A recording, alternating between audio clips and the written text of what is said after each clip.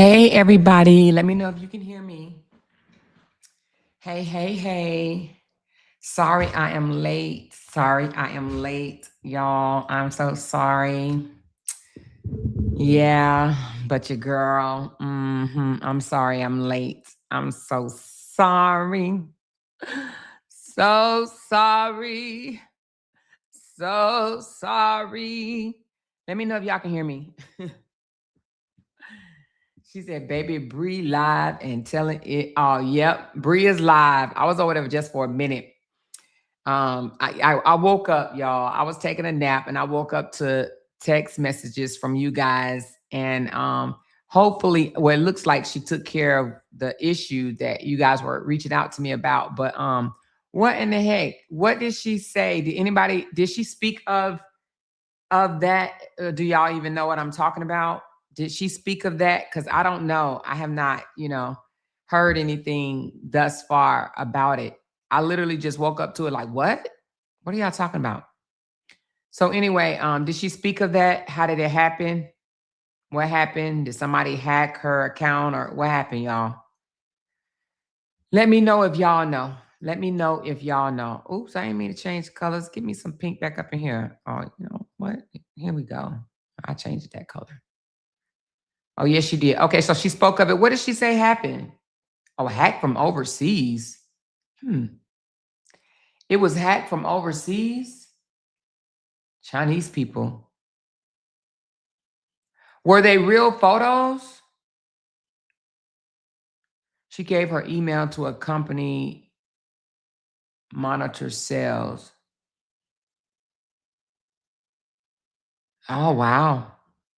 They said she was hacked. Oh, wow. Well, it didn't demonetize her account or anything, did it? Oh, that was AI? Okay. No, they were AI photos. Okay. But did Facebook, they didn't demonetize, did they? She said they didn't look real. Oh, okay. Okay. All right. As long as it didn't demonetize her account, because the reason why I said that is because it just makes me think like at a time that Jonnell Young has asked the courts for everything, right? Or ask her or request through the courts everything from her, even her Instagram and Facebook account. And then all of a sudden this right here, it just sounds a little on a suspicious side. You know what I'm saying? She's still talking about it. Oh, she is? Okay. Well, all right. So listen, if you guys want to step out and go listen to Briana, y'all can go ahead. I'm going to continue on. I was supposed to come on an hour ago, y'all. I'm not even going to lie to y'all. I was knocked out. Okay. I was asleep. I took me a nap because, y'all be having me going, baby. Y'all be having me going. I got to keep up with the news. I got to keep up with the streets, y'all. But I be needing some sleep. So, y'all, I was asleep taking a nap. And when I woke up to quite a few messages saying that it looks like Briana been hacked. Somebody put new photos in her story. And I'm like, what? And it just made me automatically think of Jonnell because, he's a conniving, sneaky one. You know what I'm saying? A manipulator type guy. And I just know that I just feel like he may be capable of doing something like that. Before I move forward, okay? Before I move forward, let me just say this. Things that I say out of my mouth is based on my opinion only. I'm not trying to defame nobody's character. I'm about to break down this petition or this request, should I say, a document. It's called it is a production request, okay? A production request.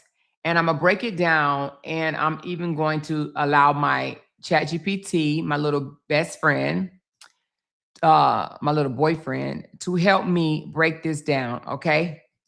I thought that it was just very absurd, the things that this man is asking in this request. I heard a few of the critics of Briana say Jonnell did his big one by asking for all of this stuff. And they were like, Robert wasn't able to do it, but Jonnell is going to shut her down. well, let me just say this before I even start this petition or start this request. Johnell is not going to shut Briana down, okay? And the reason why I say that is because, you know, I always said this. They didn't build her, so they cannot ruin her, okay? They didn't create her, so therefore they cannot stop her or ruin her. With that being said, you know, this petition is such bullshit. And you would think that they would know that if they did a smidget of research on their own, or even maybe apply some type of logic. If they apply some type of logic and know that we're talking about an ex-boyfriend asking for all of this stuff. And then it, you know, I heard that they said, and I don't know if they said it or the supporters, okay, said that Robert wasn't able to do it, but Jonnell's going to do it, right? If a husband, an ex-husband, should I say, if an ex-husband is not able to request some of these things, then what make you think a ex-boyfriend, just a baby daddy, somebody that you kicked it with, you know, for 2 years, right? What make you think that person is going to be able to come and do anything, okay? So anyway, we're going to break this down, y'all. I hope y'all have time. This is a 13-page document. And I'm sitting up here trying to think, should I go over the entire thing? I know that's what y'all want me to do anyway. Listen, I don't have a goal set. But if you guys want to tip your girl, please by all means do so. I do have my coffee link set above. If you guys want to send me a blessing, please do so. All right, let me pull this document up right quick. Hold on. All right, so if I pull it up like this, hold on, let me see. I think that it may, yeah, I can't pull it up like that. So, hold on, because it might make me, let me save it. Hold on.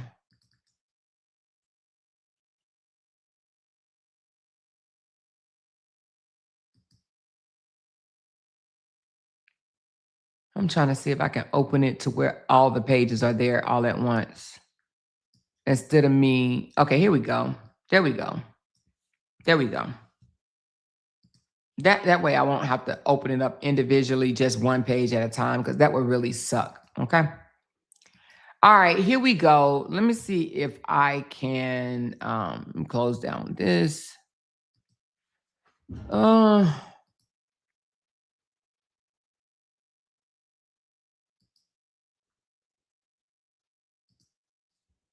Okay.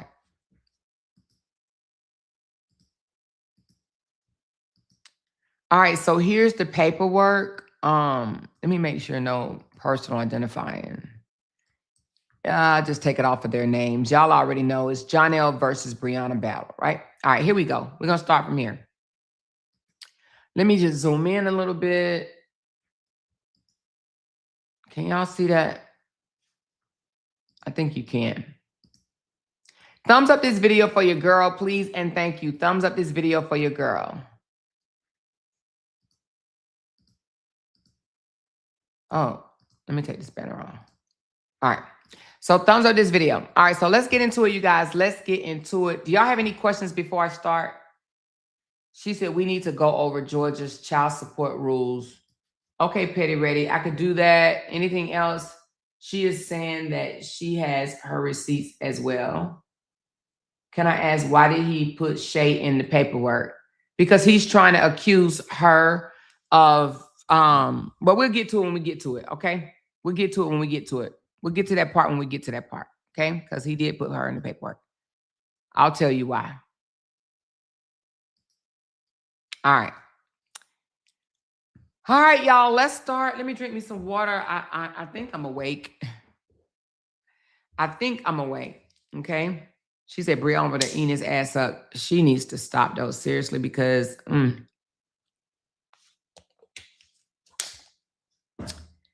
hope she don't say too much and get herself in no trouble. But all right, let's start. Let's start. Hold on one second. Okay, here we go, you guys.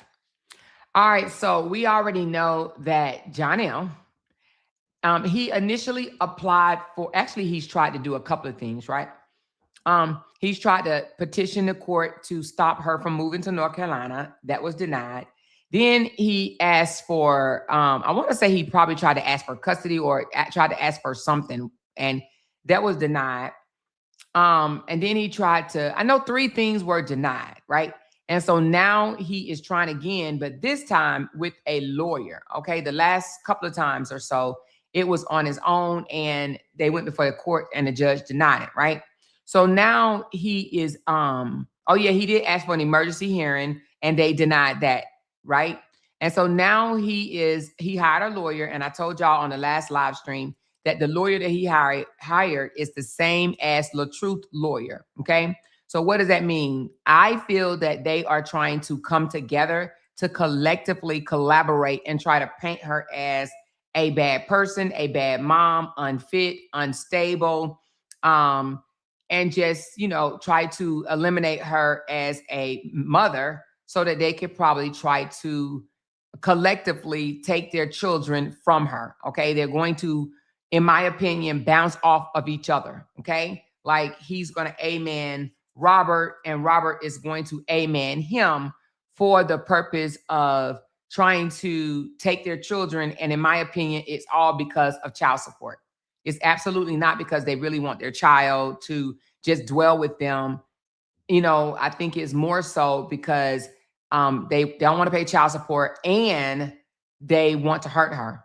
Okay. Her not being with them right now, in my opinion, they're hurt over that. We spoke earlier about narcissistic injury. Okay. Not liking rejection, not liking the loss of control. And let's just be honest, both of these men, in my opinion, has lost control over Briana. Okay. They have lost control to where she basically does what they want her to do, because they both have had control over her at some point in the relationship. Okay. So now that the relationship is over and she's trying to move on and do better for her and her children, they see that and they both want to try to come in, disturb her peace for one, and also try to hurt her by taking her children and try to paint a picture of she's a bad she's a bad mother. All right.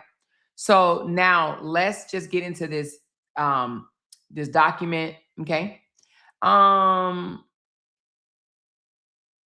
Does it have addresses on there? Okay, so I think this address is the attorney's address. Okay, so that's not private information, you guys. This is the attorney's address. Okay, but anyway, I am going to skip this part because, all right, we already know the attorney is the same as Robert's attorney, Lance. Okay, so I'm gonna get down to the real nitty gritty where. Oh, let me go over this right here. So right here it says in lieu of production, because that's what they're asking for, right?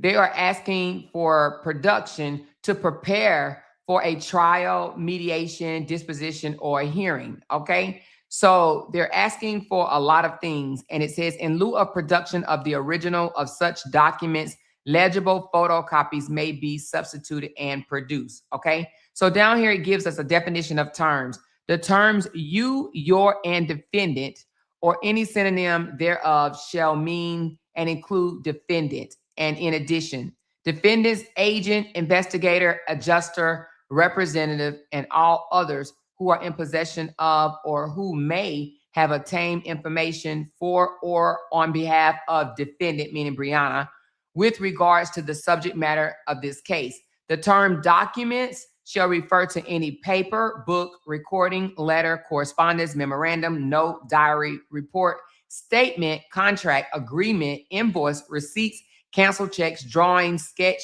graph, chart, work paper, photograph, movie, videotape, tape recording, computer, printout, computer tape or disc, email, text, or any other type of form of information readable by a computer, microfiche, or other similar material.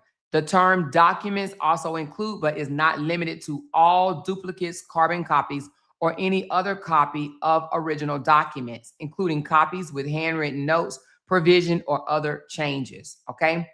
And then they go on to say this request is deemed continuing to full extent permitted by Georgia law, and your responses should be seasonably updated.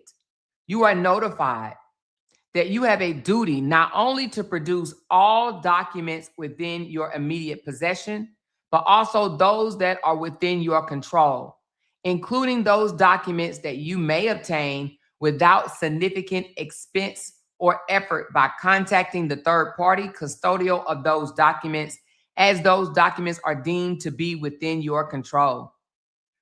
What the? Ooh, we're going to break that down. Subject to the foregoing definition, the following request for production of documents and notice to produce is hereby propounded upon you and your legal counsel, and you are requested to produce the following. Okay. Now, I want to go over this statement because it sounds to me that not only are they asking for some documents, right? They're asking any document a third party may have, right?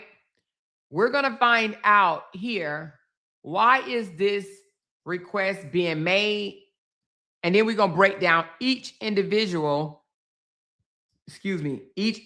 request. And we're going to talk about what the request is for. Why is it likely being asked, right? And then how it would benefit and should it be submitted or not, okay? So let me find out exactly. Hold on. Did I do a screenshot? I think I did. Hold on. This section is basically telling her that this request is ongoing and does not stop after the first response. If she comes across new documents later, she is required to update and provide those as well. It also makes it clear that she is not only responsible for turning over documents that are already in her possession, but also anything she has access to or can reasonably obtain. That includes documents that may be held by third parties, as long as she can get them without significant difficulty. In other words, if she can log in, download it, request it, or access it through a company or service, the law considers that to be within her control. That could include things like bank statements, payment app histories, employment records, or phone records. The key point here is that she cannot avoid producing something simply by saying it is not physically in her hands. If she has the ability to get it, she is expected to. At the same time, this does not mean she has to turn over everything blindly. Her attorney still has the ability to object to requests that are overly broad, irrelevant, or invasive, and can limit or protect certain information where appropriate. Overall, this is the court formally putting her on notice that she has a duty to gather, update, and produce documents that are reasonably accessible to her, not just what she currently has sitting in front of her. Okay, so that's what that means. They literally want her to dumpster dive, okay? Thank you so much, Carmelita, for the super chat. I appreciate you. And also Vanessa, I didn't see you give me one. So thank you so much. I appreciate you as well. So listen, they're not just asking for certain, like, no, let me see your financials so we can figure out how much Jonnell needs to pay you in child support. No, they want her to dumpster dive all the way down in the damn dumpster and pull out her life history and give it to Jonnell, okay, for discovery. And why do they want all of this? Well, I ain't even told y'all what they want yet, so I can't even answer why do they want all this. Wait a minute. That's going to come up, okay? We're going to get into what all they're asking for, and then we're going to explain why Jonnell is asking for all of this information, okay? Because he is asking for a hell of a lot, okay? A hell of a lot. To be a bitter ex-boyfriend, bitter baby daddy, he is asking for a hell of a lot, okay? Please hit that thumbs up button, please, and thank you. Please and thank you. Hit that thumbs up button. All right. So, all right, here we go. Here we go. Here we go.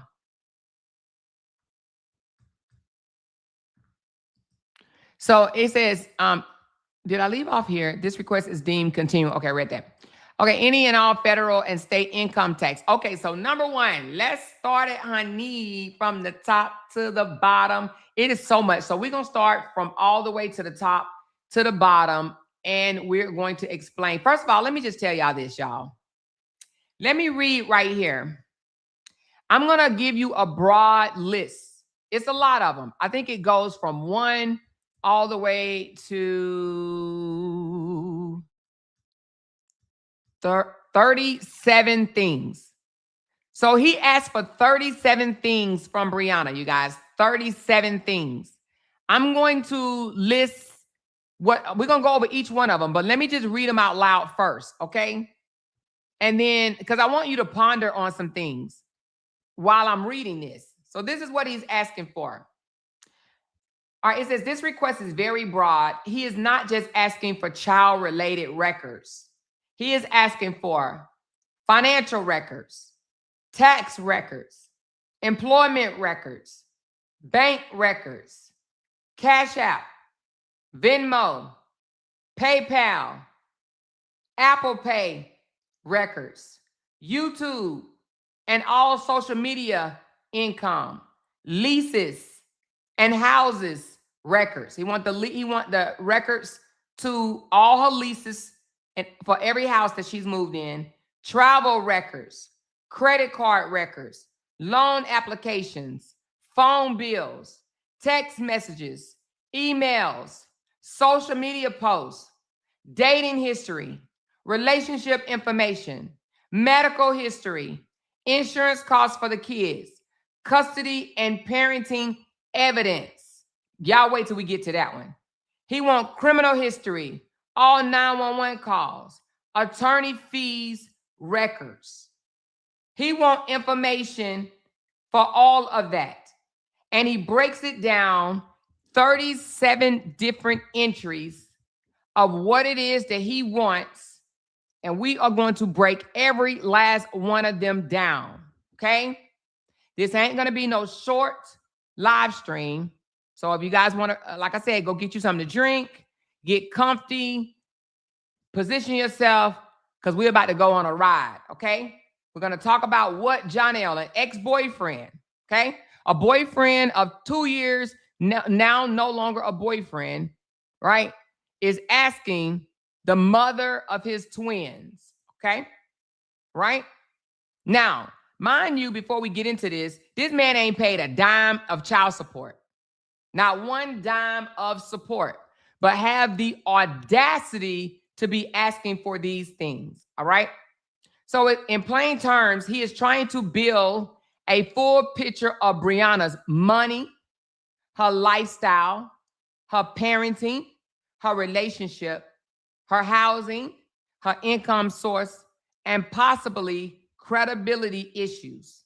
Now, some of these requests are normal in a custody child support case, but several of these requests look overly broad, invasive, or possibly meant to pressure and or embarrass her, especially where he has asked about her sex life. The man wants to know about the men that she have or is currently sleeping with. Yes, you heard me. Yes, you heard me. I want to say it's number 23. Let me just jump ahead for just a second. Is it number 23? Yes. All documents, photos, email, videotapes, or any other evidence tending to show defendant's sexual activity or romantic involvement with any men or women since January the 1st of 2022 through the date of this trial case. Yes, you heard me. Johnell Young is requesting to know who Briana has bust a nut for way before he even met her. Now, we know he didn't meet her until January of 2023, but he want to know who she was sleeping with a year before they met.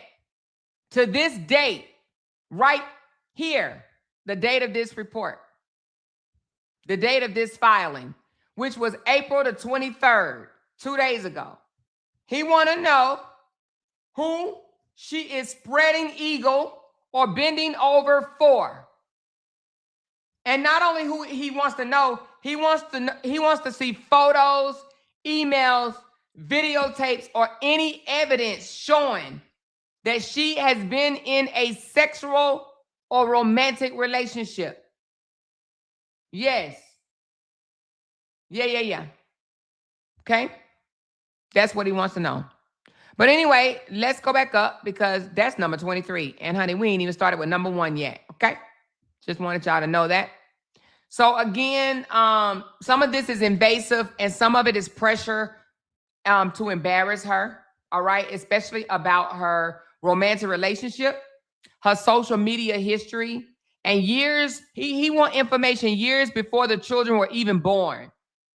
And then he want all communication involving third party, meaning everything that her and I have ever said to each other, everything that her and anybody has ever said to each other, to Briana. He wants all of that communication. We're gonna break this down, you guys. This is a lot. I am asking for tips throughout this live stream, okay? Even though I don't have a goal set up, I am asking that you guys bless this live stream with a tip because we're going to be here for a minute, okay? I don't even know if I'll be able to finish all of this in one night. I'm going to try. As long as y'all hang in there with me, I will try to spit it all out, okay? Now, I haven't set a goal. If I need to mid live stream, I will, but I'm going to try not to, okay? So again, I have my coffee link and I know you guys y'all already know. All right. So thank you, Dakota. She says, come on, everyone, support Amore as she supports and advocate for Bree rights and motherhood. And do not allow these men to attempt to control women while violating their rights. Exactly. Because what he's asking for is freaking absurd. Thank you, Dakota. I appreciate that because, I am breaking all of this down. It has already been heard one way on other, I'm just going to say critics. I'm not going to down them or drag them, but they are critics. And, I am in support of Bree. So, of course, I may look at it as weird where they look at it like, good. He getting her ass. And I'm looking at it like, why the hell do you want to know who she's screwing and y'all ain't even together? If this ain't no Justin type shit, I don't know what is. So anyway, thank you, Dakota. Yes, please support this live stream. Okay? All right. Let's continue.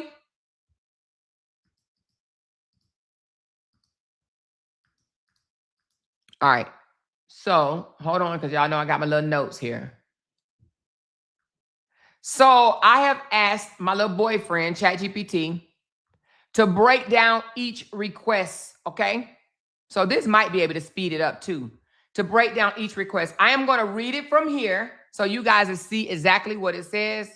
And then I'm going to tell you exactly in layman's term what it is that he is wanting and why this matters and what's the pushback angle, okay? All right, so right here, number 1, any and all federal and state income tax returns, which is none of his motherfucking business because they are not married, okay? But nevertheless, any and all federal and state income tax returns and supporting schedules or estimated tax returns prepared or filed by you individually or jointly, as well as any S corporate tax returns or other corporate tax returns and supporting schedule and documents of any corporations that you solely own or control in connection with any other person or entities. All supporting schedules and documents from 2023, that was before the child was born, through the year of this trial of this case, as well as other documents not filed that shows income or revenue, including wages, salary, bonuses, commission, pensions, or disability benefits, revenue and income of revenue from any type of self-employment or any other type of income you've earned by you, as well as all documents showing the nature of the amount of any expenses necessary to produce income or revenue for any estimated tax return for each year or for the first 3 months of 2026. Let's break this down. He wants tax return from 2023 to date, to the trial date.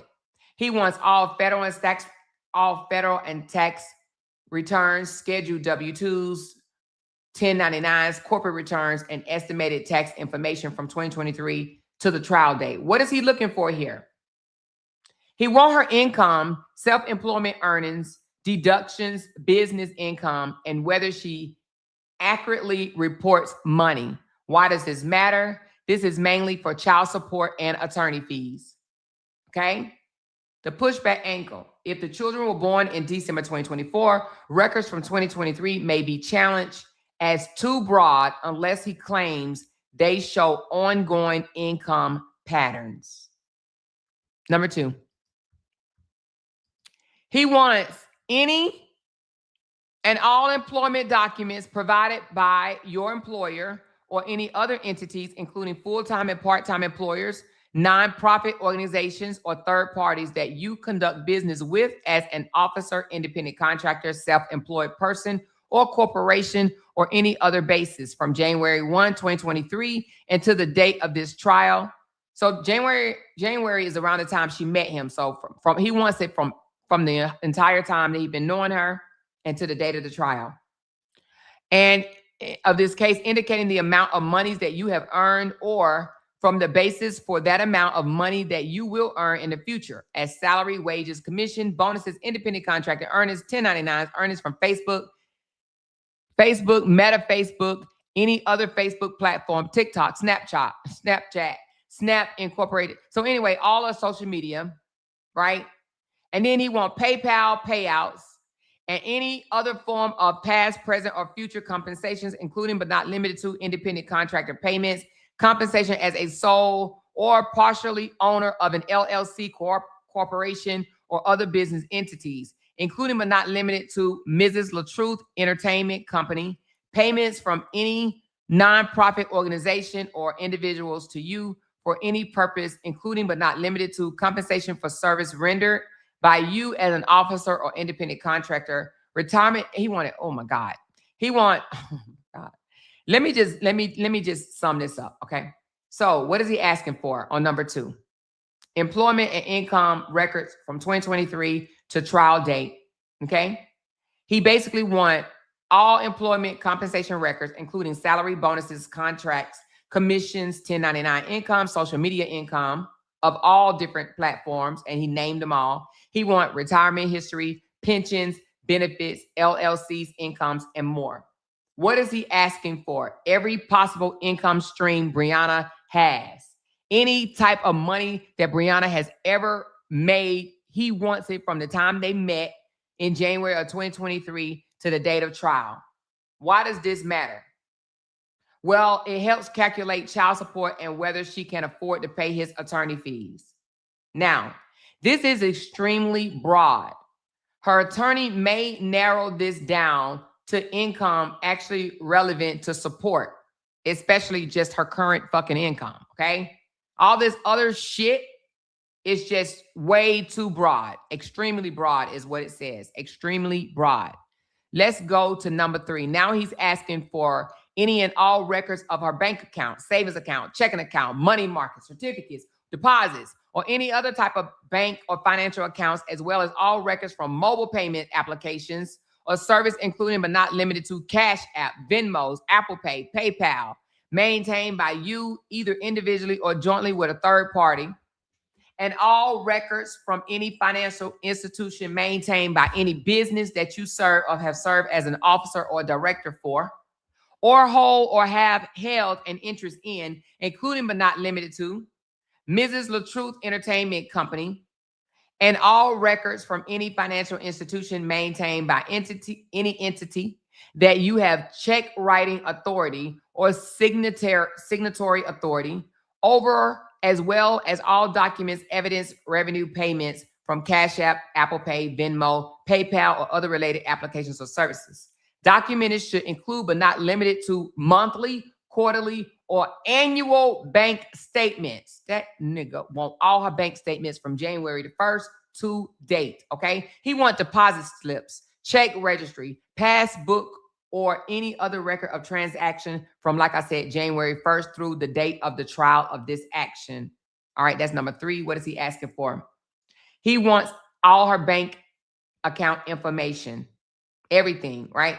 What is he looking for? money coming in, money going out, and whether income is hidden. Why does this matter? He wants to use this for child support, but he also wants to it said use for child support and also her lifestyle claims and attorney fees. Okay. Now, he may not need every transaction. Her attorney could object to overbreach and privacy and request limit reduction. All right. Now, number 4, any and all documents or other evidence reflecting ownership interest in a value of your equity or your interest in any real or personal property, meaning real estate property or personal property that you own or hold, an interest in to any state or country, including but not limited to any documents that reflect your equity in your home or vehicles that you own. So this nigga want to know what type of equity she have in her motherfucking vehicle. Okay? The documents should include but not limited to leases, contracts for sale, deeds, mortgage, document appraisals, closing documents, etc. This is number 4. What does he want? He want to know property ownership records. He want documents showing any home, land, vehicle, lease, deeds, mortgage, appraisals, closing documents, or ownership interests. What is he looking for? He is looking for assets.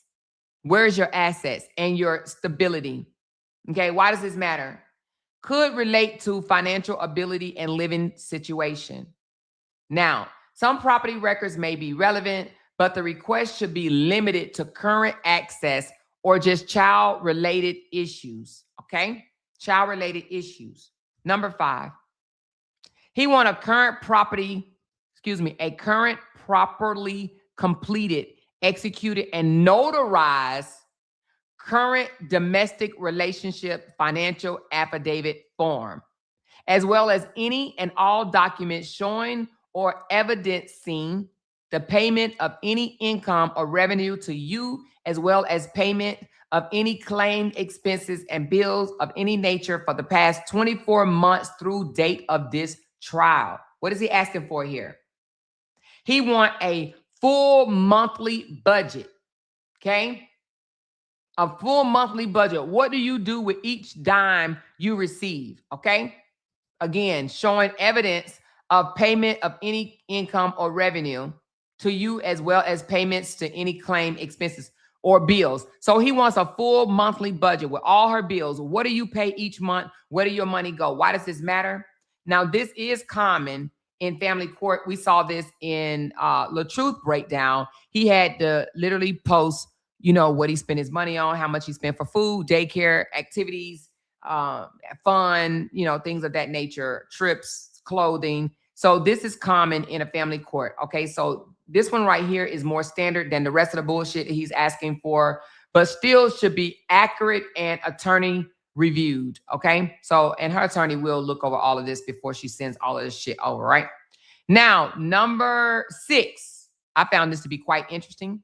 He wants any and all documents or other evidence showing or tending to show the nature of, the length, the dates of travel, or any other information for any and all trips that have been taken from her residence for business or pleasure from January 1, 2023 through the date of this trial of this action, including but not limited to any travel itineraries or other documents evidencing your travel, hospital records, the identities of any others that have traveled with you, and the length of time you were away from home provided to you by or email, correspondence, or other communication to or from, or by an employer, client, airline, cruise ship company, or any other entities. So he wants to know here about her travel record, okay? He wants documents showing all trips that she's made from the time they met to the date, including travel dates. He wants the hotel you stayed in. He wants the hotel records. He wants the identity of the people that she traveled with. And he wants all related emails dealing with the travel. What is he looking for? He's trying to show a picture of her lifestyle, money that she spent, who she's traveled with, and whether travel affected the parenting. Okay? Meaning, how long were you away from your kids out of the year? Where you traveled to? Did you take your kids with you? Did you take them to a dangerous area? Things of that nature. Who were you with? Why does this matter? This could be used to argue priorities, availability, or finances. Okay, so what's your priorities? Is traveling or staying at home with your kids? What's your availability to the kids? You're always gone or they always with you? And also, this also shows finances. What are you spending your money on? Now, this information that he's requesting on number 6 is very invasive, right? Very, very invasive. Now, unless the travel directly affects the children, the parenting time, the finances, or safety, this is very invasive. He's being very fucking nosy. He does not deserve this at all. Okay. So hopefully her lawyer tell him to go jump in the motherfucking river because this is none of his damn business. But let's continue. Let's continue. Let's continue. Let's continue. All right. So thank you guys for thumbing up the video for me. Appreciate you. Appreciate you. All right. I think we were on the 6 was travel, right? Let me see. The travel. Yeah. So I did number 6. And again, that's just so invasive. I really hope that, well, I don't really hope. I already know her lawyer is going to push back on that. And that's, that's not even going to be entertained because that's none of his business. Like, seriously, we're still talking about a boyfriend here. We're not talking about somebody that she was even married to. Even Robert didn't even ask for this thing, even though he's anyway. But let me get back to, so I covered number 6, which is the travel. So now number 7, let's get into number 7. I think number 7 is, let me see what number 7 is. Number 7, he is any documents or evidence supporting any contentions you may have that disputes any contention of the plaintiff in this action, including but not limited to his rights to custody, visitation, child support, any awards of attorney fees, or the legitimation of his children in this action. So right here, he just basically want any document supporting her dispute to his claims about custody, visitation, child support, attorney fees, or legitimation. Okay. So what is he asking for? He wants her evidence. He wants any evidence that she planned on using to dispute custody, visitation, child support, attorney fees, or to get him legitimized. Because right now he's not even legitimized as the father. Okay. Now, why does this matter? This is actually normal discovery. This is expected, but Brittany can produce relevant evidence only, okay? Saying that we only want what's relevant to what's going on, not everything, right? So number 8 is he want all leases, documents from any landlord, management company, or any other company or entities relating to any apartment, condos, houses, or other properties to which she have had any interest or equity in, including as a tenant or any house or apartment or condo that her or her children have lived in temporarily or permanently actually on this one is asking from January the 1st of 2022 through the date of this trial. So he even went back into the marriage of Robert and Briana on this one. Number 8, he's reaching, okay? Now, he wants leases and house records for places where Briana or the children live since January of 2022. What is he looking for? Houses, stability, and where the children lived. Why does this matter? Well, because of custody and safety, okay? Since the twins were not born until December of 2024, the records from 2022 is none of his goddamn business, okay? So again, her attorney can push back and say, I'm only giving you what is relevant to the case. The kids was born in December 2024. You want to know where we lived? Bam, here, this is where we lived in 2024 to this date.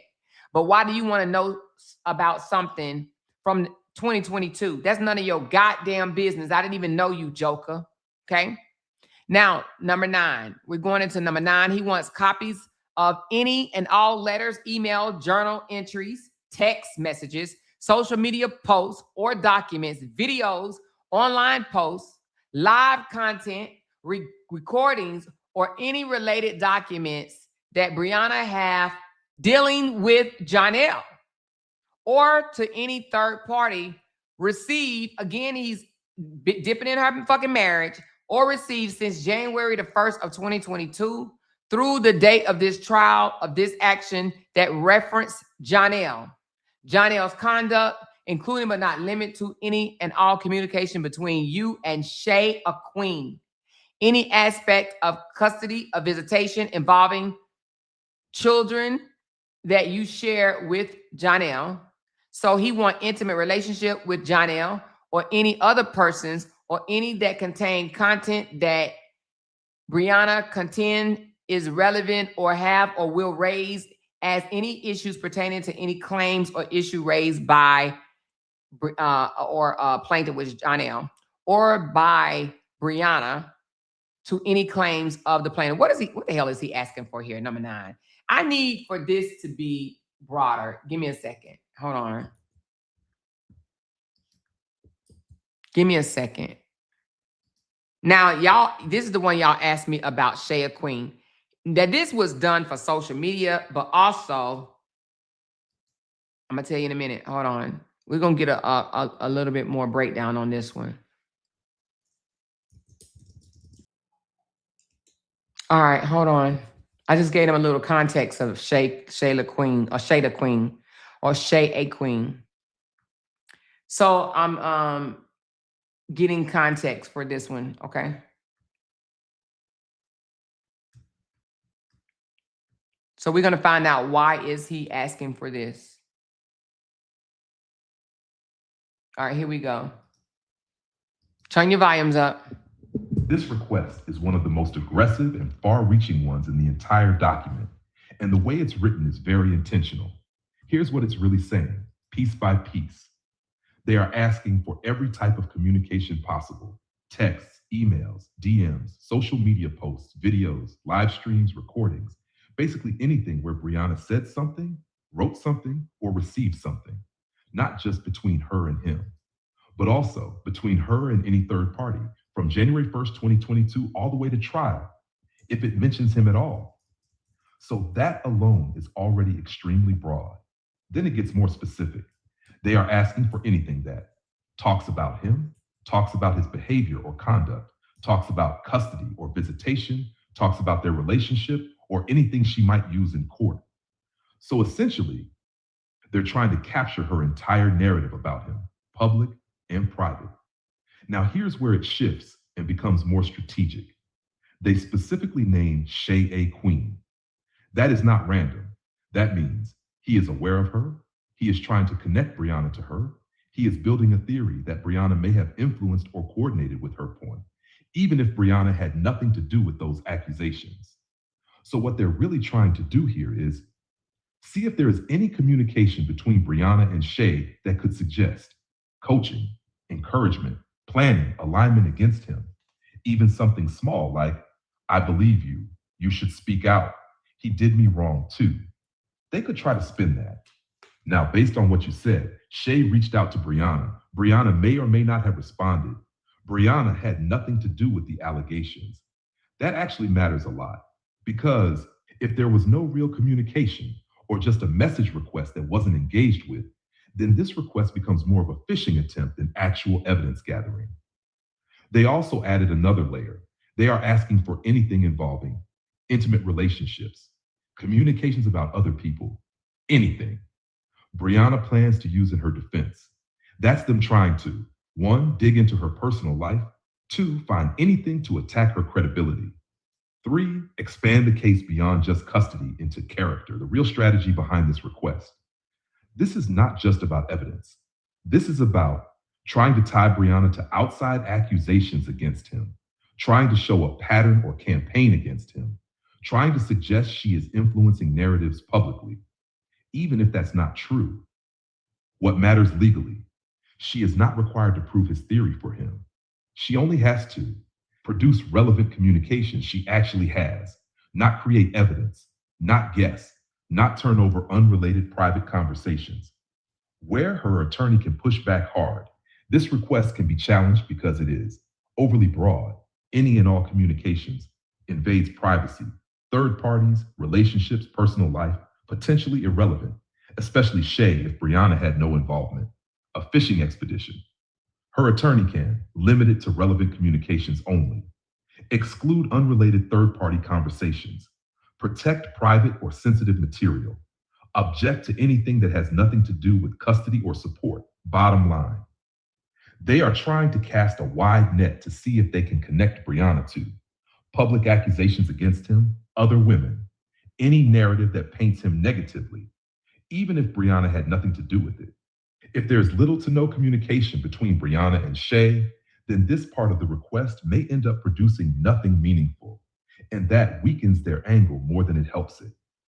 Okay. So again, he's trying, because Shay came out and said a lot, right? We heard some of the things that were said, and he don't want people to think for one moment that any of that stuff is true. So he already came out and painted a picture of Briana as a liar. He has connected to her ex-husband, which has, came out and said that Briana is a liar. So he wants people to think that Shay and Briana are connected so that they can too think that everything that Shay is saying is a lie. Okay. Now I have spoken to Shay on the phone, and we talked, and she wanted to actually reveal that information on my platform. And I actually respectfully declined. I said, I don't want to be involved with it, because the moment you say that on my platform, because they know that I support Briana, they will come out and say that you guys pay her to say that, you're making her say that. And I was like, no, ma'am, no ham. I don't want that. And that could have, I would have bust that wide open, right? However, I said, no, ma'am, that won't be in the best interest of my channel, nor would it be in the best interest of Briana. I said, you have a platform, you have a voice, tell your story however you see fit. I do not want any parts of it, okay? And I don't have nothing against Shay. I think she's a cool ass girl. She speaks her mind. But that's what I just had to push back at, because I already saw him trying to tie Briana to this in the first place. And here we go. Boom. That's exactly what he's doing. He's trying to tie Briana to the Shay information, because he doesn't want no one to think that he's even capable of trying to coerce somebody into giving up their damn coochie and taking them out into the middle of the woods at night and literally getting mad, banging on the steering wheel and shit like that or whatever, saying, come on now. When at first a woman agreed to have sex with you, and then she changed her mind and he gets upset. But nevertheless, what goes on in the dark, trust me when I tell you, it will come out in the light. Briana done moved all the way to North Carolina now, and I guarantee you, Jonnell's going to get caught up into something that don't have nothing to do with Briana yet again. And then what is he going to do? How he going to walk that back? What he going to do then? He's going to try to say, oh, no, she down in North Carolina still reaching out to people here in Atlanta. He's going to get caught up. Trust me, whether it be Atlanta, whether it be California. What is it? When you have a pattern of doing certain things, if you don't literally go get help for what it is that you're doing, it will happen again. Trust me. What goes on in the dark will come to the light. So whether people believe Shay or not, which I actually happen to believe her, I believe she did want to have sex with him at one point, but she changed her mind. So, him sending things to the blog saying, here's a text messages. She knew I was buying condoms. She told me to buy the condoms. Okay. But that don't mean that at some point she changed her mind and said, I don't want to have sex. Just take me back to my room. And he took her to the middle of the woods. She didn't know that she was going to be taken to the middle of the woods. She had a son at a hotel to get back to. So all I'm saying is, even though somebody may not physically rip your clothes off and pry your legs open, but if somebody take you out to the middle of the woods and keep on pressuring you, and you don't know what's going to happen, you might do give in. But pressuring someone to have sex is still the same thing from what I read. It's still great. It's still great. You're pressuring someone to have sex with you, and they don't know what's going to happen to them. They're in an unfamiliar area. They're all the way out in the middle of the woods, and they know they got to get back home. And then to try to take a tape recorder and videotape it to try to show evidence that it wasn't forced. She didn't even know she was being taped at first. And then when she figured out he's taping her, she's like, what are you doing? Oh, I just want to beat my meat to this later. But that was his evidence. No, I'm videotaping this because I want people to know that, she consented, that this was consensual. But anyway, community dick nasty ass motherfucker. But now I want to have the nerve to want to know who she's been having sex with. Who she's been having sex with. Right? But anyway, let me continue, honey, because Jonnell is for the fucking streets. You hear me? Any woman that get with Jonnell really need to go down to the health department and find out what you got. What do you have? And please don't let them raw dog you. Don't let them raw dog you. Okay? So anyway, let's continue. So that was number 9. He wants anything. Oh yeah, and you heard my little boyfriend ChatGPT. The man want any evidence that Briana planned to use to bring out against him. So guess what he's asking for? He wants to know what you know. So you remember how Briana had all those text messages, not text messages, well, text messages and voice notes from her and Robert. So he already know that Briana has been recording him. So right here, he wants to know, what recordings do you have of me? What recordings do you have of me? Let me ask you something right quick. Hold on. Because it says that he want all recordings related to what she have of him, right? Hold on. It says he want any communication. Oh no, that's between him and Shay. Then he goes back up and say he want. Hold on, let me just make sure. Let me have this read it again, because I don't know if this is the part he's asking for the recordings between him and Bree, because he wants to know what all she has on him. Hold on, let me read this again. This request is one of the most aggressive and far-reaching ones in the entire document, and the way it's written is very intentional. Here's what it's really saying, piece by piece. They are asking for every type of communication possible: texts, emails, DMs, social media posts, videos, live streams, recordings, basically anything where Briana said something, wrote something, or received something, not just between her and him, but also between her and any third party.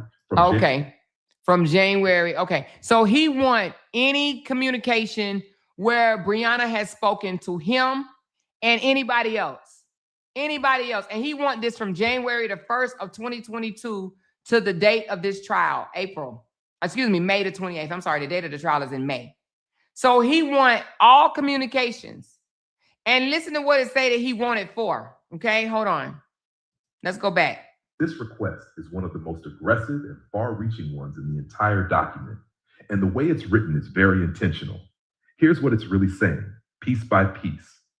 They are asking for every type of communication possible: texts, emails, DMs, social media posts, videos, live streams, recordings, basically anything where Briana said something, wrote something, or received something, not just between her and him, but also between her and any third party, from January 1st, 2022, all the way to trial, if it mentions him at all. So that alone is already extremely broad. Then it gets more specific. They are asking for anything that talks about him, talks about his behavior or conduct, talks about custody or visitation, talks about their relationship, or anything she might use in court. So essentially, they're trying to capture her entire narrative about him, public and private. Now, here's where it shifts and becomes more strategic. They specifically name Shay a queen. That is not random. That means he is aware of her. He is trying to connect Briana to her. He is building a theory that Briana may have influenced or coordinated with her porn. Okay, so what is he trying to do here? Trying to cast a wide net to see if Briana can connect, or if he can connect Briana to public accusations against him, other women, and any other narrative that paint him in a negative light. So he wants, even if Briana is not doing anything or responsible for it, but any negativity that came out against him, he wants to see if he can connect Briana to that. Okay? Literally is what he's trying to do. He wants anything that Briana has ever said negative about him ever to anyone, third party, in a text message. Johnny will get on my nerve. He want it all. He want to know what she knows and what she has told people, right? And in my opinion, that also helped him with a smear campaign. He know what angle to come from if she gave him this information.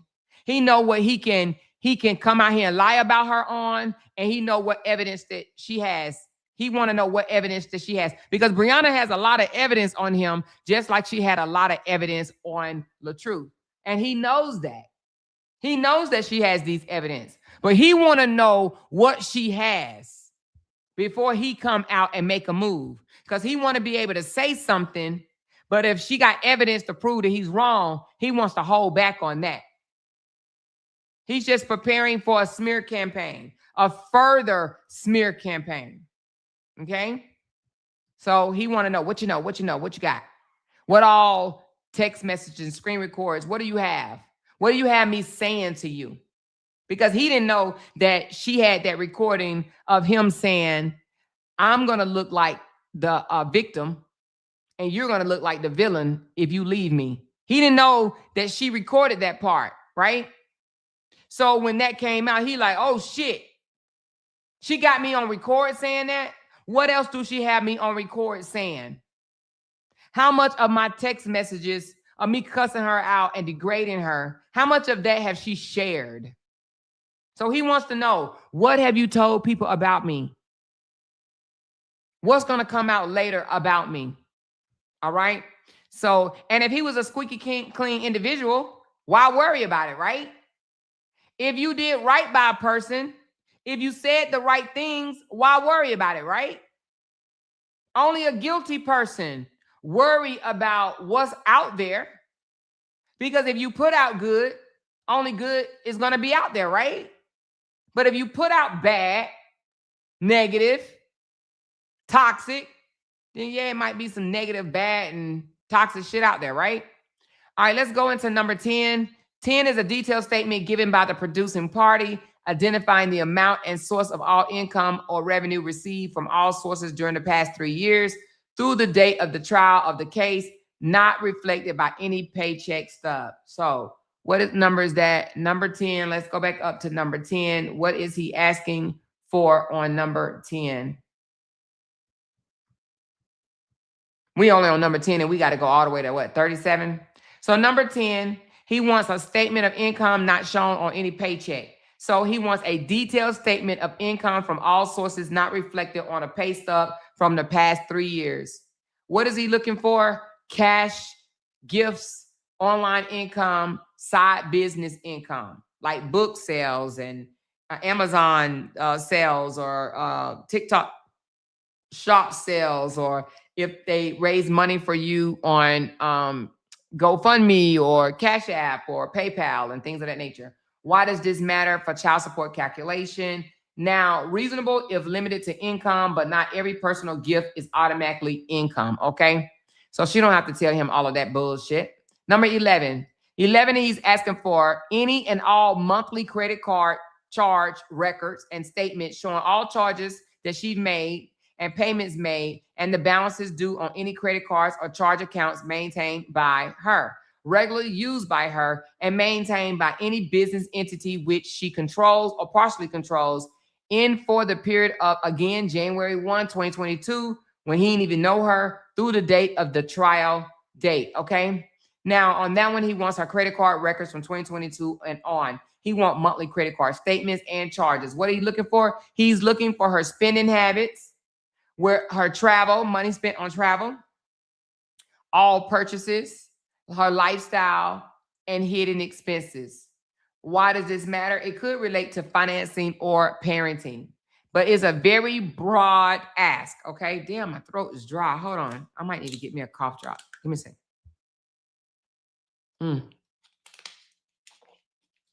Give me a second. Hold on.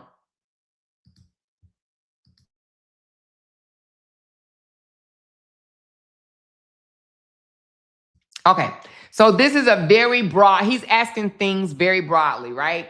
Her spending habits, travel, purchases, lifestyle, all that shit, right? So Brittany can actually seek redaction and limit it to the relevant financial issues. So Brittany can push back and say, nah, bro, you ain't getting all that, all right? So now going to number 12, now he wants any and all personal notes, letters, cards, email, text, other communications kept by Briana since January the 1st of 2022 to the date of the trial, including but not limited to any and all letters, cards, or similar writings between him and her. So he want, and which I don't understand is this shit is crazy. Look through your damn phone. But he wants her to produce any communication written, whether it's on a letter, a card, text message, email, any communication written between him and her, as well as any letters, cards, text message, email, or similar writing to and from any person with whom you have had a sexual relationship or encountered a romantic or intimate relationship that has included kissing, caressing, fondling, or similar touches, or concerning any such relationship that you contend Jonnell Young has been involved in since the date that your relationship with him started through the date of this trial. What? Wait a damn minute here. I missed number 12, y'all. Damn. You know, we're going to break this one all the way down, baby. We about to break this all the way down, baby. Oh, hold on. Break this all the way down for me, please.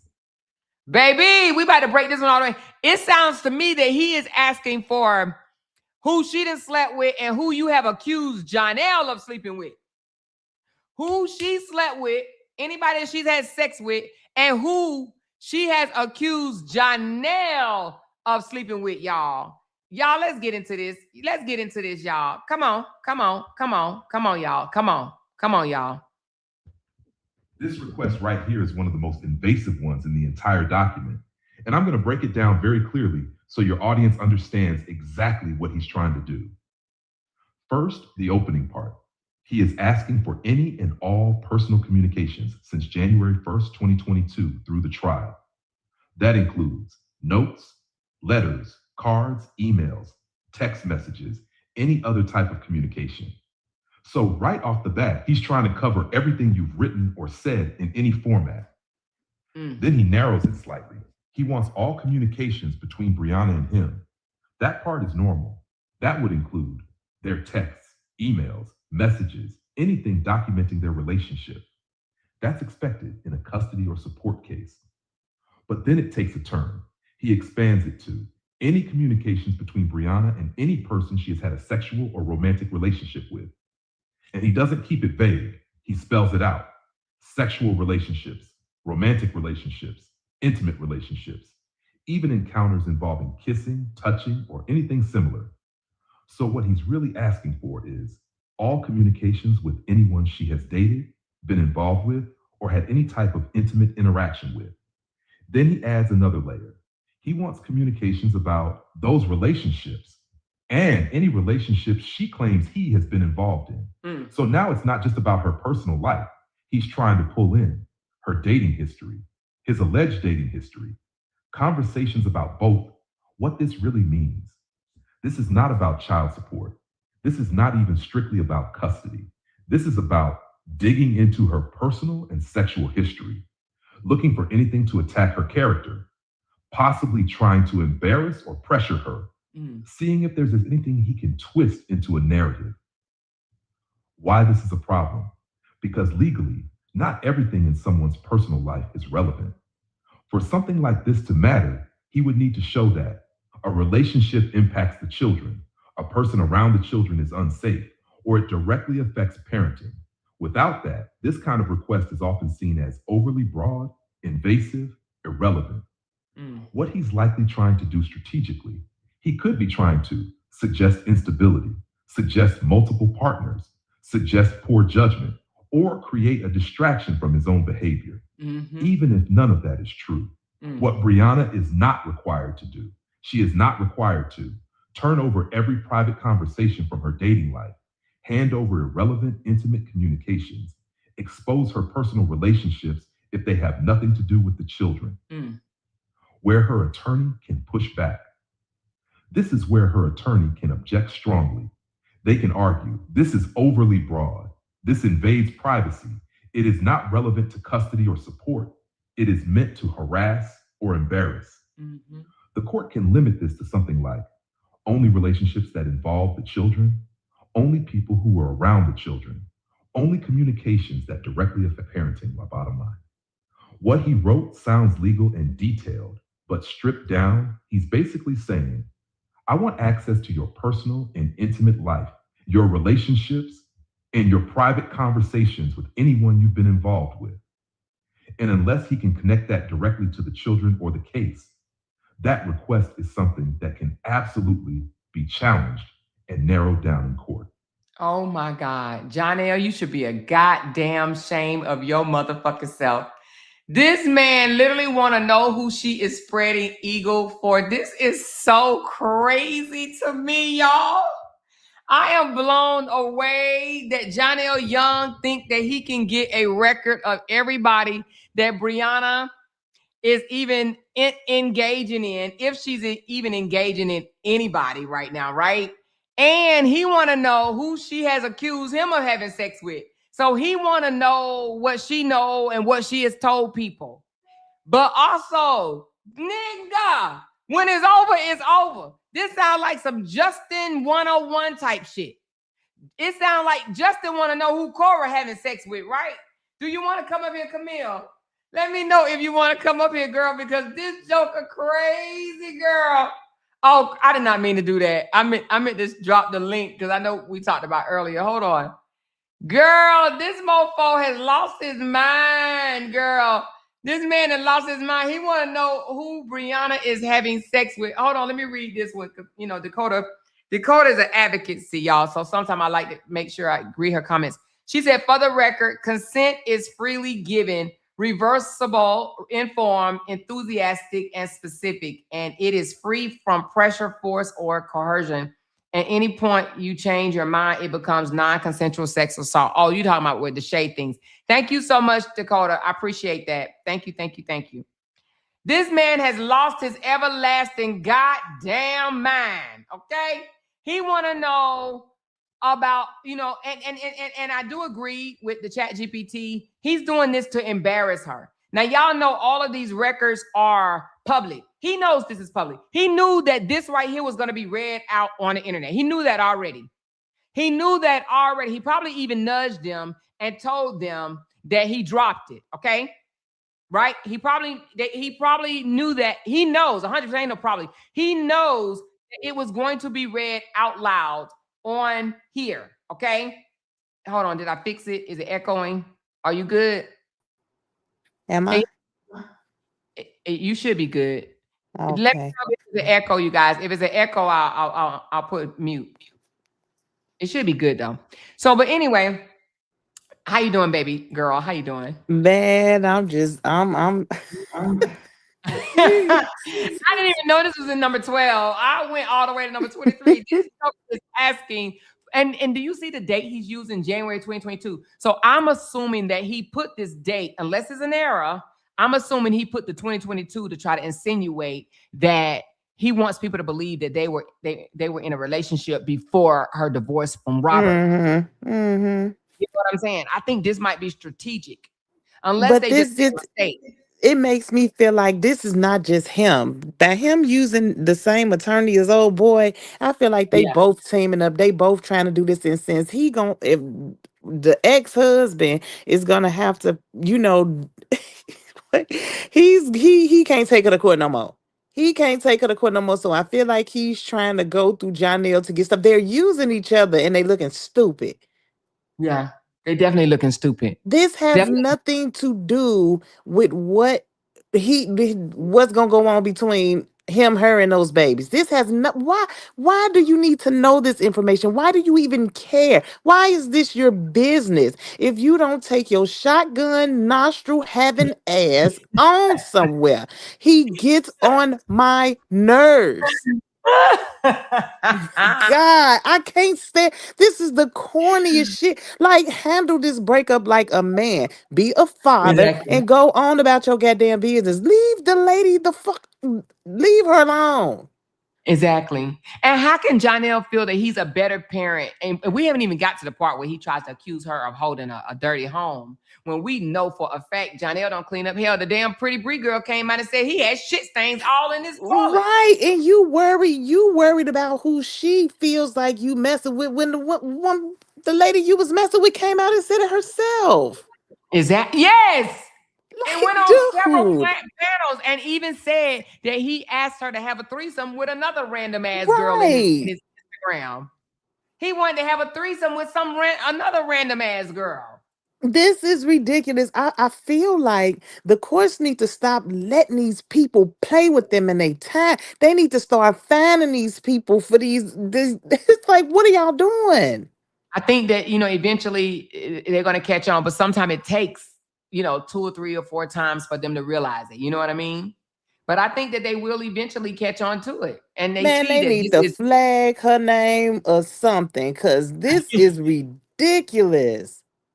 it's embarrassing. And what do you think about him asking for this information? I absolutely think that he's trying to embarrass her. He knows that this stuff that if she was crazy enough to turn it over, it would be all over the fucking internet. Yeah, and what the thing is, when this comes across the judge, I mean, I promise you, they should walk in the courtroom and the judge should say, "This is none of your business. Get the fuck out of my courtroom." Really, this to me will make the judge feel like are you out your god? And the judge is a black female. Like, are you out your goddamn mind? Because any Right. woman that reads this is gonna look at him like, are you crazy? Are you Oh out your goodness, mind? boy! I was reading that. I'm And sitting up here heated over here. Like, you gotta be kidding me! Like, what kind of goofy? You like an extra stupid season goofy? Like, you a extra goofy? because what does this have to do with his fucking kid that Nothing. that Camille that he ain't even paying a dime to for right now? This the same Nigga, goofy that was calling Lauren to help with the kids because he couldn't handle it by himself. exactly. This ninja is not financially providing for his kids, but he want to know who Briana fucking. I Are you kidding promise me? you, she don't have to say a word. I promise you, when the judge looks at this should be a in and out. This should be a let's handle this in 5 minutes. Get this goofy up out of here. This is ridiculous. It is.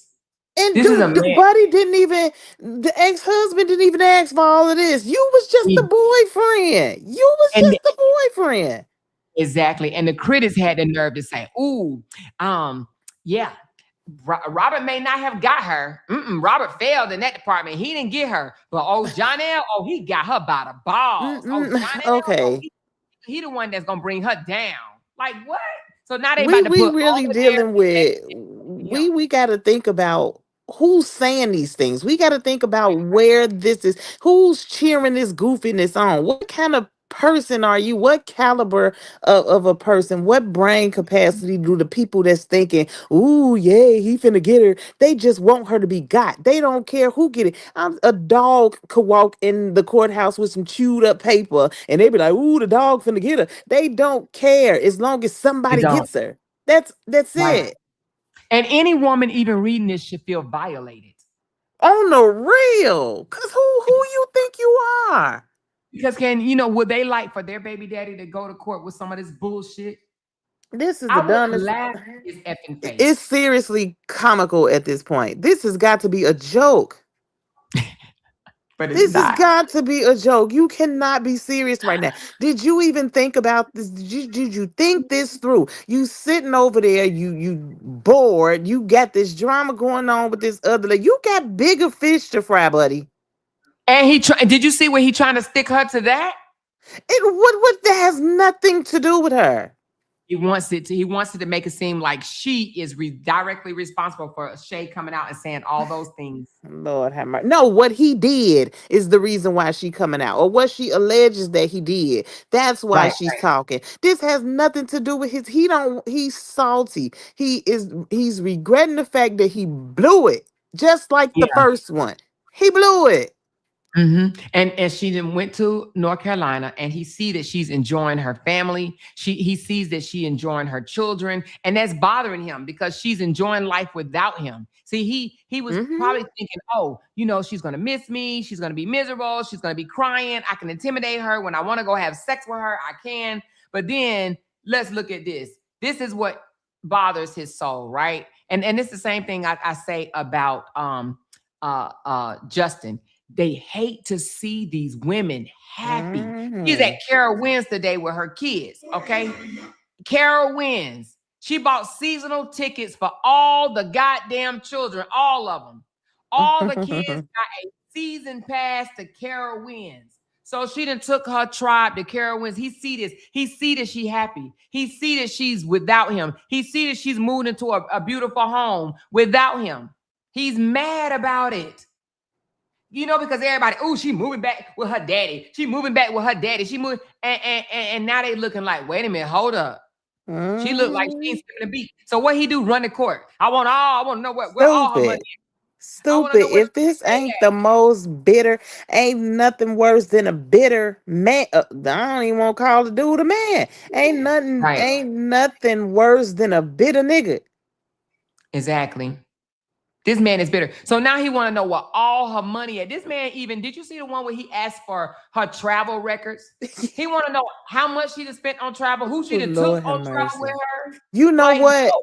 Amora? Because when she was caking on him, so he's salty because he know what she did for him that she could easily do for somebody else, and he's Exactly. salty about it. It be mind blowing to me how these goofies be having these fire women that really be in it with them, and when they blow it. Now they want to worry about what she doing and all of that. And you taking this goofy crap to court. I don't even understand how his lawyer even entertaining this crap. That lawyer getting that $2,500.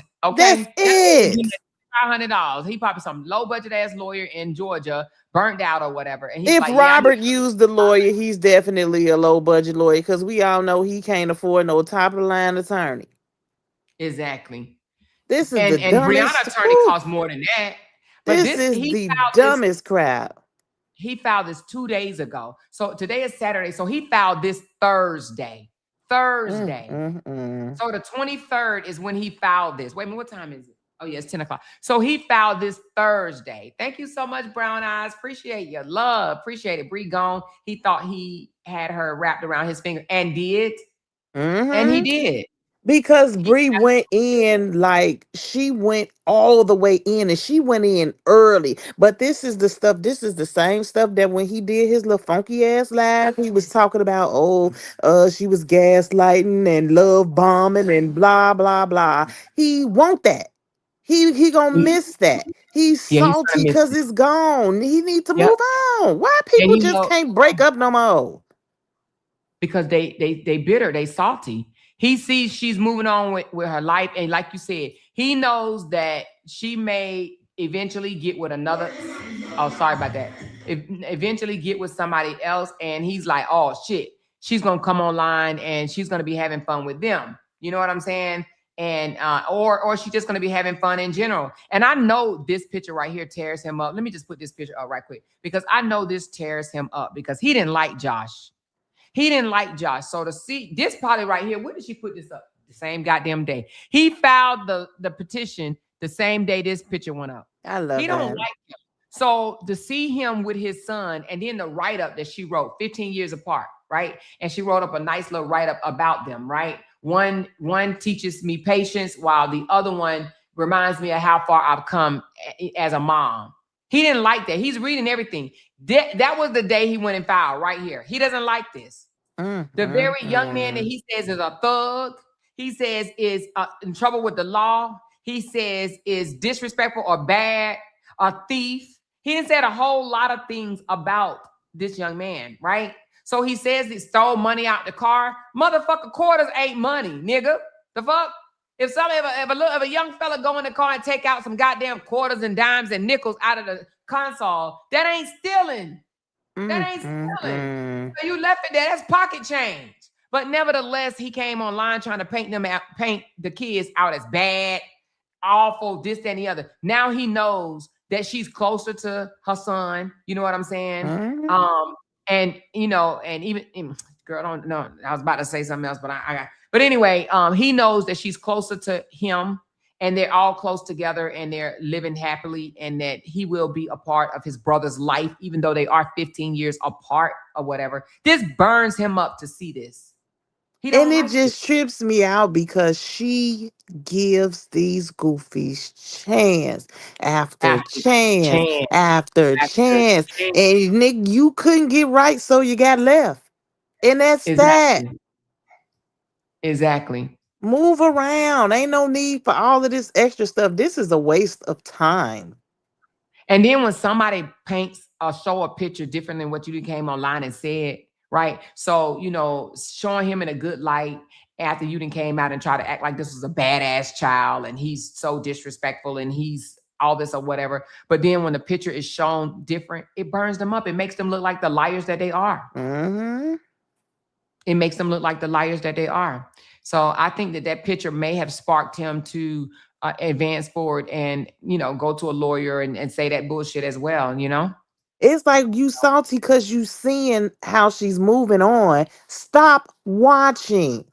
Exactly, but they can't. Stop watching. It's the obsession. It's the possession. It's the control. It's the you had it though, and you blew it. Right. It ain't her fault. It's yours. Yeah, because he This the wanted to same let her goofy that control. was literally out there screaming, saying that lady hit him with a car. Same joker. Like, Same joker. dude. Mm-hmm. Yep. Mm, Yep. Yep. mm, Yep. mm. So let's go down to number 13. This one is not as invasive, or I mean, it's not unnormal. So this one says all loan application, personal. Wait a minute, hold on. All loan. Okay, anyway, all loan applications, personal financial statements, network statements, or other documents submitted by you or on behalf submitted to any bank, financial institution, or any other entity for the purpose of obtaining credit or any other purpose for the past 4 years and to the date of trial of this action. Now, right here, he's asking for, let's go over to see what it says. Number 13, he wants the application for loans, credit, financial statements, net worth statements. What is he looking for? Income, assets. She reported to any lenders. Why does this matter? To compare against the court's financial disclosure. So whatever she say that, however much money that she's saying that she have, he want to be able to compare it and to see if she's hiding any money. And all of this is based on motherfucking child support. What does When I her money have to do with him paying what in he's the state of supposed to Georgia, pay?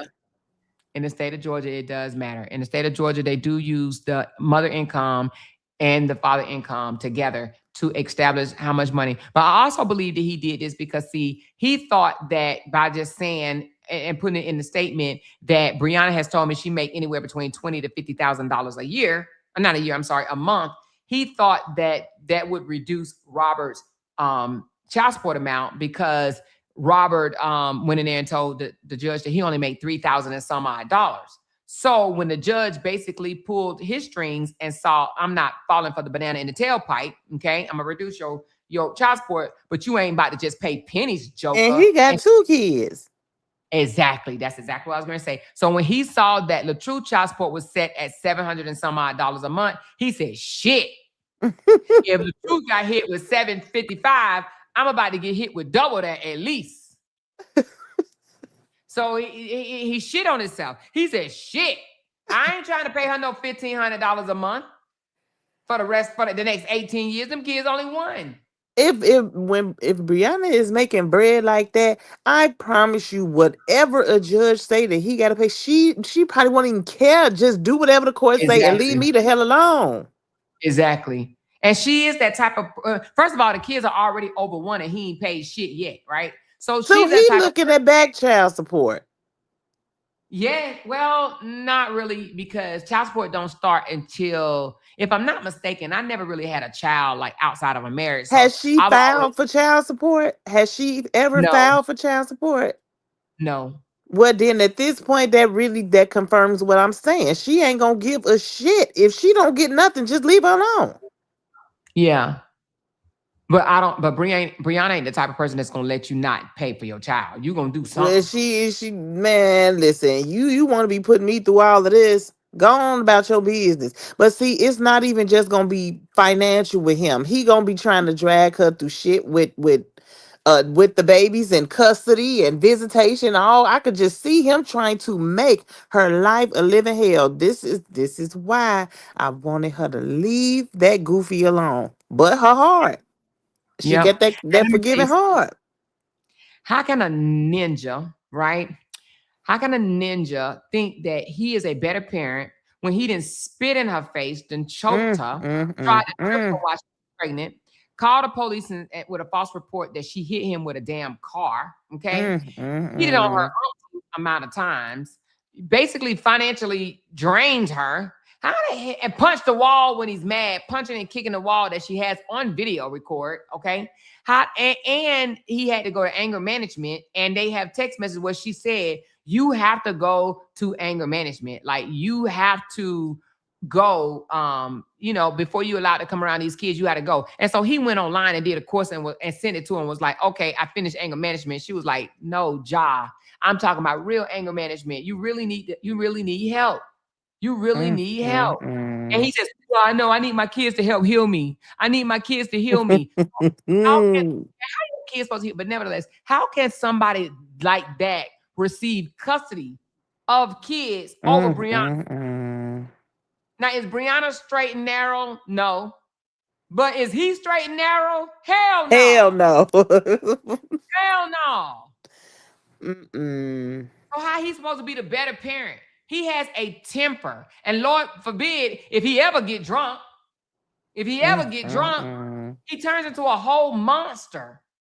A lot of people have seen him in that state. He turns into a whole monster. But he wants And his then kids. you got allegations out here about you and all of that. Like, dude, really? If And you that's why he don't wanted to get try your to tie. life, I Exactly. He's don't trying to even tie. understand the thought process behind that though. Cause like, what she have to do with that? He wants to try to make it seem like she's bitter. They broke up. He cheated on her, whatever the case may be. And he wants to try to spin the narrative that is a payback. She just want her payback. Whatever. When I when really, I when her really payback believe. when her payback is just moving the fuck on and getting away from. Right. And it just is tripped out how they can never handle that part. She's done. That's it. You blew it. You had your last chance and she moved around. Yeah. And That's he didn't it. want her to move. But if she's such this badass person, why do they be wanting her to stay? I don't get this shit. Mm-hmm. Mm-hmm. Because the No. thing is, the more they want the benefit of the person. They want the Yeah. benefit of the person, and she comes with a lot of benefits and perks because who she is and how she Yeah. moves and the way she loves, and you know what I'm saying. She Right. spoils these goofies and she caters to them and she gives them everything. She gives them Yeah. everything, and when they lose Mhm. it, they lose their minds. Completely. Come fucking completely. Mm, Now I'm mm, gonna do these two mm. together right here. I'm going to have my little boyfriend break both of these down because this joker want all her phone records, child. I'm talking about every Oh, phone call, mm, mm, personal mm, business. mm, He say he don't mm. want it all. He want If he all. don't go to hell real fast, What mm, mm, mm. you say if he don't go to hell? He I'm wants to talking know the express. this. Express your ass. This is an invasion of privacy for your motherfucking ass. You hear me? Yes. Oh my God. Yes. This is so broad. You hear me? But again, hold Mm, on. mm, Break mm. this all the way down for me, please. This joker is asking for all phone records, text messages, everything. Okay, he says copies of any and all monthly telephone bills, both personal and business, along with copies of itemized calls, including but not limited to calls made from a cellular phone, mobile phone, including but not limited to all calls made by you or to you, and charged at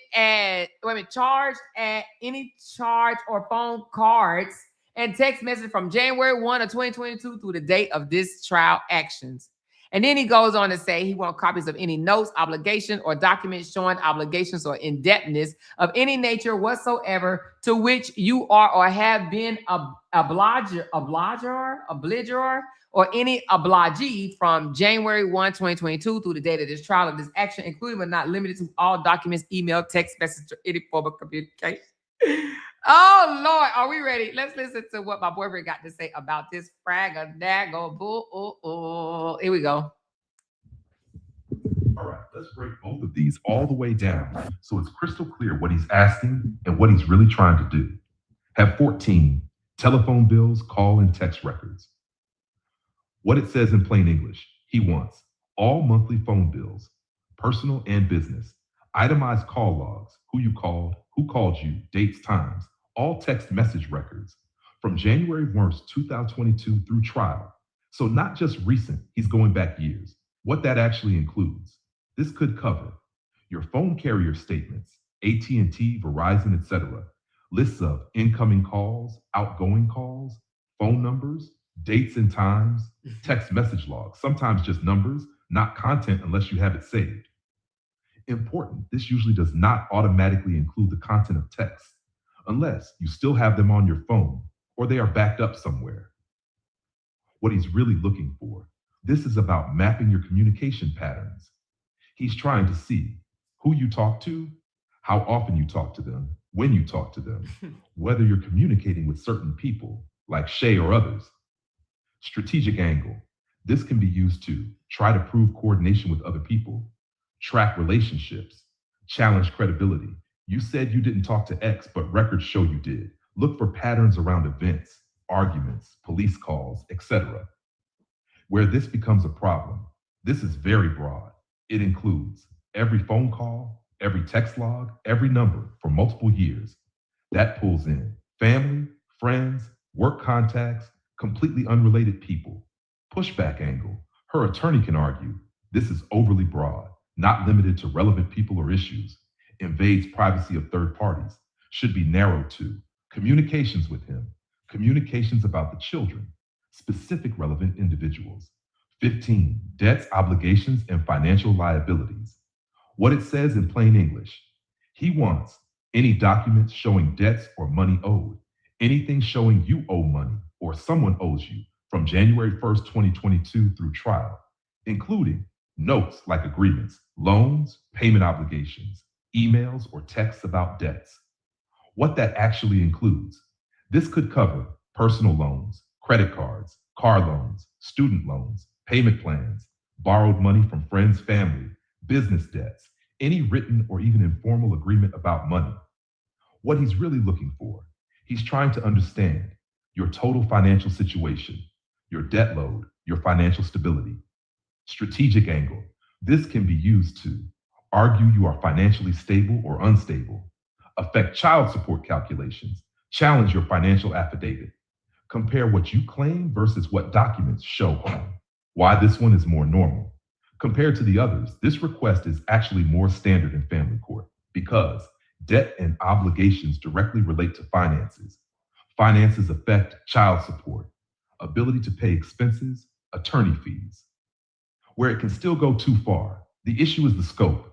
Any debt of any nature whatsoever is very broad. It could include things that are old, irrelevant, already resolved. Pushback angle.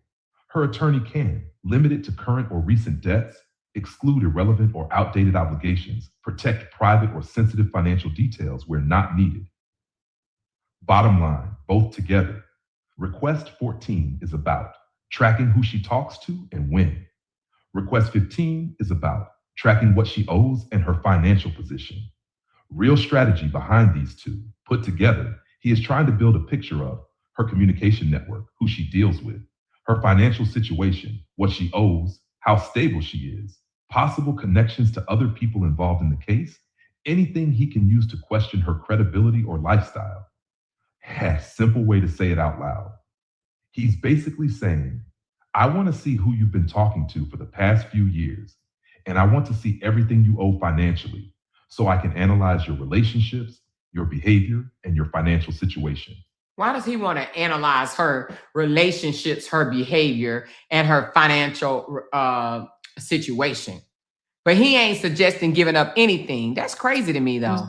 I don't understand how. What number we on? Now we on 16, but we were on number 14 and 15. And none of this ain't got nothing to do with no kids. None of it. Not a piece. None of it have anything to do with the welfare of the kid that we can. Well, unless you're trying to say, because on one of them it said like for the travel, trying to say how much she's away. You know, trying to say he wants all her travel records to see how much time she spent away from the kids, like who went with you on these trips, which most of the trips that we've seen Briana on, maybe one or two, she didn't take the kids, but most of them are family trips. And mama gotta have a life too. She can go on a trip or two by herself. And when she was with him, the kids was going on. If he don't listen, boy, no, Yeah, keep. he benefited when Mm, yeah, he benefited mm. when he was with her. Now that he's not with her no more, I guess he wants to challenge. Like, yeah, no, you spend too much money. Man, when I say that girl must have some serious power between them legs, cause this right here is insane. I'm talking straight up gold, like some power. Cause Hey, this is crazy. these jokers, I have no idea. I'm just saying these jokers are just delirious. Mm, The mm, the level mm, they will go mm. And I know my gut is telling me that other one got something to do with this too, because he want to know some of this stuff too.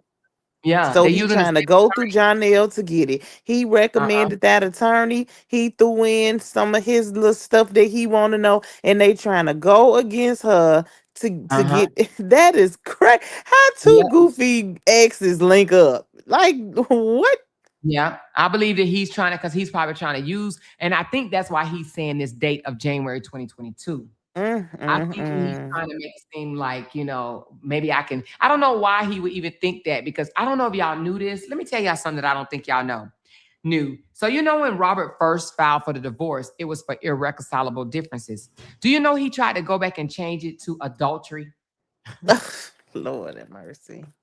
He did. He Mm, literally, after mm, she hooked mm. up with Johnnell, he literally tried to go back and change it to adultery. And they was like, you can't do that unless you drop everything and refile. And Mm, even if you mm, drop mm. everything and refile, you got to prove that she committed adultery. But he tried to Mm, go and mm, change it mm. to adultery. They was like, you can't change it. You can't change the reason for the divorce mid divorce. He was like, oh, Mm, I can't. It mm, was like, mm. no, you got to stop and you got to start like all over again. He tried to change it to adultery. Like, nigga. And to make When it so he the bad, he tried one, to do oh my yeah. goodness. And we Mm, found out mm, that he met mm. season before then. But he tried to change it to adultery. But that's usually how that works when you're being accused of something. It's usually because that's what they're doing. That's Yep. crazy. I'm telling y'all. I'm telling y'all right now. That girl got some Thundercat. Telling you right now.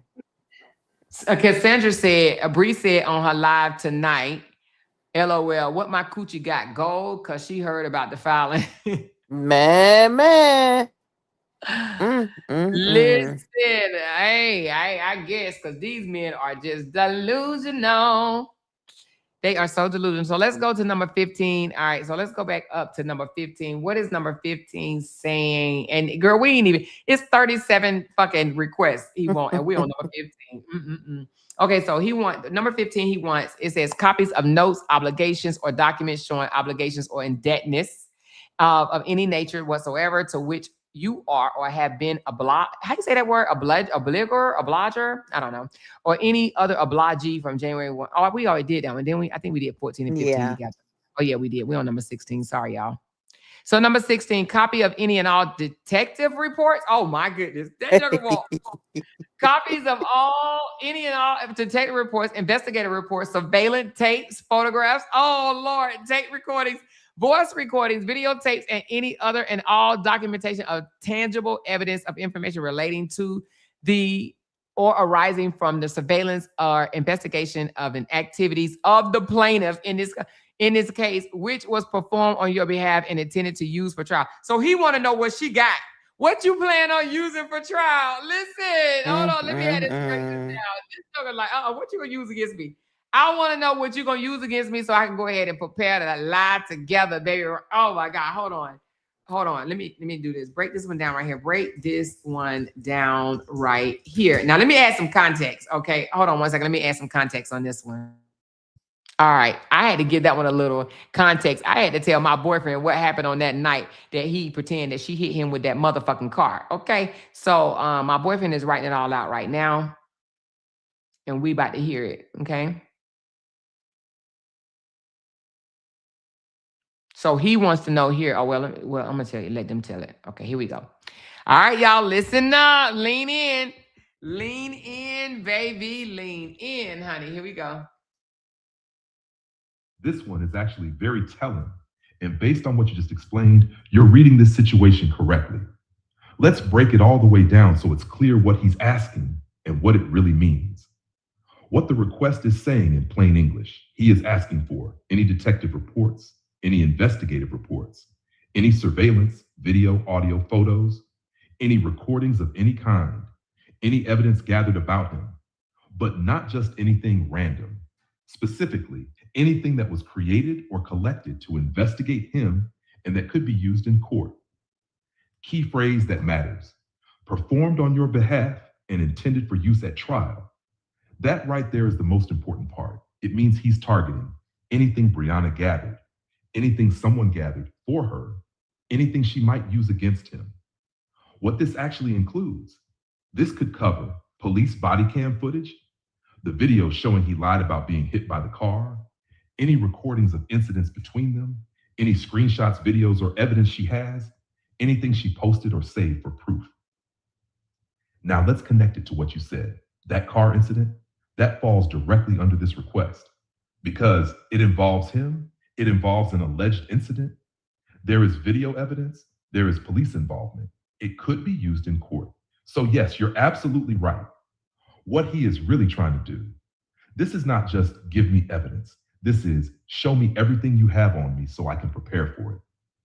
Because if that video shows he lied, shows he tried to get her arrested falsely, shows police calling him out, that damages him badly in court, especially in custody, credibility, character. Why he's asking for it? There are a few reasons.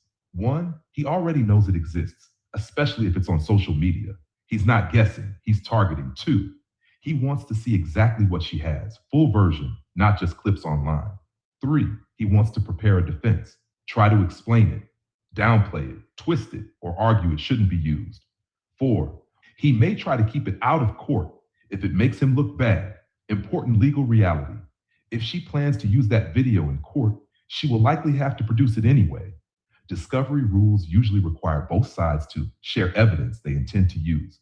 So this request is partly strategic, but also expected in litigation. But here's the other side. That line, any and all documentation, is still very broad. He's not just asking for that one incident, he's asking for everything she has on him. Where her attorney can control this, her attorney can limit it to relevant incidents only, ensure proper context is included, not just clips, protect anything that is privileged, work product, like strategy or notes from investigators. Let's talk about the impact of that video. Based on what you described, if that footage shows he made a false report, he staged an injury, police confronted him, he changed his story, that is very powerful evidence. Even if he wasn't arrested, it still goes to credibility, honesty, intent, behavior patterns. Yep. In custody cases, credibility matters. Bottom line, this request is basically him saying, I know you have evidence on me, and I want to see all of it before court, so I'm not blindsided. And in your specific situation, that car incident video is likely one of the main reasons this request even exists. Yep. So basically, he want to get in front of whatever evidence that she has on him. He want to get in front of it. He don't want to be blindsided. He want to know, like, damn, you know, you took videos of this, you got videos of that, you got the hole in the wall, you got me kicking the hole, you got me cussing out your daddy, you got me cussing out your son. Like, what are you planning on using? Are you gonna tell them He want her to play her hand. He wants her to play her hand. That ain't had his word. Yep, that's what he wants. He wants to know everything right now. He want her to play her hand. Yep, tell me what all you have.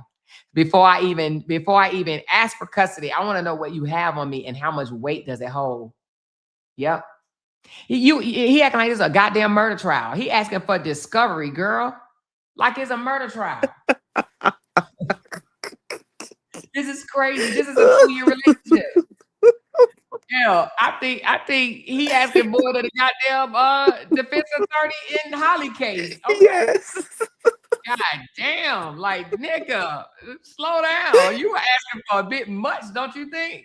Damn, Johnell, with your nosy ass. Oh my goodness. So, number 17, any and all tangible evidence of any nature which is in. Wait a minute, did I just do that one? Hold on. Oh no, okay. Any and all tangible evidence of any nature which is in your or your agent's control, which evidence the conduct which evidences the conduct of the plaintiff and his actions or that are relevant to any other issues. Okay, let me have them break this one down too, because it's kind of the same. It's kind of the same. He want evidence that she have of his ass. Okay. All right. So he is very concerned about what she planned to use against his ass. All right, hold on.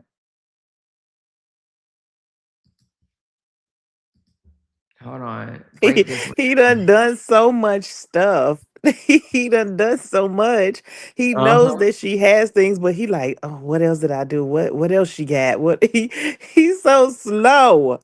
Yeah, And what then the else? relationship was off and on. Like you would think these people was together like 20, forever. 20, 40 fucking years. They've been This together is 2 years, and he want to know. crazy. And he's asking for shit outside the scope of their relationship from Right. Stuff ain't got 2022 nothing to do with him. at all. At all. Let's find out what this one is about. This one right here is basically the catch-all request, and it's written that way on purpose. Let's break it down clearly so it hits when your audience hears it. What it says in plain English: he is asking for any and all physical or digital evidence you have that shows his behavior or relates to this case in any way, and he's not limiting it to specific things. He lists examples, but then keeps it open-ended. Any and all tangible evidence. That means anything real and existing, not just ideas or statements. So this includes texts, emails, photos, videos, notes, letters, even physical items like clothing, objects, etc. In your control or your agent's control. This part matters. He's saying not just what Briana has, but also anything held by someone acting for her. That could include her lawyer, investigators, anyone helping her gather evidence, which shows the conduct of the plaintiff. This means anything that shows how he behaves, good or bad.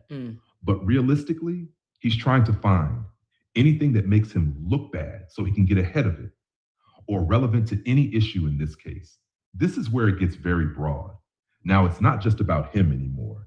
It's anything related to custody, anything related to money, anything related to parenting, anything related to the relationship. Basically, if it could come up in court, he wants it. A hash it, including but not limited to. This is legal language that means the list they give is just examples. It does not limit the request to the point. So when he lists notes, cards, email, texts, photos, films, documents, clothing, he's saying, and anything else like this too.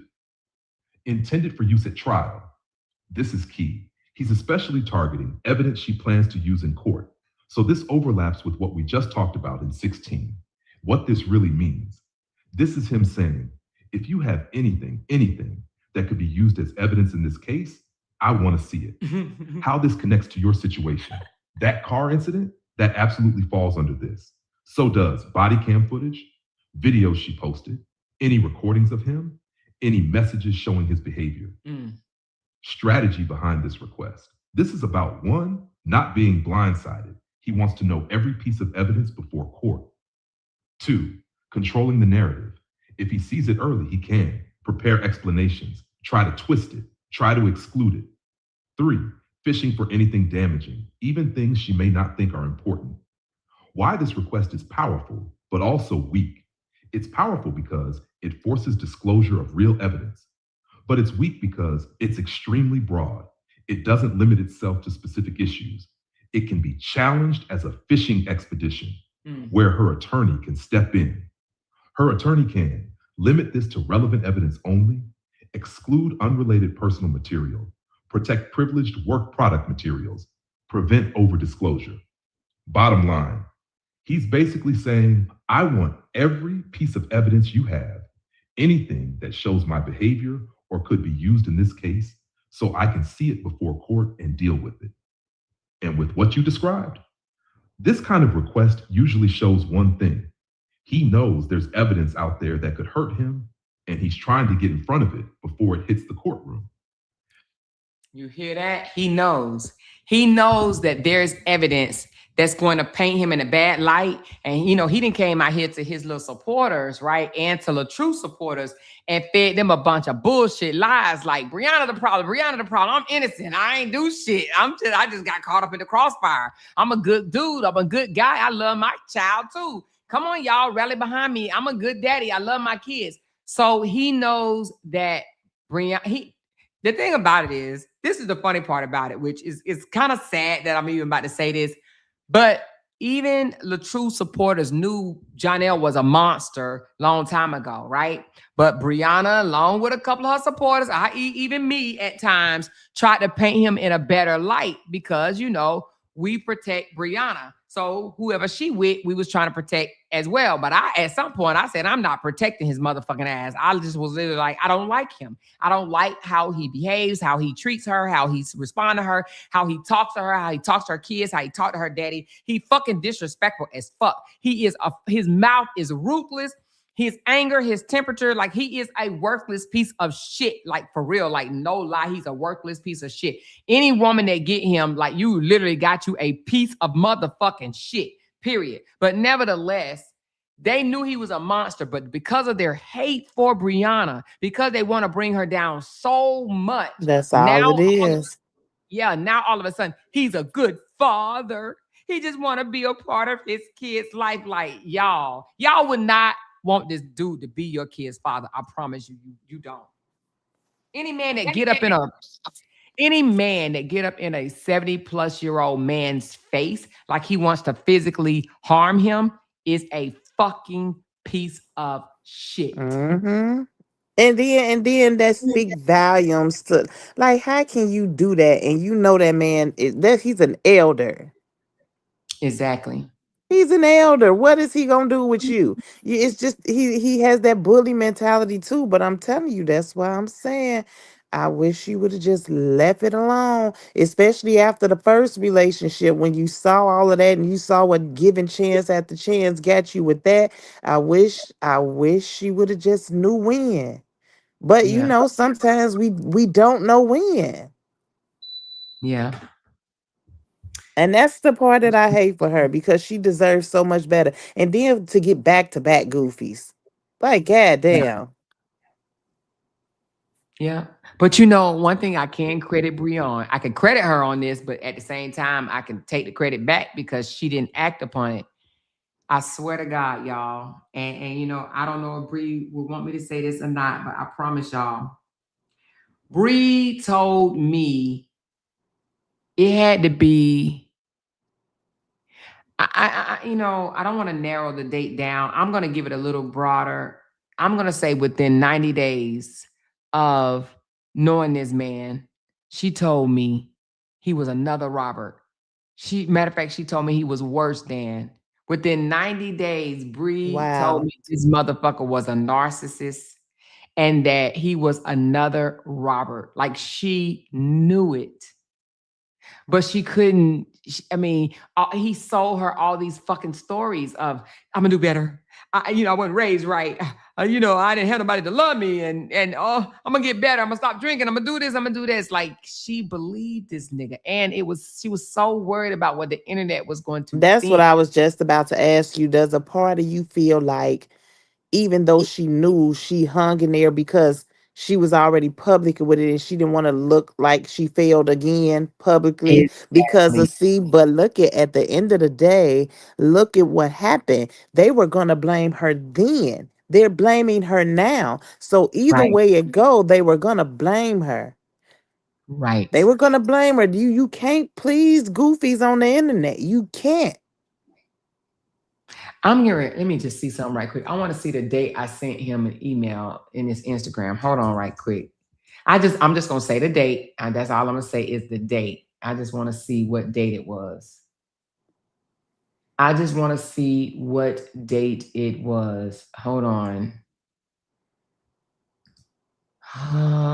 It's as women, we have to know when to hold them and when to fold them. We got to know when to walk away from situations. It's just unfortunately a lot of times we hang in there longer than we should. And then when you paint this narrative that this is a good person publicly when it doesn't work, people look at you like you're the problem because clearly this is a good man because you had said that. Mm-mm. Mm-mm-mm. But this is laughable. This is laughable, y'all. This is crazy. So this is one of the messages that I sent him. I'm not gonna it was April 29th of 2023. So now they got together in January, right? I think it And was then January, this was message was in April. April 23rd. Excuse me, April 29th of 2023. I sent him a message directly to his Instagram. Mm, April the all right. 29th. Okay. And so January, February, March, April. January, February, March, April. No, March should be 3 months, right? January, February, March, April. Yeah. So 3 months, within 3 months, I was literally telling him that he needs to start treating her like a queen because she deserves nothing less. Okay. And Wow. that was on April the 29th of 2023 at 4:07 p.m. Okay. So that's my first message to him on his Instagram. And my last one was May the 24th of 2023. And then I just wrote his ass off. Like I was just like, oh my God, I can't. Oof. I tried and I tried and I tried. And then at one time I was like, okay. Because at one time we were kind of told because he was feeling like a little jealous that we was only posting her and not him. And he wanted us to promote him. And we fell into that trap of trying to promote him in this good light, And then I remember Mm, one time he mm, told mm. her, your supporters love me or whatever more than you. And I don't know if y'all remember this, but I came out to my bulletin board or whatever, and I said, make no mistakes about it, honey. You are just a part of the package, nigga. Mm, You literally a part of the mhm. package. Our support is for Briana. Make no mistakes about it. And if you ain't with Bree, you better believe we gonna pull the plug on your monkey ass. Okay? Mm, Seriously. So mm, stop mm, playing. mm. Don't play. Because I didn't like that. I didn't like the way he thought he was the fucking prize. Your supporters love me. Your supporters, if you and I break up or whatever, they're gonna be my supporters. And he said, they only support you because you with me. He told her that. They only support you because you with me. And I'm like, what? But Brianna was Brianna before Johnell, so I don't even know why he would think that. And I don't even think that he believed that. I think that he wanted her to believe it. Well, he wanted her to believe it, and I wanted him to realize, and I know he was watching me. I wanted him to realize, baby, you are just a part of a package. That's it. That goofy, he watching you now. I'm already Oh, knowing. of course, I know he is. I know he is. He watched the other people all the time. He was so obsessed with it. He used to watch them before Brianna did. And I remember a time or two, what they said was contingent upon whether him and her got back together or not. What they thought about it, what they said, what came out of it. It depends Mm, on what they mm, say. mm. It depends on how things go. It depends on how much come out in that live stream. It depends. It depends. What? Mm, mm, mm. Child, sometimes I wish I would have had some inner body experiences with Bree because I would have cussed this motherfucker out so I'm many trying to times. tell you. Trying to Yeah. tell you, I promise you, she needs to continue to. I will crush that. When I tell you, I will have no contact with him, absolutely none. Whatever happens with the kids and visitation or whatever, it would be everything would be third party with me. You would not breathe the same air in the same room in the same space as me. He would never see me again, only through his stalking ass social media pages. But he will Yeah. never see me because it's not about the kids. It's never about the kids. It's about her. Men don't know how to separate the relationships between the mother of their children and the goddamn children. Right. Yeah. He Mm-mm. Nope. all that control he wants. He wants. But right now, I think he's just trying to shake her up because he sees she's in peace right now, with the kids or whatever. And he's like, oh, she's having so much fun and happy. Let me damper her spirit. That's Hmm. why And that's I why hope she keeps smiling, keep being with her babies, keep being her, just being Brianna. Ain't that what she say? Just do that. Cause yeah, clearly that keep them mad. Them and they little weak ass supporters. right. Seriously. Now, the next one right here on number 18, he's asking for any documentation or other evidence of any transfers of any property or monies to or from Briana for any purpose, including but not limited to wire transfers or other transfers of money from one of your accounts, including all transactions in your bank account, bank records, your Cash App records, your Apple Pay records, your Venmo records, to or from any form of third party since January 1 through the date of the trial. Now, I don't think this is much. I think he just again wants to track her money and He pocket watching. You know who pocket watches, Amora? You want to know who pocket watches? Bums. Bums pocket watch. yes, He's a yeah, bum. yep. Yep. You're right about that. Bums, they pocket watch. Because as a man that really want to take care of his kid, even financially, he wouldn't even be asking for all this bullshit. I promise Right. you. Whatever the courts told him he had to pay, he'll pay that shit. Literally, he'll pay that shit based on his income. He would not even be. He would not even be literally worrying about her breaking down who money you done transfer money to from. Right. He's studying that. Literally. These are your babies. Take care of your babies. That's it. That's Right. it. Yeah, he want to know if she hiding money, but why the fuck do you care? He act like they getting a divorce. Yeah, he act like they were married. God, Lee, he's so corny for this. He's about the corny. I think he might have topped the other one corniness. He He might did. be. He is like corny. He movie popcorn corny. Like, God, like this is corny. Exactly. Let's see what my boyfriend got to say about this one because he got a little something to say about this one as well. Here we go. This one is all about money flow, and it's written very broadly on purpose. Let's break it down so it's clear what he's asking and what he's really trying to get.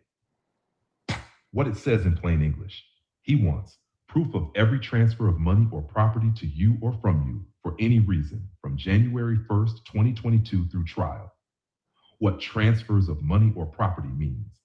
This is not just big transactions. This includes money you received, money you sent, gifts, payments, loans, transfers between your own accounts, anything of value moving in or out. Then he lists specific platforms he is specifically asking for: bank account transactions, Cash App records, Apple Pay records, Venmo records, wire transfers. And he says, including but not limited to. That means this list is not the limit. He wants any platform or method.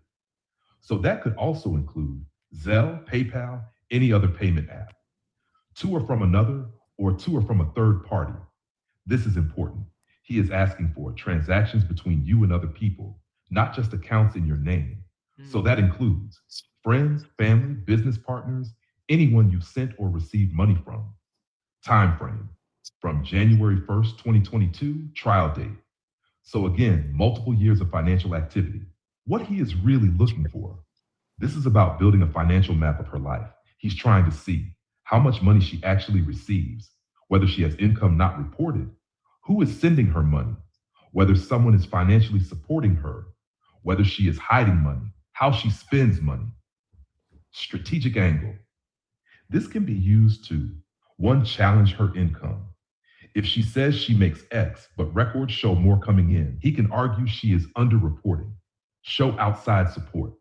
If money is coming from family, friends, another partner, he may try to argue she doesn't need support or her lifestyle is funded by others.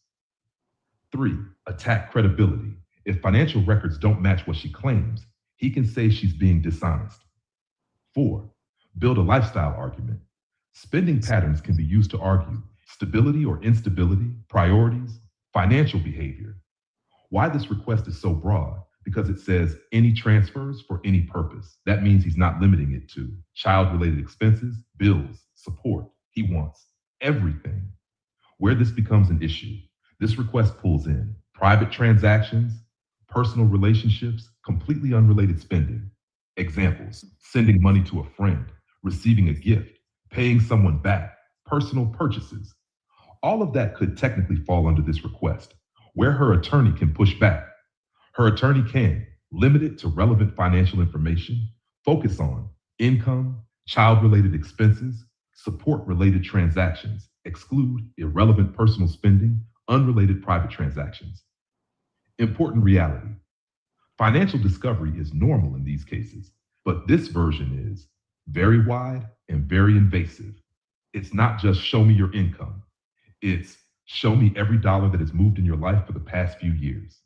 Mm. Bottom line, he's basically saying, I want to see every dollar that has come in or gone out of your life, bank accounts, payment apps, everything, so I can track your income, your spending, and who you're financially connected to.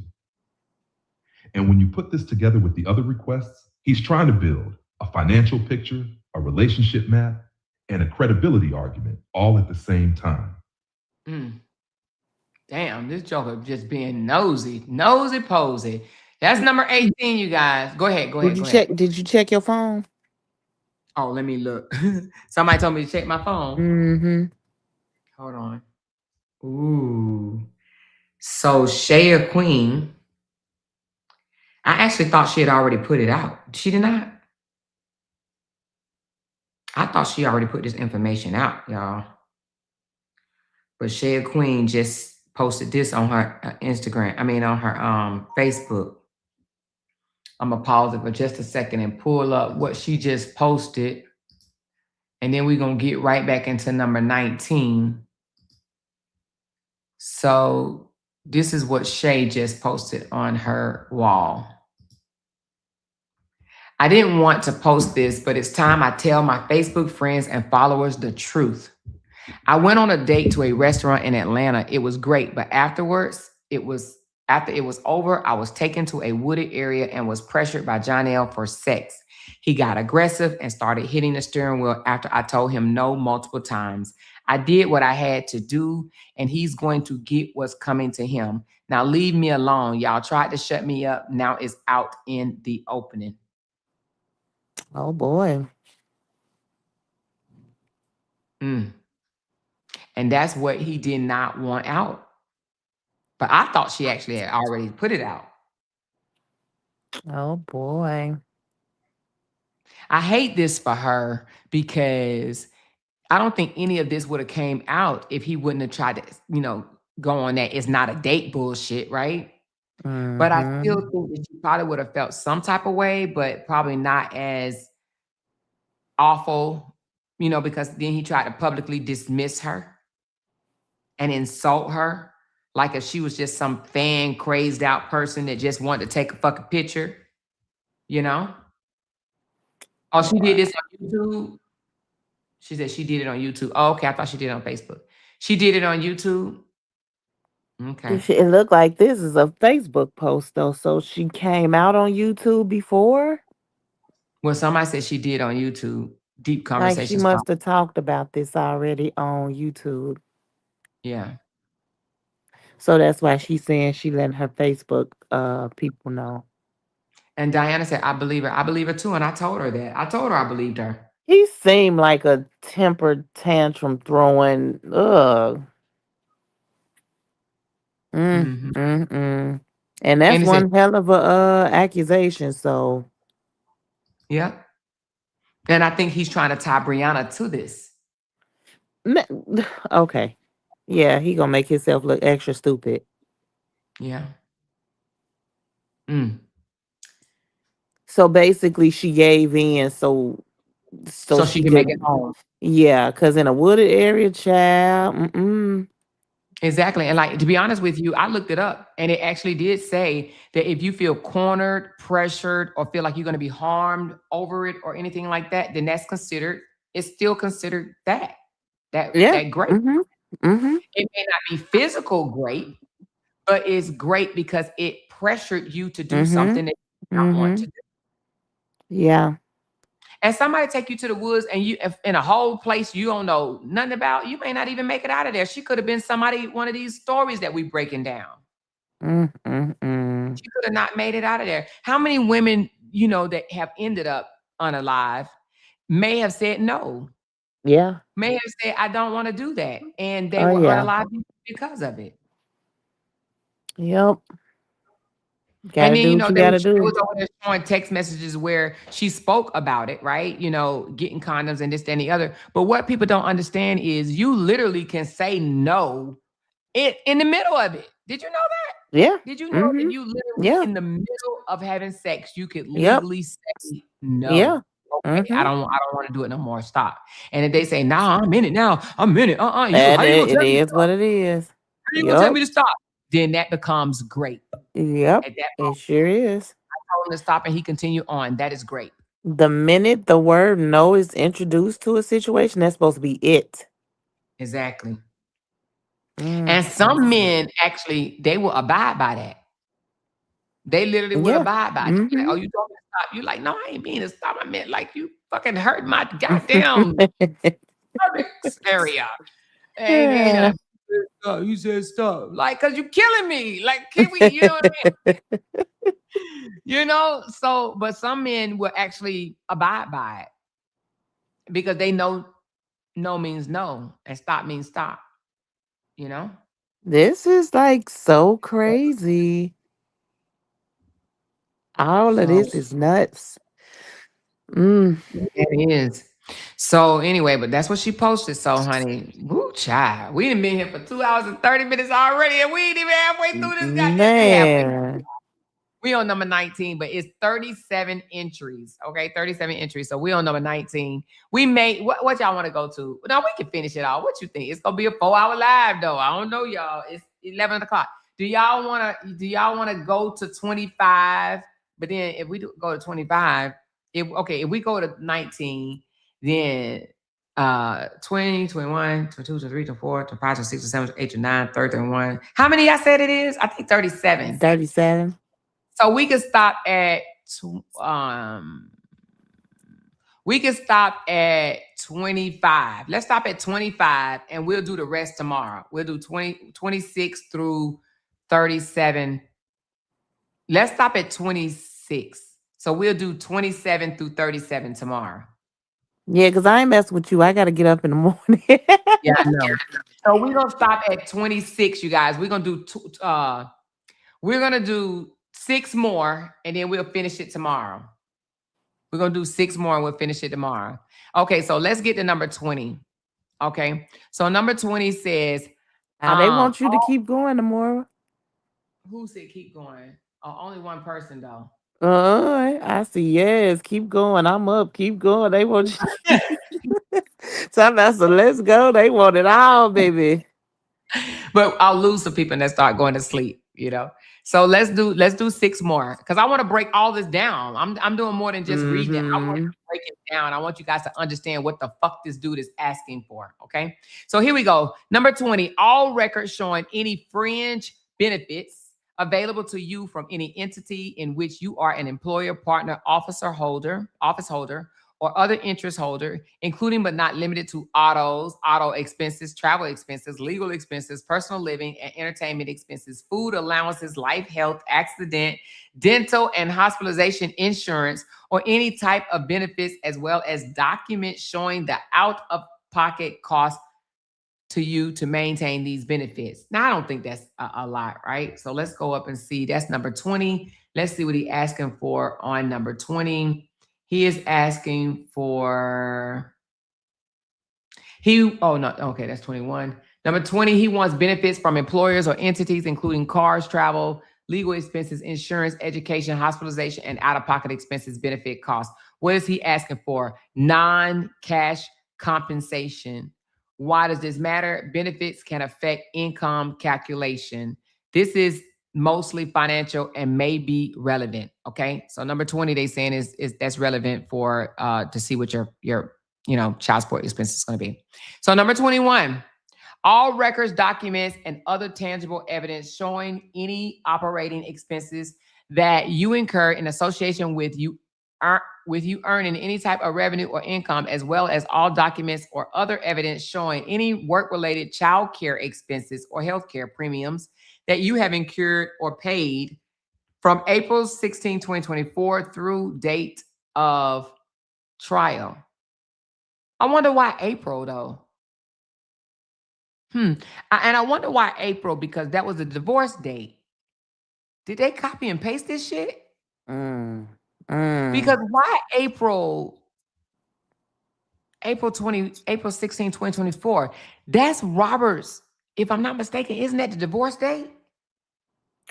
Oh Lord, please don't tell No, me they is copy and paste it? shit. Yeah, I want to say it's April. When is this court date? Do they This have is, one? yeah, May 28th. I don't know why I just, it's May 28th. May 28th. So anyway, this seemed like it might be a copy and paste, but if it is, lawyers do that all the time. So number 21, he's asking he wants records and expenses tied to earning income, including child care and health care premiums. What he's looking for, a cost that may affect the child support calculation. Why does this matter? Child and insurance costs may matter in support. This one is most directly relevant. Okay. So that's number 21. Let's go to number 22. Any documents or evidence showing or tending to show that you should have primary physical custody of plaintiff children as opposed to the plaintiff having primary physical custody of the children with him, as well as all documents or other evidence showing or tending to show that plaintiff should only have visitations less than liberal or extended visitation with the children. So this is a custody matter, and basically he wants her to show what evidence do you have basically to say he's unfit. So he want to know what you're going to use to argue his fitness or not fitness. So what's number 22? He wants anything showing that he should have primary custody or should have limited visitation. What he's basically looking for, basically her own documents that might support his custody argument. Why does this matter? Custody. Uh, Her attorney will tell her that she only has to produce responsive documents that she have. She does not have to create evidence against herself. And wait a minute, he want any evidence showing to show that you should have. So he want evidence. He want her to say why should she have custody, right? So let me put this in here and get further explanation, because that's what it sounds to me. He wants her to say, why should you have custody and I should only have visitation? Hold on. He not even doing anything for them financially. Exactly. And she's the primary parent and has been caring for the kids primarily by herself since they've been born. Because his on and Right. off relationship is days where, they don't even speak. And And he don't, she has proven since she's been having children that she takes care of all of them. That girl got a 6-piece spicy and she takes care of all of her kids. right. She takes care of all of them. She buys them their clothes. She buys them their meat, milk. She buys them their, Mhm. everything that for the kids outside of what she got for the baby shower. It came from her. That joker didn't even want to buy milk. Let's go there. That's what she need to put in there. That joker ain't bought milk. He didn't want to buy milk. He was like, you should have packed it. Mm-mm. You should have packed it. You should have packed it. You should have packed it. What fucking good daddy tell you Mm, to pack mm, milk? mm. I swear to God. This one is actually very important because this is where the kids directly into custody strategy. Let's break it down clearly so it lands when people hear it. What it says in plain English, he is asking for any evidence that shows Briana should have primary custody of the children instead of him, and any evidence that shows he should have limited visitation, less time with the kids. Let's split that into two parts. One, evidence she should have primary custody. He wants anything that supports the kids living mainly with her being the primary parent. That could include proof she takes care of the kids daily, medical records showing she handles appointments, school or daycare involvement, financial support, she pays for everything, any evidence he is not involved. Two, evidence he should have less visitation. This is the bigger part. He is asking for anything that shows he should not have extended time with the kids. His access should be limited. That could include unsafe behavior, instability, false reports, like the car incident you mentioned, lack of involvement, poor judgment, any behavior that could affect the children. What this really means.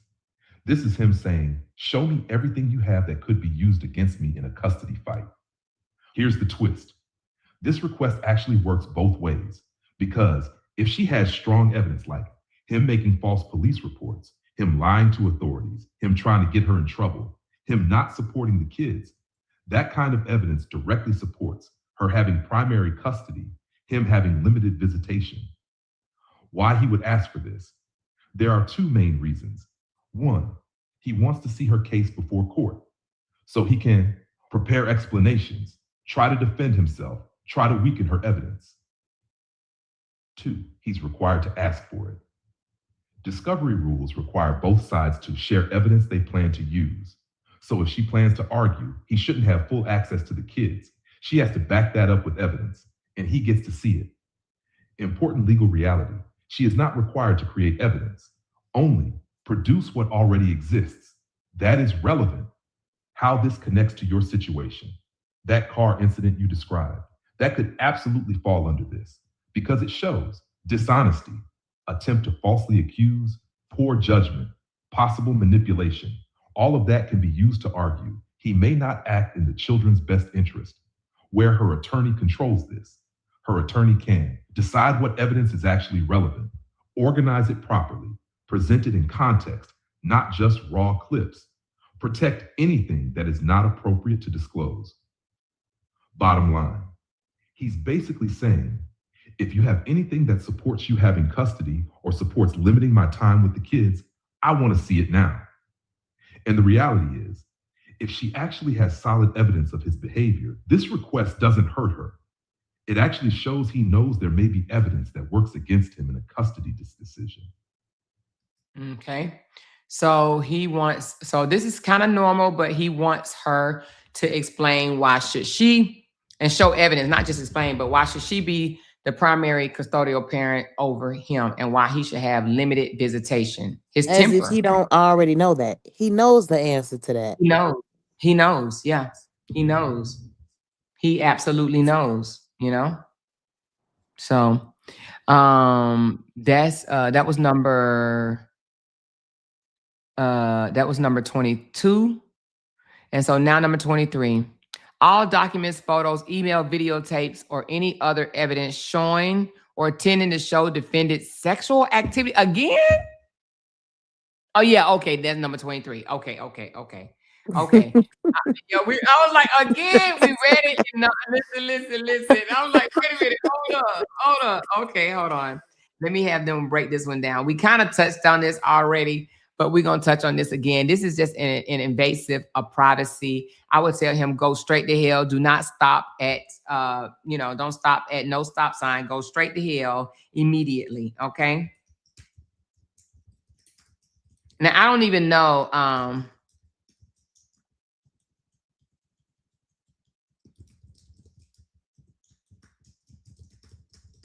don't even know why he would even want this, but to me, it's an invasion of privacy. And to be honest with you, the only thing I could think of why I'm going to let ChatGPT tell us, but the only thing I could think of why he's asking is to say, like, are you bringing a lot of men around my children? Are you a hoe? Are you selling your ass? We got streetwalkers out here on social media and shit. So are you selling your ass and shit like that? That's the only thing I can think of. And what trips me out about that is when it's them, because he's been with multiple women. Multiple. So knock it off. If you asking that of her, then what about you? Yeah. This is crazy. I just don't understand how this is relevant to some goddamn child support, but let's just listen to it. Okay, hold on. Or even or custody. Like, nigga, in order for me to be a good mom, I got to keep my men to a limit. Like, am I only allowed to fuck 3 men a month or something, or a year? Like, when do we do that? Where do we do that at? And why does it matter how many men a woman have slept with if it's okay for a man to stick his dick in any hole? Right. None of this matters. I honestly think this is going to be a quick open and shut case because it's stupid. I mean, real stupid. I'm talking about. Anyway, let's find out his motive for this bullshit. This one is very direct and very intrusive. Let's break it down so it's clear what he's asking and what the real purpose is. What it says in plain English. He is asking for any evidence that shows Briana's sexual activity or romantic relationships with anyone, men or women, from January 1st, 2022 through trial. And he's not limiting the type of evidence. He specifically includes photos, emails, videos, documents, anything that could show or suggest a relationship. What this actually includes. This could cover dating history, boyfriends, girlfriends, private messages, photos with someone she's involved with, social media posts, any communication that suggests intimacy or romance, even things that are private, personal, not related to the children. What he is really trying to do. This is not about finances.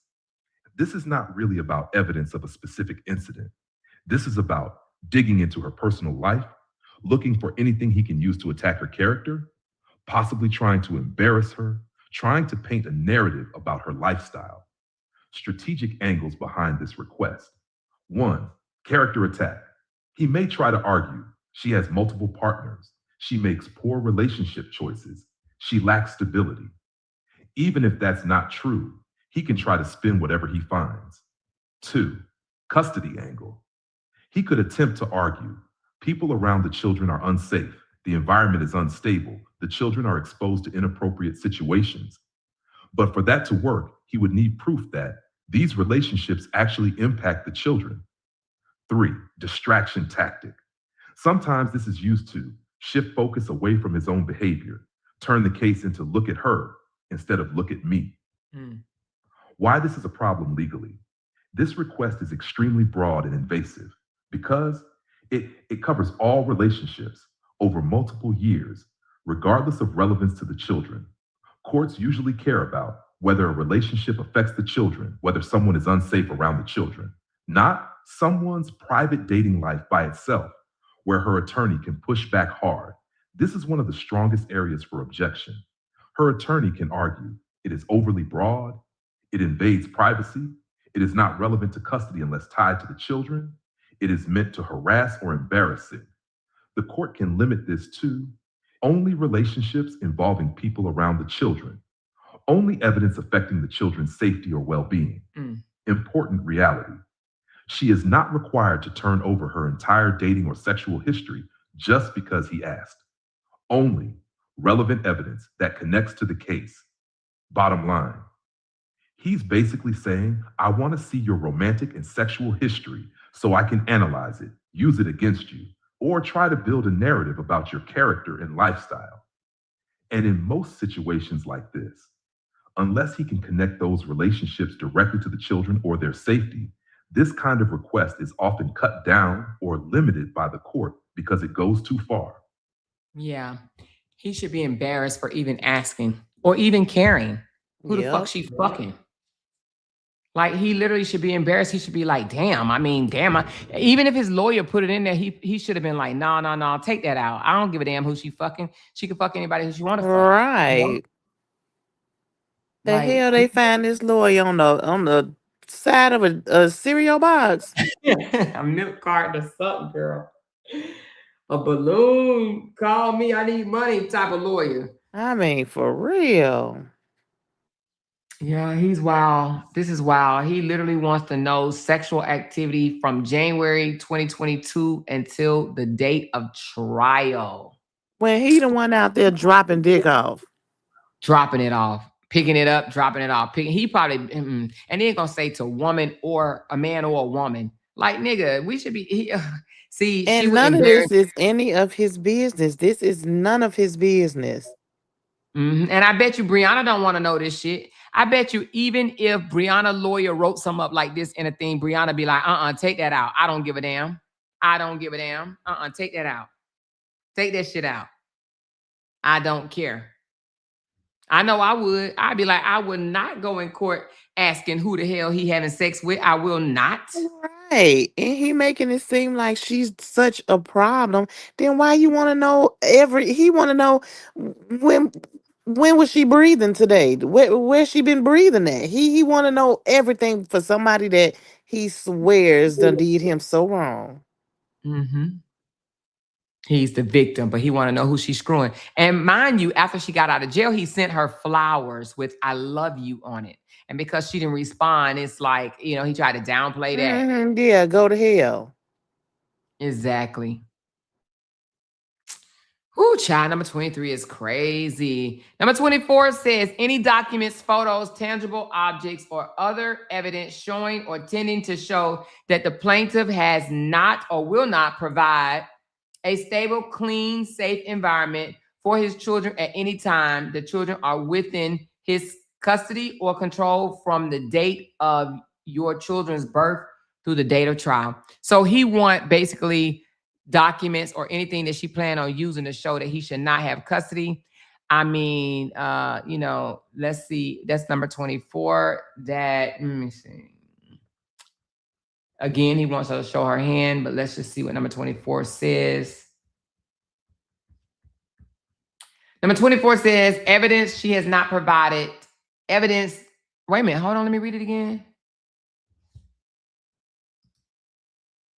The plaintiff has not provided. Okay, yeah. So he wants anything showing that he did not provide a stable, clean, safe environment and that he was not in control of the kids. So basically, this is parenting weakness. He just wants to know, what are you going to say the reason why I can't have my kids? Like, show proof where I am unsafe, unclean. And this is where the punch in the wall and all that stuff come in at. Matter of fact, let me take this and see if that is right along the angle. Okay, hold on. Let me put this in here. And then he the fact that he was even doing that kind of stuff, that's not a safe environment for children. Right. And I think he knows that she's going to use this. Okay. Can you break this one down? Let me give it some context right quick. Hold on. Let me tell it some context. Give me a second. Just mention about the Pretty Bree situation and him, the physical shit that he's done to her, as well as spitting in her face. I want to know, did any of that have anything to do with, if she shows all of that evidence with the text messages that they spoke about it and stuff like that? Would this go toward that? So let's take a listen.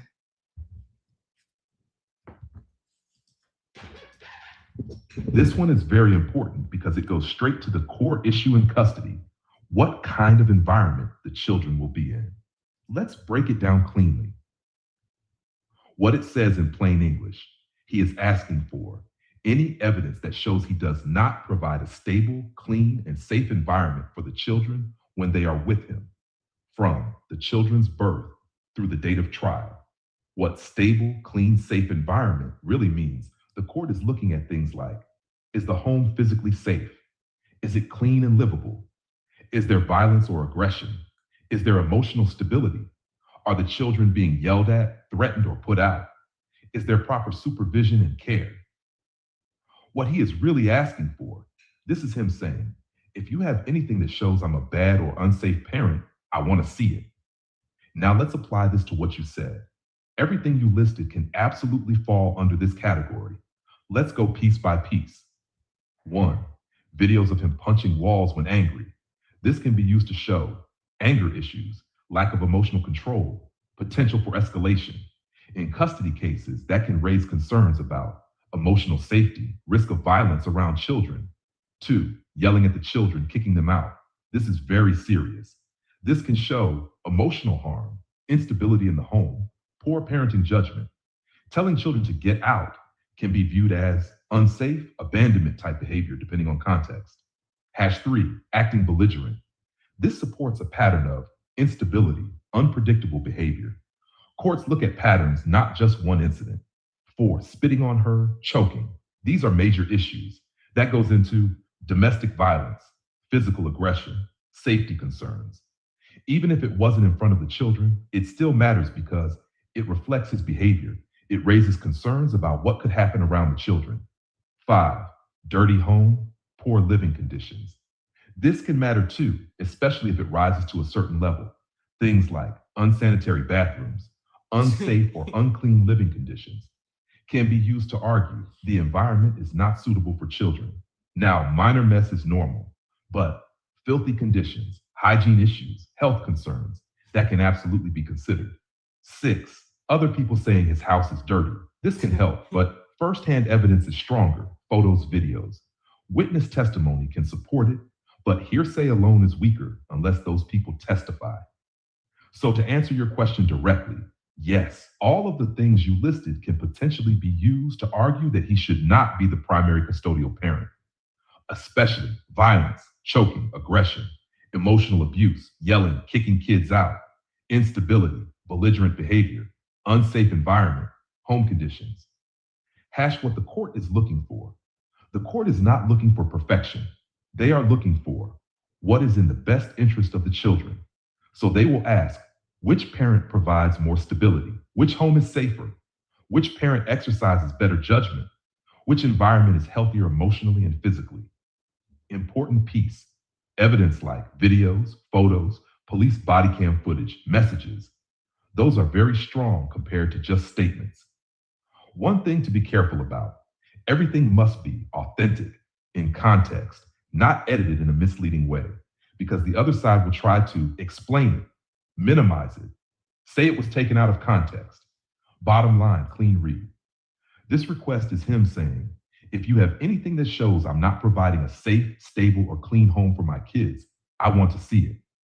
And based on what you described, that type of evidence, especially involving aggression, yelling at children, and unsafe behavior, can absolutely be used to argue that he should not be the primary custodial parent, and in some cases could even support limiting his time with the children, depending on how serious and consistent the behavior is. Okay, I'm gonna ask a question right quick. Hold on, you guys. So, if there's photos of the marks that were left from the domestic violence, however, the domestic violence, the inaction part is not on video or photo, but there is photo of the aftermath and conversations about it where he's apologizing, saying, hey, I got drunk. I'm sorry. It will never happen again. I lost control. And her telling him, I need you to go to therapy. I need you to get counseling, anger management, and things of that nature. Could that be used to prove that domestic violence occurred? Hell, off that house alone, he cooks. Sure, I saw it. Buddy is fried. All right, hold on. Let's listen. Yes, what you're describing can be used as evidence of domestic violence, even without a video of the actual incident. Let me break that down clearly so it makes sense to your audience. How courts look at this. Courts don't require a video of the act itself. They look at the total picture, which can include physical evidence, statements by the people involved, patterns of behavior, supporting circumstances. 1. Photos of injuries, the aftermath. Photos showing marks, bruising, redness, any visible injury. These are considered physical evidence. They help show something happened. There was force or contact. The injury is consistent with the claim. Share 2, his messages apologizing. This is very important. If he's saying things like, I got drunk, I'm sorry, I lost control, it won't happen again. That can be seen as an admission. He doesn't have to say, I hit you. Courts can look at the wording, the timing, the context, and connect it to the incident. Host 3, her responses telling him to get help. Her messages saying, you need therapy, you need anger management, you can't do this again. Help show she is reacting to something serious. This wasn't normal conflict.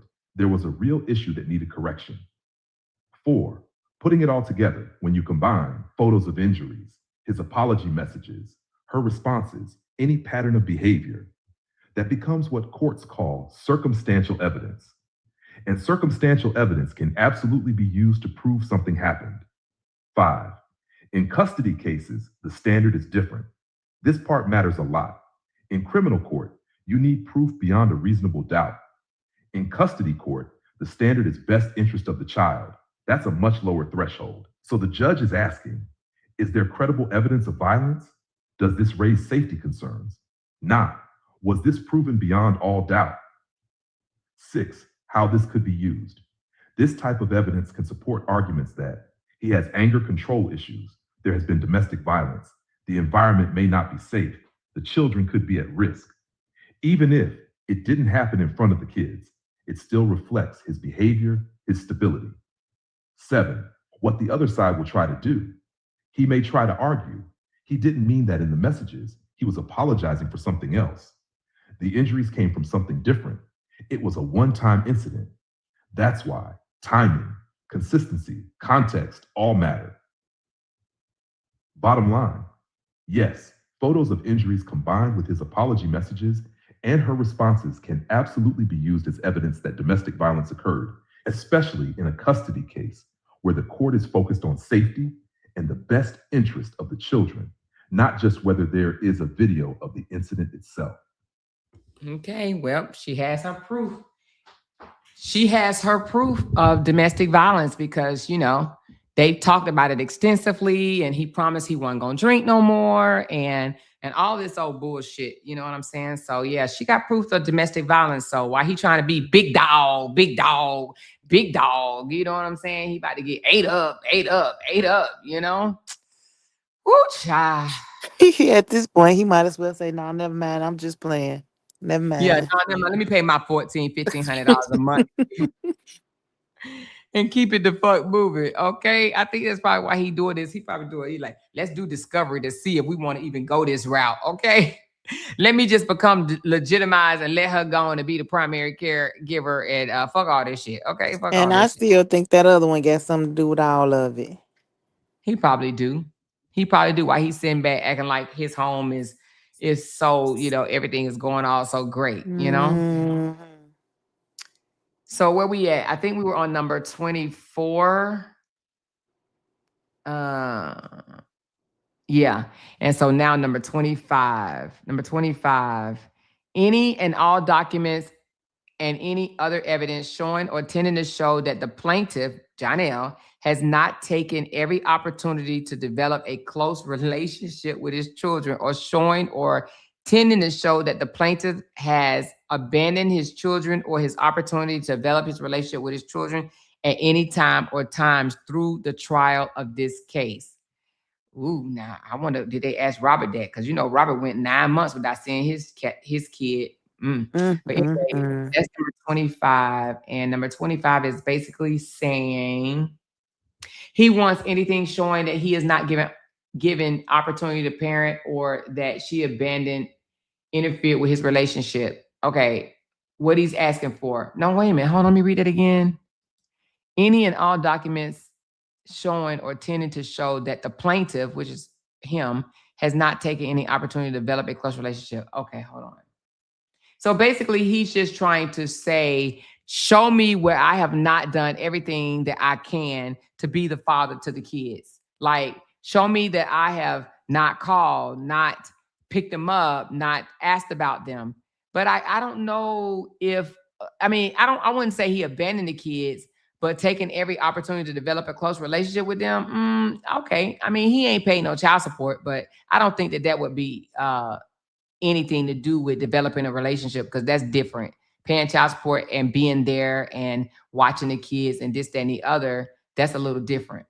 But there were times when they had set up schedule for him to get the kids, and she would be like, okay, you can get the kids tomorrow. And he'd be like, okay, cool. And then she called him, he don't answer. She called him, he don't answer. She done got the kids ready, dressed, and ready to go. And he don't answer, nowhere to be found. And then hours and hours and hours later, he called back and she say, you're supposed to get the kids today. And he was like, oh, my bad, I forgot, and shit like that. But I don't think that would be proof that I don't think that would be proof of abandonment or anything like that. A couple of misplanned, keeping the kid days. I don't think that that would be anything of any concern, or you know what I mean, raise any issues. So Where's his parents? Like, I know he's grown and all, but if in the this was my son, I will whoop my son's ass. Do you hear me?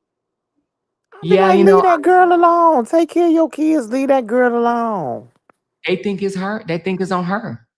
They think that But their they son. know. I literally like they know it's him because the way that he was talking to his mama that day, they're enabling him. Like they're the type of parents that won't hold him accountable.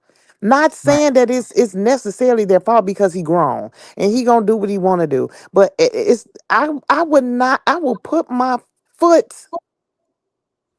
It could not be my son. That's all I'm saying. Right. So, yeah. Um, it could be parents that enable their children. And it does seem that the mother feels guilty of sending him away when he was a teenager, because she didn't want him to end up like the father that she's still married to. She's married to his daddy or whatever. And he ended up being whoever he went to stay with, he still ended up being a monster.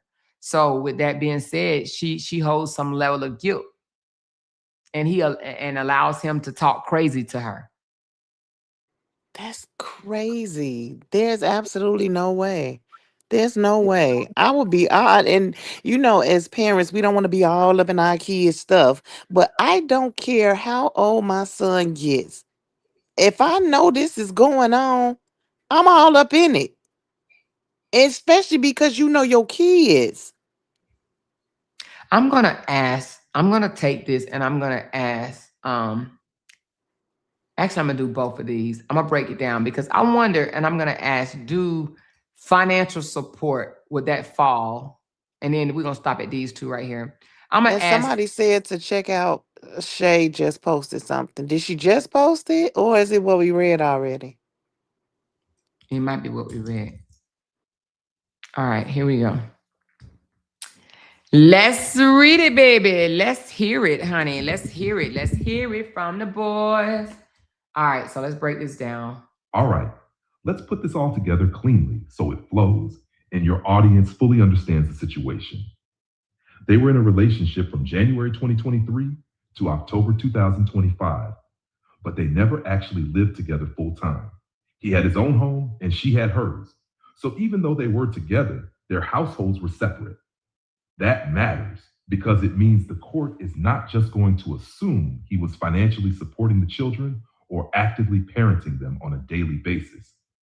The question becomes what he actually did for the children, not just whether he was in a relationship with their mother.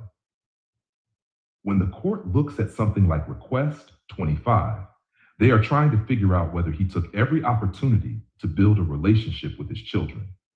That includes financial support, time spent with them, involvement in their care, and overall consistency. Mm.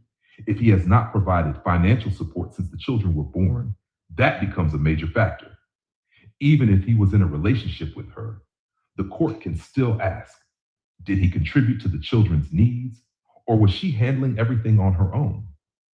Being in a relationship does not automatically equal supporting your children. On top of that, the behavior you describe becomes very important.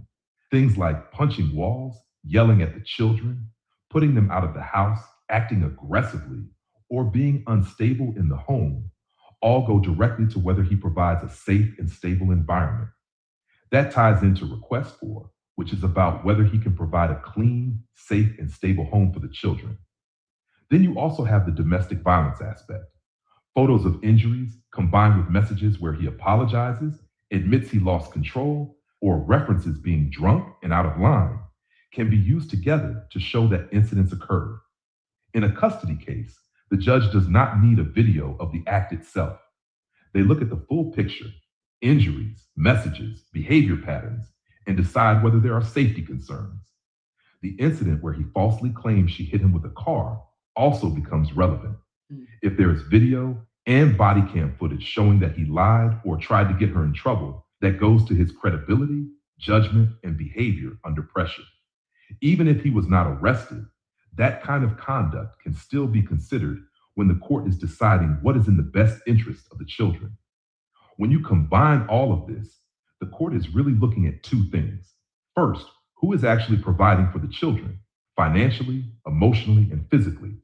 Second, which parent provides the safer, more stable environment? So even though he may try to argue that he was present because they were in a relationship, the bigger question is whether he actually acted like a responsible parent. If the evidence shows that she was the one providing for the children, maintaining stability, and protecting them, while he was inconsistent, aggressive, or not contributing, that can weigh heavily against him being the primary custodial parent. In the end, the court is not focused on labels like boyfriend or relationship status. It is focused on actions: who showed up for the children, who supported them, and who created the safer, more stable environment.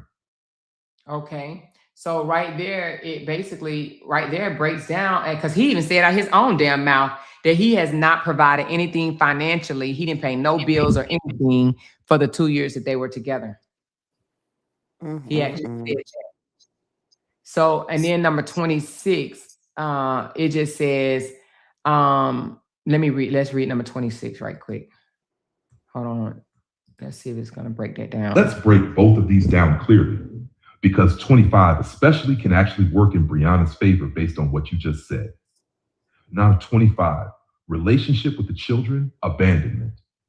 What it says in plain English, he is asking for any evidence showing that he has not taken every opportunity to build a relationship with his children, or any evidence showing that he has abandoned them or failed to be involved. What this actually means. This is him saying, if you have proof that I wasn't there for my kids, I want to see it. Now apply it to your situation. You said he has provided no financial support since birth. That matters a lot because that can be used to show lack of responsibility, lack of involvement, failure to provide basic parental support. What kind of evidence fits under this request? This could include no child support payments, messages where he refuses to help, messages where she asks for help and he ignores it, proof she pays for everything, lack of visitation or inconsistent visitation, him not showing up for the kids, him not calling, checking in, or participating. Why this is important in court. Courts look at effort, consistency, financial support, emotional involvement.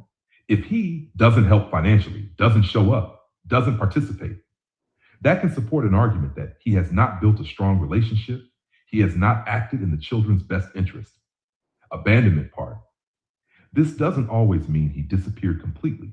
It can also mean he had opportunities to be involved and didn't take them. So even inconsistent involvement, minimal effort, no support, can be used to argue this point. Cash key point. This request can actually backfire on him because if Briana has proof that he hasn't supported the kids, he hasn't been involved, that strengthens her position in custody. 26, attorney fees. What it says in plain English, he is asking for proof of how much Briana has spent or will spend on her attorney and proof of why she should be reimbursed for those fees. What this includes, attorney invoices, payment receipts, retainer agreements, billing statements, any documentation showing legal costs. Because in family court, one party can ask the court to make the other party pay attorney fees. So he wants to see how much she's claiming, challenge whether he should have to pay it. How this connects to your situation.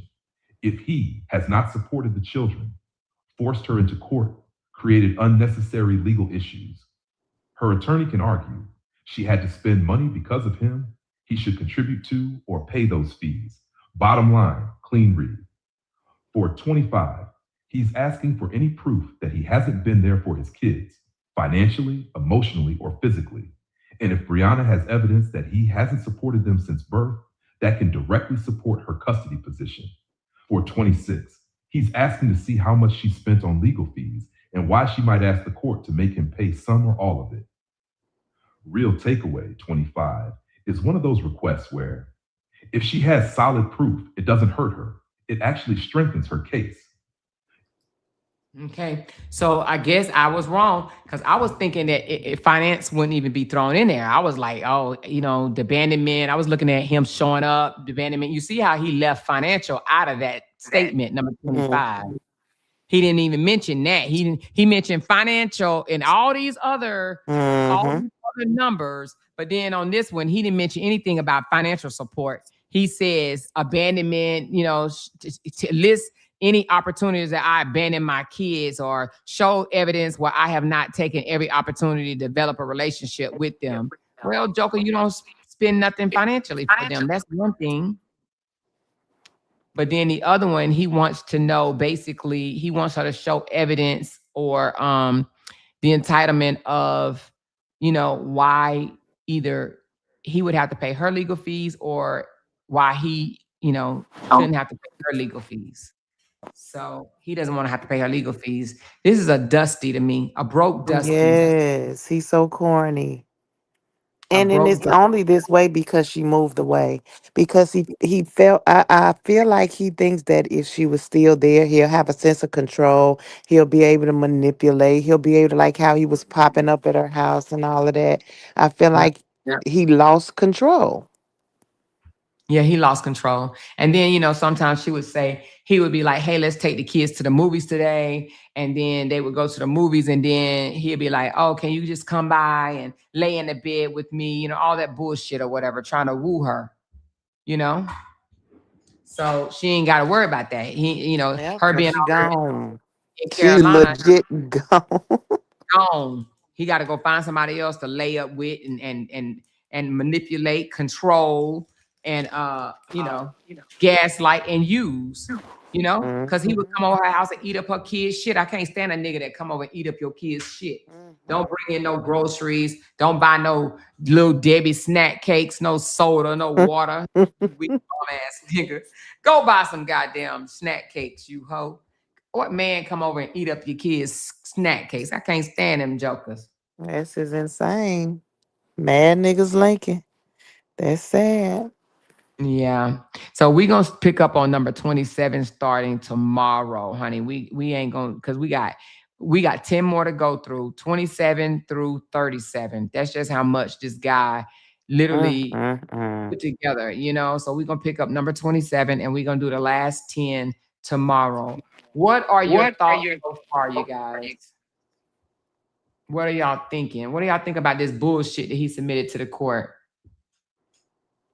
And mind you, this Joker is using the same lawyer as the ex-husband. She said they wanted Bree That to in be in itself is Georgia. hilarious. That's hilarious. It says they wanted Bree to be in Georgia so that they could keep her in the house raising kids and never going out with friends, which is why RH was making a big fuss about her dad, who was her only support. Exactly. And they know Mm-hmm. in North Carolina right now, it gives her a little bit more liberty. Oh, sorry, I mean that. Give her a little bit more liberty to, drop the kids off at family members' house and, have a little fun, have a little, be able to go and spend some time out or peacetime on her own because they're with their cousins and and aunties and shit like that. Yeah. I mean, everybody need that support system. Who don't need a support system? I'm gonna watch this. I'm gonna tell it. Hold on, let me tell you. Hold on. So this document actually have 10 more entries that I have not listed yet. Just so far, can you give me an outline, a breakdown, a behavior breakdown of why a man that only dated a woman for 2 years, never married, never lived together, is now asking for all of this information since they have broken up and she moved away to North Carolina while he still reside in Georgia. Can you tell me why would such a request take place from someone only in a 2-year relationship? I should have said toxic ass relationship. Let me say a 2-year toxic relationship. Okay. And Let's off find and out. on. Yeah, I should have said off and on. Let's find out what the hell. What's the basis behind this bullshit that he's pulling? I'm back at eating gummy bears. I know y'all hear me smacking. Okay, hold on.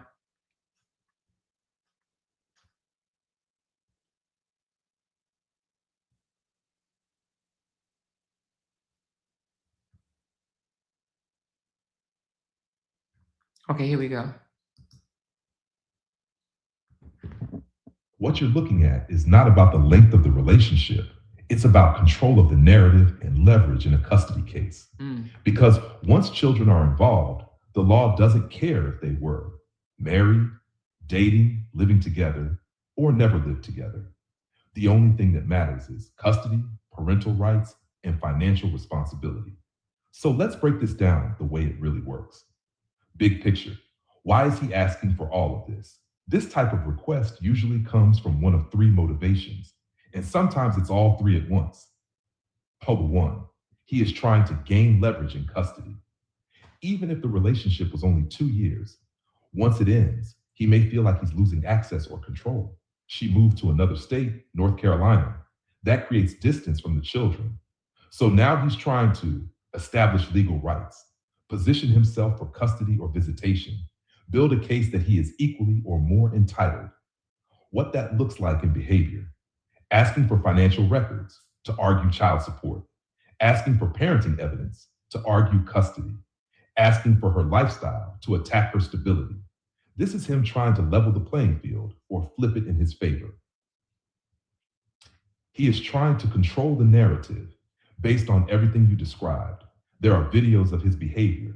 There are incidents, car situation, aggression, etc. There may be evidence that makes him look bad. So now he's doing this. Let me see everything she has before it's used against me. Behavior pattern here. This is common when someone knows damaging evidence exists, wants to prepare explanations, wants to minimize or spin it. So instead of being surprised in court, he forces disclosure early, studies it, builds a defense. He is going on a fishing expedition.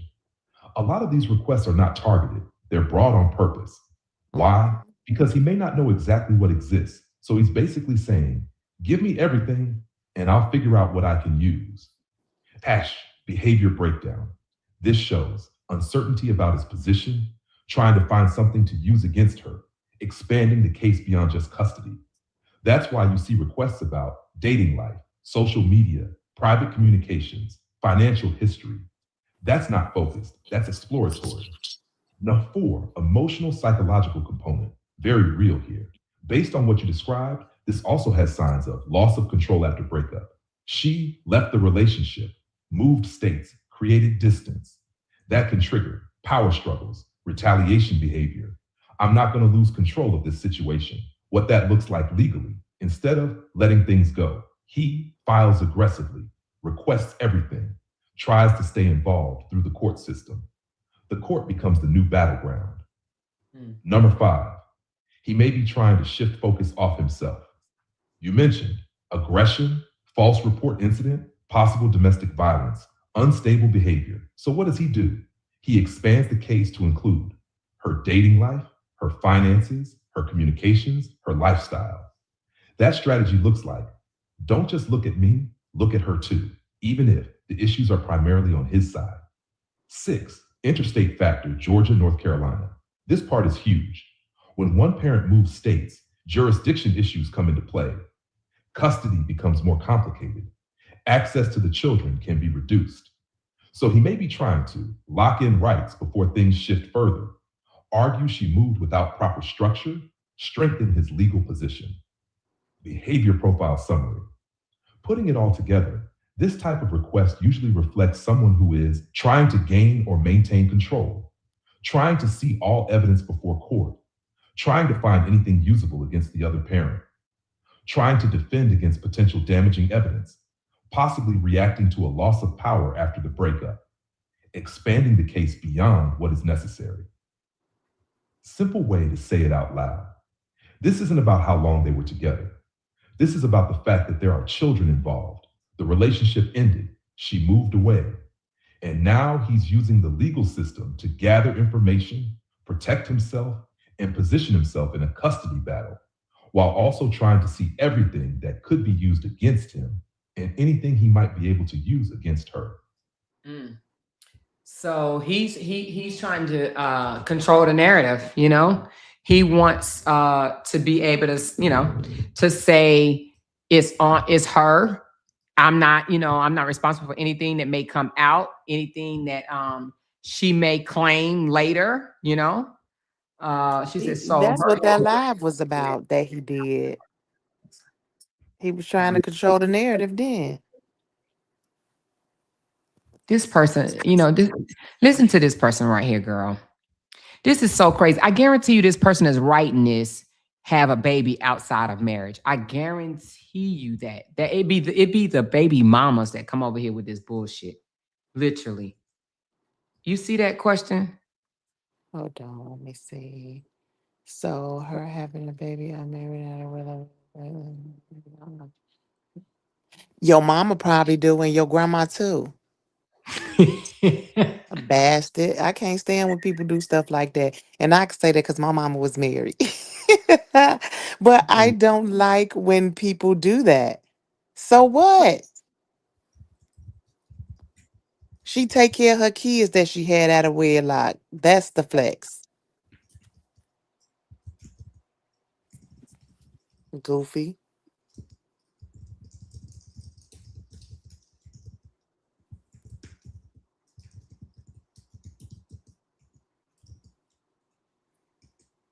Also, I just put in the thing that Shay posted, and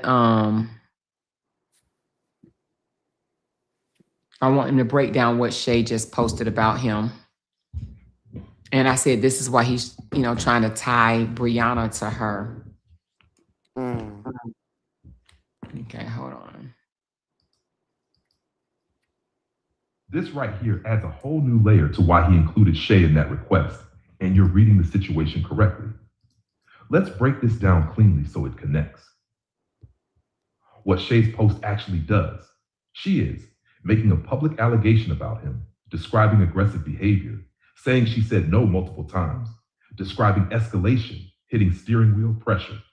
So now there is a second woman describing aggressive behavior, a pattern type narrative starting to form publicly. Why this matters in his case. Even though Briana has nothing to do with this situation directly, this post creates a risk for him in court because it can suggest a pattern of aggression, control issues, behavior with women that could raise concerns, especially when you already mentioned wall punching, aggression in the home, domestic violence allegations, false police report behavior. Now, it's not just one situation anymore. It starts to look like repeated behavior. Yeah. So, why is he trying to tie Shay to Briana? Because if he can connect them, he can change the narrative from multiple women independently speaking out to these women are working together against me. That's the strategy. If he successfully links Shay to Briana, he can argue Briana influenced Shay. Briana encouraged Shay.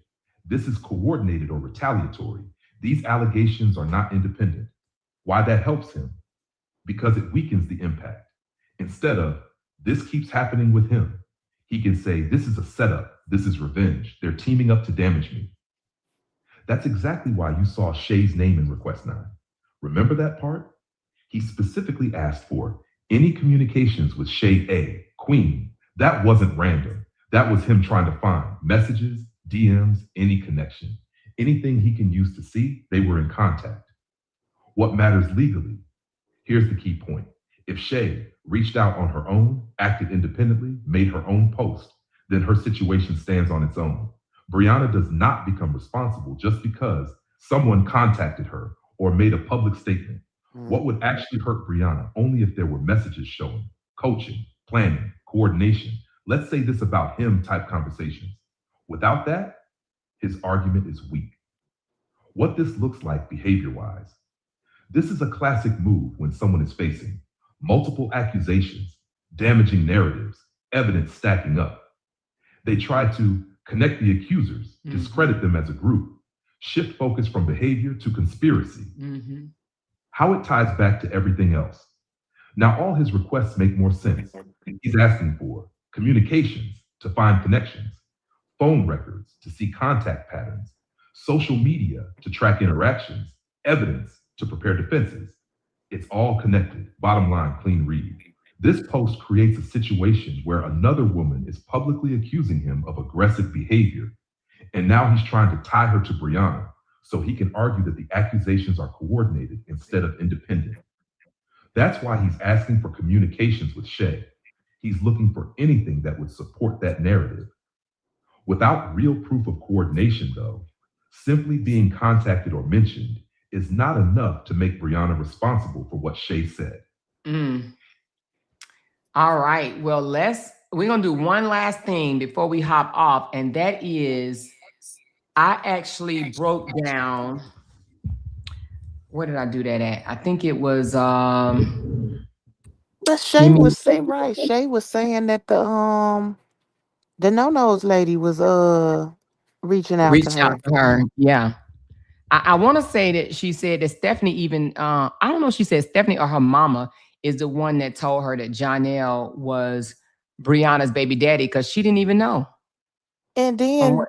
the no nose lady even got no, was it Shay? One of them is video of audio of them communicating. And also I have another question.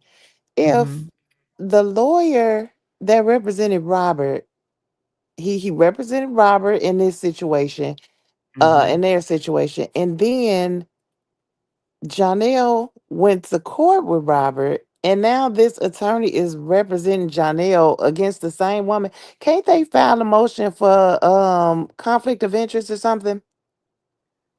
You know what? And to be honest with you, I actually think that I wrote that up. Because that Hold just on one don't second. seem right. I actually think that that's hold on one second. Give me a second. Let me put this over in here right quick. Okay, hold on. Because they was Robert was he was interested in her finances and all of that stuff. It's like they're trying to find out the same thing. So if this particular lawyer knows certain information regarding, you know what I'm saying, the Mhm, opposing counsel, like that does just seem like a conflict of interest to me. mhm. All right, hold on, because I put something in yesterday, and I just want to make sure I put the right thing in there.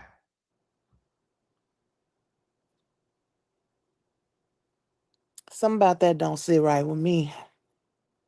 I would at least, if I was her, or have her attorney, like at least ask or file some type of motion for that, because no. And the courts might not even know that they're closely related to that. I mean, these niggas is tagging each other on Facebook. I mean, what kind of dummies really sitting up here telling on themselves? Right, I'm gonna put that in there right quick. Hold on. So let's go a little further.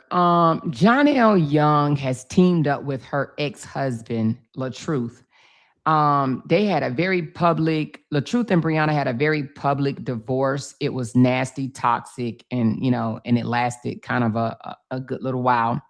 However, Jonnell was with Briana at the time the divorce was taking place. They were dating. They had just met and were dating while she was going through a divorce.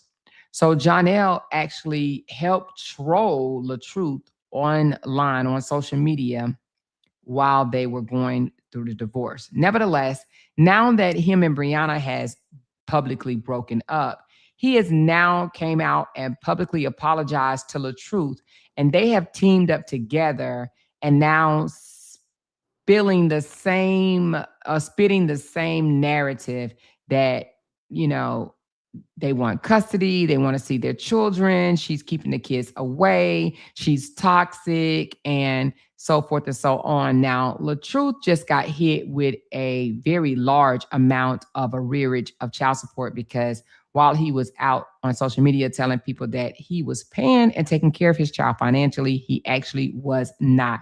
So 10K plus in arrearage in child support, and Johnell was actually going to testify in the child support case. And the judge was like, no, this don't have anything to do with you. Nevertheless, now Johnell has went out and obtained the exact same lawyer as LaTruth. And they are actually both on social media tagging each other, doing dance offs, and basically letting everybody know that they are cool. And now they have the same supporters. Um, I'm going to go off on a limb and say that I feel like this is a coordinated effort of the two men to try to paint a picture of Brianna. But I want you to give me your true observation of what you think it is. Don't base it on my thoughts and opinions. Thank you. All right, hold on.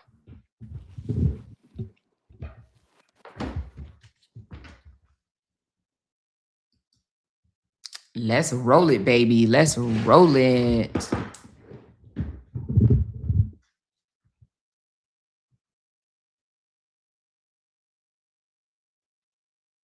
It's still writing it out, baby. It's still writing it out. And see, Tammy, I see, I'm reading the comments and I see Tammy asks, wouldn't the lawyer know it's a conflict or he just get his money? Maybe I'm wondering, I don't know. I don't know. And that could be an issue too. Because if the lawyer does know that that's a conflict, they can file a complaint with the State Bar of Georgia because it's a code of ethics with attorneys. Mm. Well, let's listen to what ChatGPT says right quick. Huh? I'm going to give you a grounded, reality-based read, not just what it looks like on the surface or what either side is saying. What you're seeing, three layers happening at once. This situation isn't just one thing, it's a mix of one, legal strategy, two, reputation management, three, personal emotional dynamics spilling into public. No one, the legal reality, most important. Two different men, two separate relationships, same woman, both now in conflict with her, both with children involved. That creates a situation where each man has independent legal interests. Each wants access to their child, control over narrative, protection from allegations.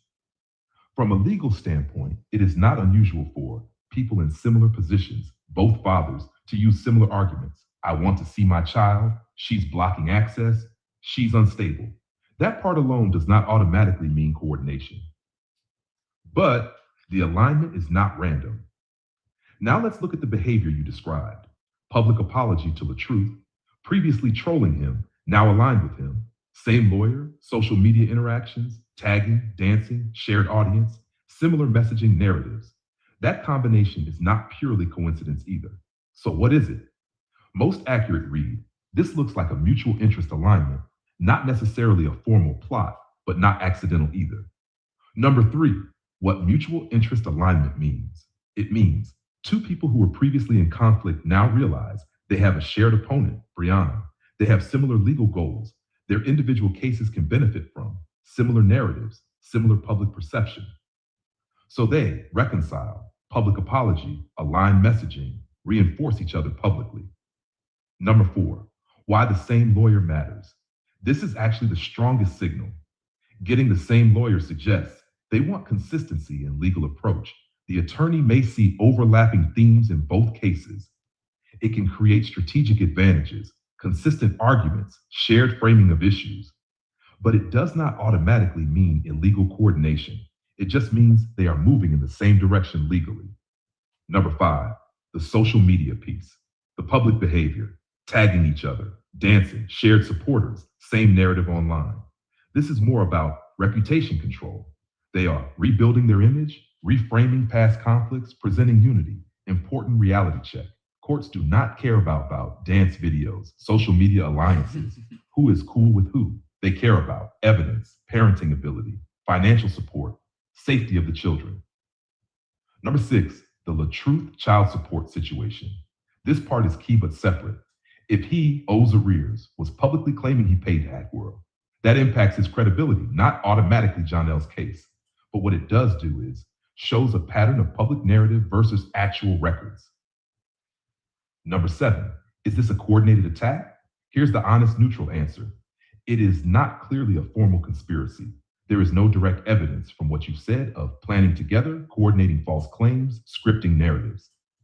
But it does show strategic alignment, meaning they benefit from reinforcing each other.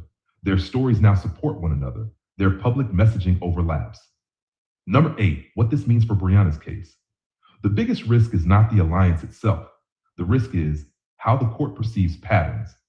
If two men are saying, she's difficult, she blocks access, there's conflict, the court may look at, is there a pattern or is this situational? Nine, what matters more than anything?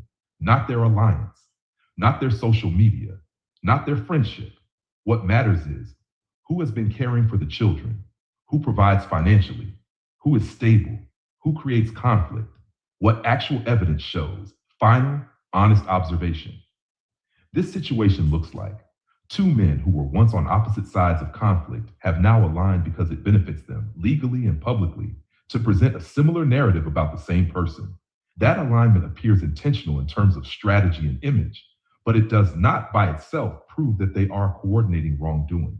It does, however, show that they are aware their positions overlap and are choosing to reinforce each other rather than remain independent.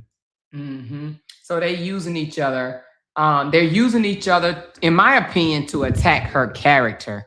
That's what I see. The truth wasn't able or successful, should I say, in trying to bring her down or beat her up legally or whatever. We stepped in and helped with legal fees because I believe that's what he was trying to drain her pockets with legal fees. Motion after motion, contempt after contempt, and he was unsuccessful because he saw that Brees Reporter stepped Wasn't up. the truth asking about her finances during their situation? Wasn't he Yeah, concerned he with her? did. So He do me a asked. favor. Ask chat if the ex-husband was asking about the finances and now the ex-boyfriend is asking about finances with the same attorney in the state of Georgia, is that considered a conflict of interest? Okay. Okay, so the truth just finished up a child support modification case like maybe a month or so ago where finances was asked through the same attorney. Okay. So now Jonnell court date is May 28th with the same attorney. One, why or would she be required to produce anything other than what's already been submitted to this same attorney as far as her finances? And why would this attorney allow Johnell, the non-married guy, why would he allow Johnell to get more recovery than discovery? I'm sorry, than the truth, which was the married guy. And is this a conflict of interest that they both are asking for her financial records? And this is all dealing with child support. And neither one of them at the time were paying child support. The truth was behind in child support, whereas Johnell has never paid any child support. Number one, does she have to produce more financial records now? Short answer, yes, potentially. Even if she already gave financial records in Latruth's case, this is a separate legal case. That means each case has its own discovery process. Each party, Johnell versus Latruth, has the right to request documents. Prior production does not automatically carry over. However, important nuance, she is not starting from scratch either. If she already produced tax returns, bank records, income documents, her attorney can reuse those documents, reference prior production, avoid duplicating unnecessary work. What she does not have to do, she does not have to keep producing the same documents over and over unnecessarily, produce documents that are irrelevant, comply with overly broad or invasive requests without objection. Number two, why does it seem like Johnell is asking for more than Latruth did? This is a really good question. Here's the truth. It's not about who was married versus not married. It's about what type of case is being filed now. Latruth's case, child support modification. Focus equals income, expenses, support. Johnell's case likely includes legitimation, custody, visitation, child support. That opens the door to much broader discovery. That's why you're seeing lifestyle requests, communications, social media, relationships, parenting evidence, because custody cases allow a much wider scope than just money. Number three, why would the same attorney allow this? Because the attorney's duty is to advocate for his current client, not be fair between situations, keep discovery equal between cases. What the attorney is doing, he is using a broad discovery strategy, trying to gather as much information as possible, building leverage. That's standard litigation behavior. Number four, is this a conflict of interest? Short answer, not automatically. For it to be a conflict, there would need to be the attorney representing both sides at the same time, or using confidential info improperly, or the client's interests directly clashing in the same case. In this situation, the attorney represented the truth before, now represents Johnell. That is usually allowed as long as Briana was never his client. He is not using confidential info obtained improperly. Important point. The attorney is allowed to use knowledge of the situation, understand her financial patterns, structure requests based on prior experience, That's strategy, not automatically a conflict. Number 5, the child support issue. Very important. You said LaTruth owes arrears 10K plus. Jonnell has never paid support. This matters, but not the way people think. The court will not say, you didn't pay support, so you can't file. That's not how it works, but it does impact credibility and outcomes. For example, a father asking for custody while not supporting financially can be questioned. A father owing arrears weakens his position. A father who has never contributed raises serious concerns. In plain terms, they can ask for custody, but the court will absolutely look at, you want rights, but where have your responsibilities been? Right. Number 6, why both men asking for finances matters. This is the key connection you're seeing. Even though they are separate cases, they are both trying to evaluate her income, assess child support, position themselves financially. But here's the flip side. If she has been paying for everything, has proof of no support, that strengthens her position. Number 7, what happens next, realistically? Going into May 28th, expect discovery disputes, what she has to turn over versus not, arguments about custody and visitation, financial disclosures from both sides, possible temporary orders. Bottom line, clean read. Even though she already provided financial records in a prior case, this is a separate legal matter, so she may still be required to produce documents again, though her attorney can reuse and limit what's already been provided. The reason Jonnell's requests seem broader is because his case likely involves custody, not just child support, which allows for much wider discovery. The fact that both men are using the same attorney is not automatically a conflict of interest, as long as that attorney never represented her. And while both men can request financial information, their lack of financial support can still be used to challenge their credibility and position in court. Yeah. So both of them, haven't been providing financially, and they actually think that that's going to make them look good. That's not going to make them look good. Them not paying anything toward the children makes them look bad. Yeah. They ain't winning shit. You don't even financially provide, but you want court custody. She said, ask his Yeah. baby daddies hire same lawyer for child support against shared baby mama. But I don't know. Let me look at his. I don't think that that's what he. I don't think that's what he filed. I think that his is just. If I'm Don't not he have mistaken, to? How is he going this far without even legitimizing himself? that's what I think his case is actually about. So I'm actually Then that shocked. makes all of this even more ridiculous. Yeah, because I don't think that his case is about custody. But let me see. Because did I miss something? Hold on. I don't think that. So he's not even asking for custody right now.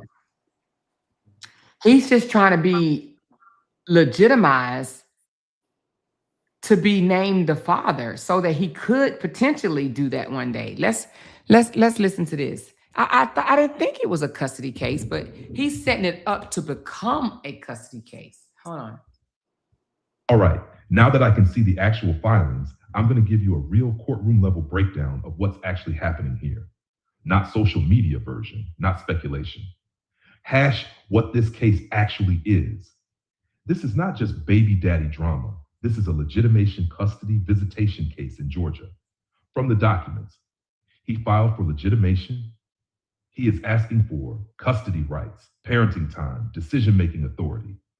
Why everything changed? This is the turning point. When a father files legitimation in Georgia, he is saying, open quote, recognize me legally as the father with full rights, close quote. Once that happens, he gains the right to ask for custody, ask for visitation, ask for decision-making power, request discovery, all those documents. What his motion tells us, very important, from his motion for temporary parenting time, he is claiming there was a frequent communication breakdown. He participated in caregiving. He had a meaningful relationship. He tried to resolve things, but she didn't respond. He needs court intervention to see his children. Translation, real talk. He is building the argument that she is blocking me, so the court needs to step in.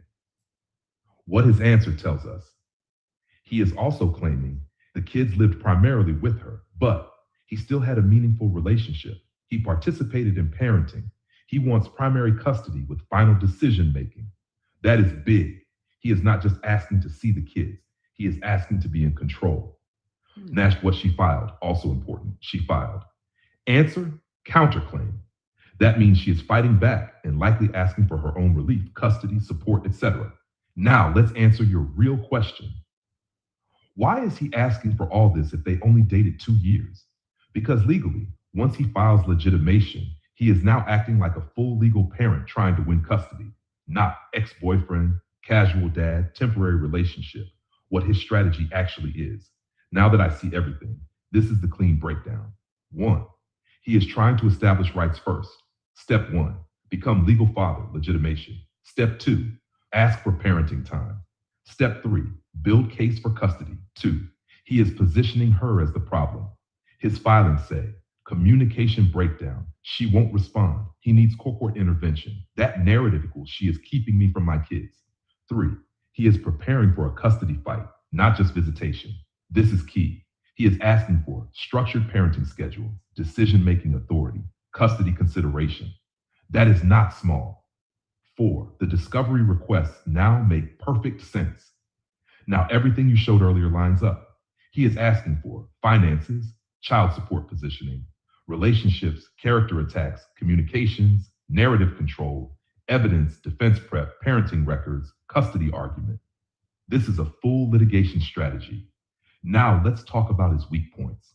Based on 1, no financial support. This is huge. Even though it doesn't stop him from filing, it does impact credibility, custody weight, support orders. Mark 2, false police report incident. That is a credibility bomb, shows manipulation, shows poor judgment. Judges do not like that. 3, behavior, aggression, instability, if proven. Wall punching, yelling at kids, DV evidence. This directly affects custody decisions. Her weak point, and it's real. We cannot ignore this. Her arrest for criminal trespass. That will be used to say she escalates conflict. She shows instability. She enters his home uninvited. The court's view, this is the truth. The judge is not picking who is right online, who looks better publicly. The judge is asking which parent creates the most stable environment for these children. The interlocutory hearing, May 28th. This is not final trial. This is temporary orders hearing. The judge may decide temporary custody, temporary visitation, temporary communication rules. What could happen next? Possibilities. 1, he gets visitation, possibly structured, possibly supervised, depending on evidence. 2, she keeps primary custody, likely if she's primary caregiver. 3, court sets communication rules through apps, through attorneys, to avoid conflict. 4, child support gets addressed. This is where his lack of support comes back hard. Final honest analysis. This is not about a 2-year relationship, who dated who teamed up with who. This is about a man stepping into court trying to become a legally recognized father and gain custody rights. Real bottom line, what you're seeing is a full custody case developing. Once he filed for legitimation, he gained the right to request information, seek parenting time, and even ask for custody. The discovery requests are broad because he is preparing for a full legal fight, not just trying to see the children. At the same time, his lack of financial support and past behavior can be used against him, while her arrest and the ongoing conflict can be used against her. The judge is going to focus on which parent provides the most stable, safe, and consistent environment for the children, not the history of their relationship or what is happening on social media. If you want. Okay. So I'm gonna put old girl comment in there. She told me to ask them this and that. She said, ask this question: 2 baby daddies hire same lawyer for child support case against shared baby mama. The answer is yes, it is legal for 2 baby fathers to have the same lawyer against the same mother, but it looks strategic and coordinated, even if it's not technically a legal conflict. Let's break this down clearly. Yes, it's allowed, A lawyer can represent Johnell in this case, LaTruth in a separate case, as long as their lawyers never represented Briana. The cases are separate matters. There is no direct conflict between the two men. While both men use the same lawyers, this is where it becomes strategic. Reason one, familiarity with Briana's situation. That lawyer already knows her financial, her histories, her patterns, her prior cases. That gives him a huge advantage. Reason two, same legal goals. Both men want access to their children, influence over the custody visitation to challenge her financially or legally. Same lawyer equal consistent strategies. Reason three, efficiency. The lawyers can reuse arguments, reuse structures, reuse knowledge. Does this mean that they are working together? Not automatically, but it does show alignment, share interest, and awareness of each other's situation. And it says, is this a conflict of interest? No, not in the legal sense. But here's the real issue. Even though it's legal, it can create a perception of stacking the deck, meaning two separate cases, same lawyer, same narrative, same target. It starts to feel like pressure from multiple angles. Does the court care about that? Well, not really. The court does not care that they share lawyers, that they are cool now, and that they do videos together. The courts only care about the children, evidence, stability, and parenting ability. All right. And basically, it says, yes, it's legal for two fathers to use the same attorney against the same mother in a separate cases, especially when both are dealing with custody or child support involving the same person. It's not considered a conflict of interest because the lawyers are not representing opposite sides. However, while it is legally allowed, it can create the appearance of a coordinated strategy, especially with both men are aligned publicly and using similar arguments. Even so, the court is not focused on who shares a lawyer. The court is focused on the evidence and what is in the best interest of the children. Okay, so it's the evidence. It doesn't matter what they do. As long as she has evidence to back up what it is that she's saying, I think she's good to go in that area. She said, hello, everyone. Amora, Bree did a live tonight addressing a lot of this. Okay, does she still have it up? I mean, I'm not going to go over her live tonight, but maybe one day. Maybe one day. But I wanted to ask something else. I can't remember what it was I was going to ask. But anyway, so right now, he doesn't even have a custody case open. Oh, I know what I was going to ask about the North Carolina. Okay. So I do have another question.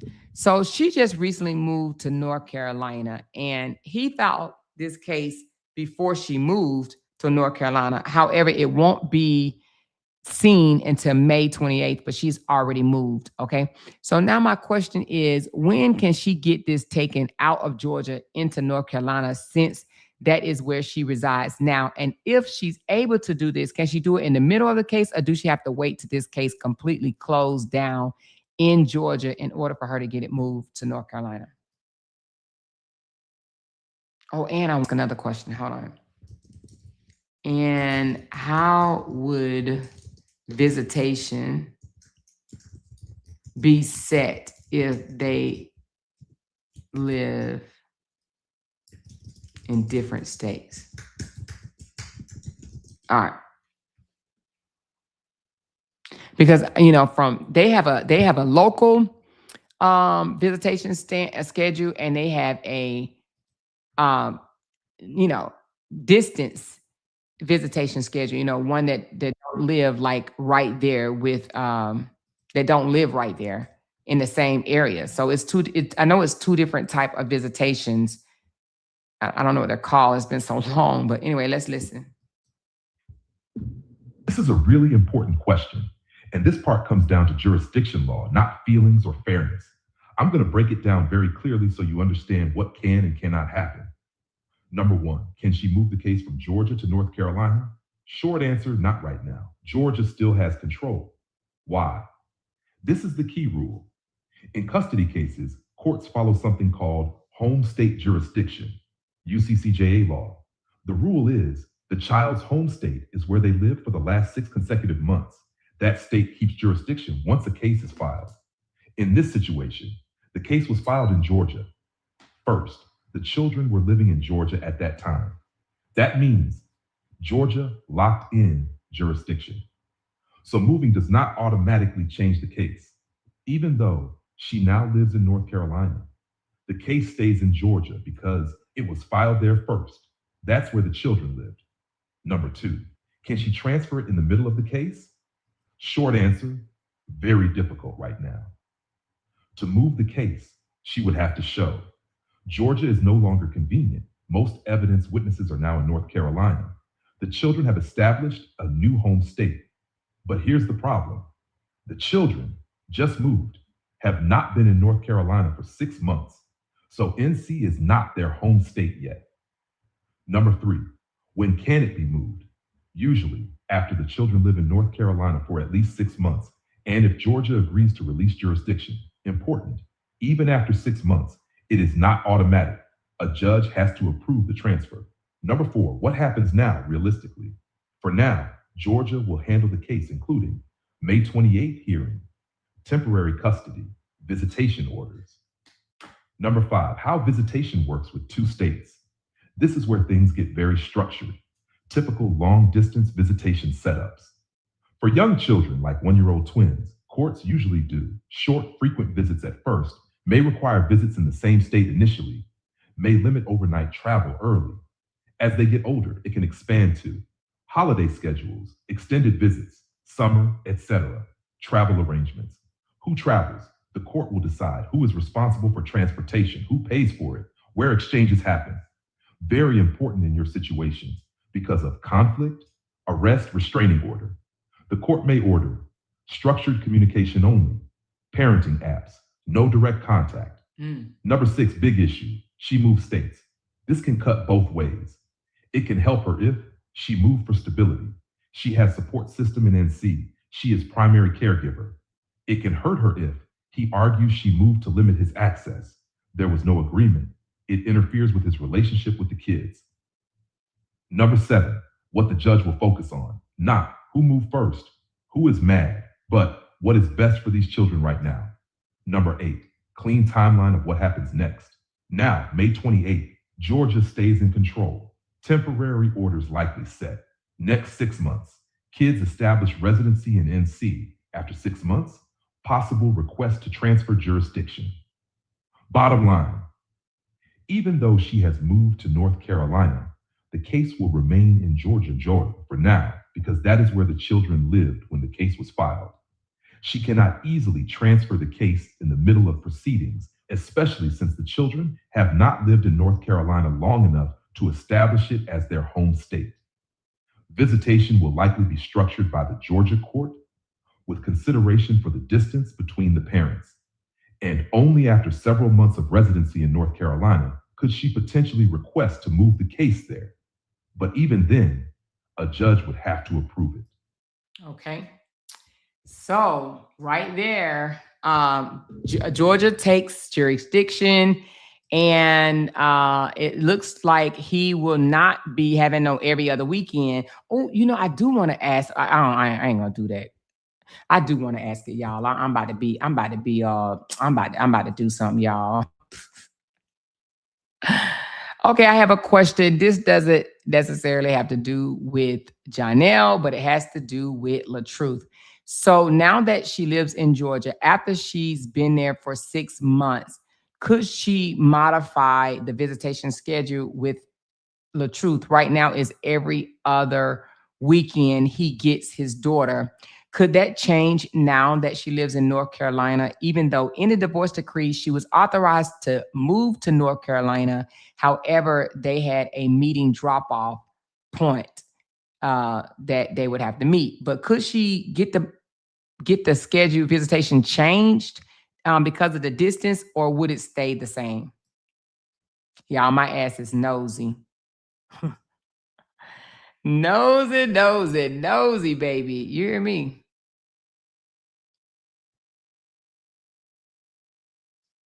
Okay, hold on. Come talk to me now. Come and talk to me. Hello.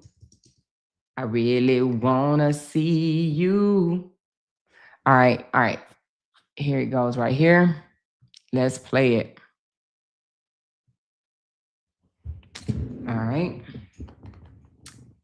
This is just me being nosy, y'all.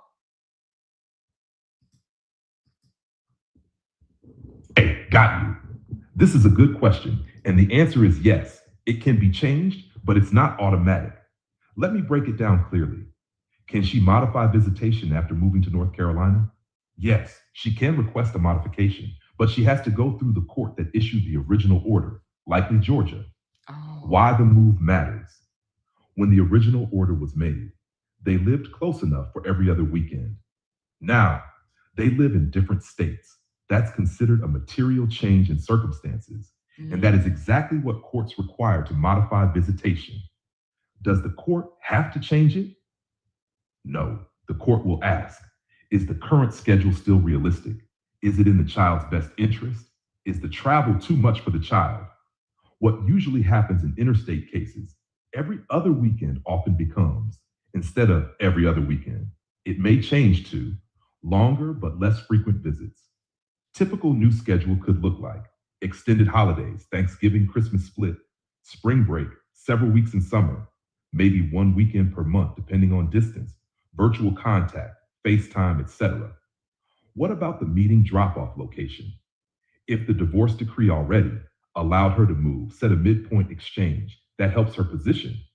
If the distance is now too far or unrealistic, she can ask the court to modify that too. What the judge will focus on. The court is going to balance the child's relationship with the father, travel burden on the child, school schedule as child gets older, cost and logistics. Important factor, who moved and why? This matters. You said she was authorized to move. That is very important in her favor because she didn't violate the order.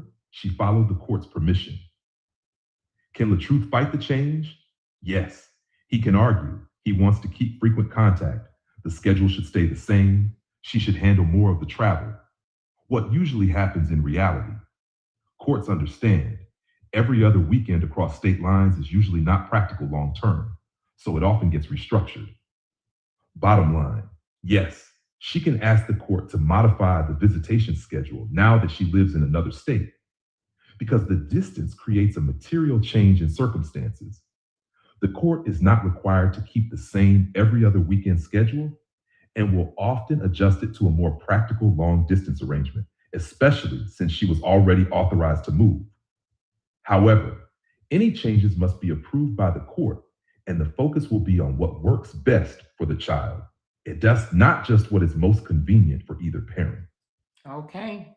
So anyway, my nosy ass just wanted to know that. So I mean, who knows? Who knows? Who knows? If the travel becomes too much, for the child, then it may have to be modified. But I know it, not right now, or whatever. She have to be there for at least 6 months to a year and whatnot to be able to do anything like that. But I mean, who knows? Who knows? Ooh, Mm. child.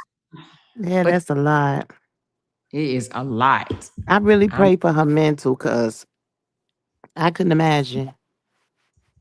It's crazy work, right? Yeah. I would I would not want to I would not want to have to deal with neither one of these jokers. Oh my God. Neither one of them. Both of them up there hollering the same ass shit, pretty And they're much the same. using each other. They're using each other. But like I said before, they know the truth about themselves. So they know that they're lying to each other, but they're using each other to get what they want. Like, it's stupid. Yep, yep, yep. Absolutely. They are using each other. They're using each other. But I think they are using each other because they think it strengthens their Mm hmm. Mm strengthens hmm. what they're saying about her. But I don't think that that's the case. It doesn't strengthen it. It just shows that both of y'all wasn't paying shit. She was carrying the motherfucking weight. Mm hmm. Bum ass jokers, you. But now all of a sudden you don't want to pay child support. So you want all her finances to prove that she is the bag. And that's funny Mm to me. hmm. They literally want to prove that she the bag while the supporters are saying she broke, she broke. She got to go home to her mom and daddy. Or excuse me, she got to go home to her daddy because she broke, she broke. But yet they won't. Show me where your money is coming from here. And I want the proof Mm of it hmm. here. I And need screaming she broke while she's the sole provider of 6 children. 6 children. Come on of now. 6 kids. Of Knock it six. off. And you already know, baby. Listen, I ain't even had 6 kids. I had 2 kids at one time. And hell, it was hard out there in them streets. You know Hell, what I I'm saying? got one, and you shit. She Six got kids. 6 of them And she things. can still feed them, clothe them, house them. Mm-hmm. Extracurricular. She just bought Carowin passes for all 6 kids Right. for the Their whole social year. life, everything she is providing. But folks want to scream she broke because folks want to count her pockets. And who counts pockets, Samora? Broke bomb ass bitches. I mean, people, bummy broke down mountain bomb people. Them the only ones that count people pockets. Yep. Right. This is, oh, child, I would not want to be in this Yeah, situation. me either. That's gotta be stressful. And I wouldn't if folks want to do what's in the best interest of the child, then why stress out the mother who takes care of the children? Right. Why do that? They can't provide for these children. And how, They I proven never, that by not even doing anything for them now. I'm gonna ask it. I'm gonna ask it something. Hold on. Let me ask my little boyfriend this. Hold on. Okay, so what's the likelihood of Jonnell or the truth winning custody of their children when she has 6 kids, okay?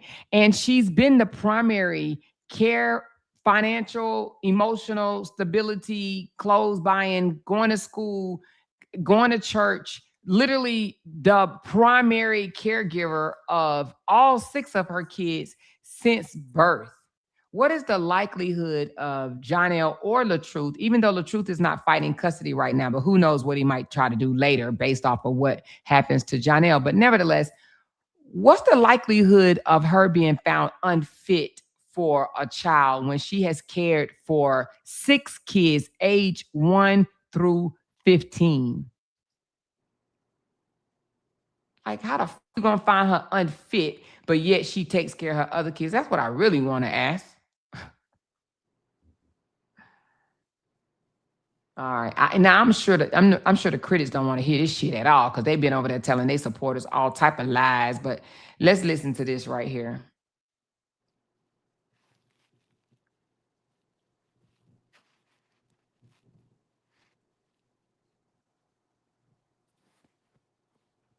Hold on. Okay, here we go. I'm going to answer this straight and grounded in how courts actually decide these cases. Short answer. The likelihood of either man getting full custody is low based on what you described, but it is not zero, and there are a few specific risks that matter. Number one, what courts actually look at. Judges don't care about how many kids she has by itself, social media narratives, who's louder online. They care about best interest of the child, which breaks down into who has been the primary caregiver, who provides stability, who meets daily needs, who creates a safe environment, who supports the child emotionally and financially. Number two, her strongest advantage, this is big. From what you said, she has been primary caregiver, financial provider, daily parent, school, clothes, routine, etc. Consistent since birth. That is the strongest factor in custody cases. Courts heavily favor continuity and stability. Number three, the fact she has 6 kids, this does not automatically hurt her. If anything, it can help her if all kids are cared for, no neglect issues, no CPS involvement, kids are stable and functioning. It shows she has a consistent parenting pattern. Number four, what would make a court find her unfit? This is important. Unfit is a high bar. It usually requires things like abuse, neglect, drug issues, severe instability, unsafe environment. Based on what you told me, that is not what we're seeing. Number five, her actual risks, being honest here. Even with all her strengths, these are the areas that matter. A, the arrest, criminal trespass. This is her biggest vulnerability. It can be used to argue poor judgment, escalation of conflict, emotional instability. B, ongoing conflict with fathers. If it looks like constant drama, blocking access, high conflict, the court may step in to control the situation. not take custody. C, domestic situations on both sides. If there is violence, toxic relationships, the court will look at overall environment. Number six, his likelihood. Based on what you said, he has no financial support history, questionable behavior, car incident, aggression, limited parenting track record that weakens him significantly. His realistic outcome. Some visitation, yes, likely. Joint custody, possible, but not guaranteed. Full custody, very unlikely. Number seven, the truth's likelihood if he tried later, if he owes arrears, hasn't been consistently supporting, that hurts him too. Even if he tried, he would still have to overcome her primary caregiver status, stability factor. Number eight, what courts almost never do in this situation. They almost never take custody from a stable primary mother and give it fully to Mhm. a father with less involvement, unless serious safety concerns exist. Number nine, what is most likely outcome? Based on everything, for Jonnell, she keeps primary custody. He gets structured visitation. Court sets rules to reduce conflict. Child support gets addressed. For the truth, if anything changes later, modification of visitation, possible support enforcement, not likely full custody. Number 10, the real question the judge is asking, not is she perfect, but are these children safe, stable, and properly cared for?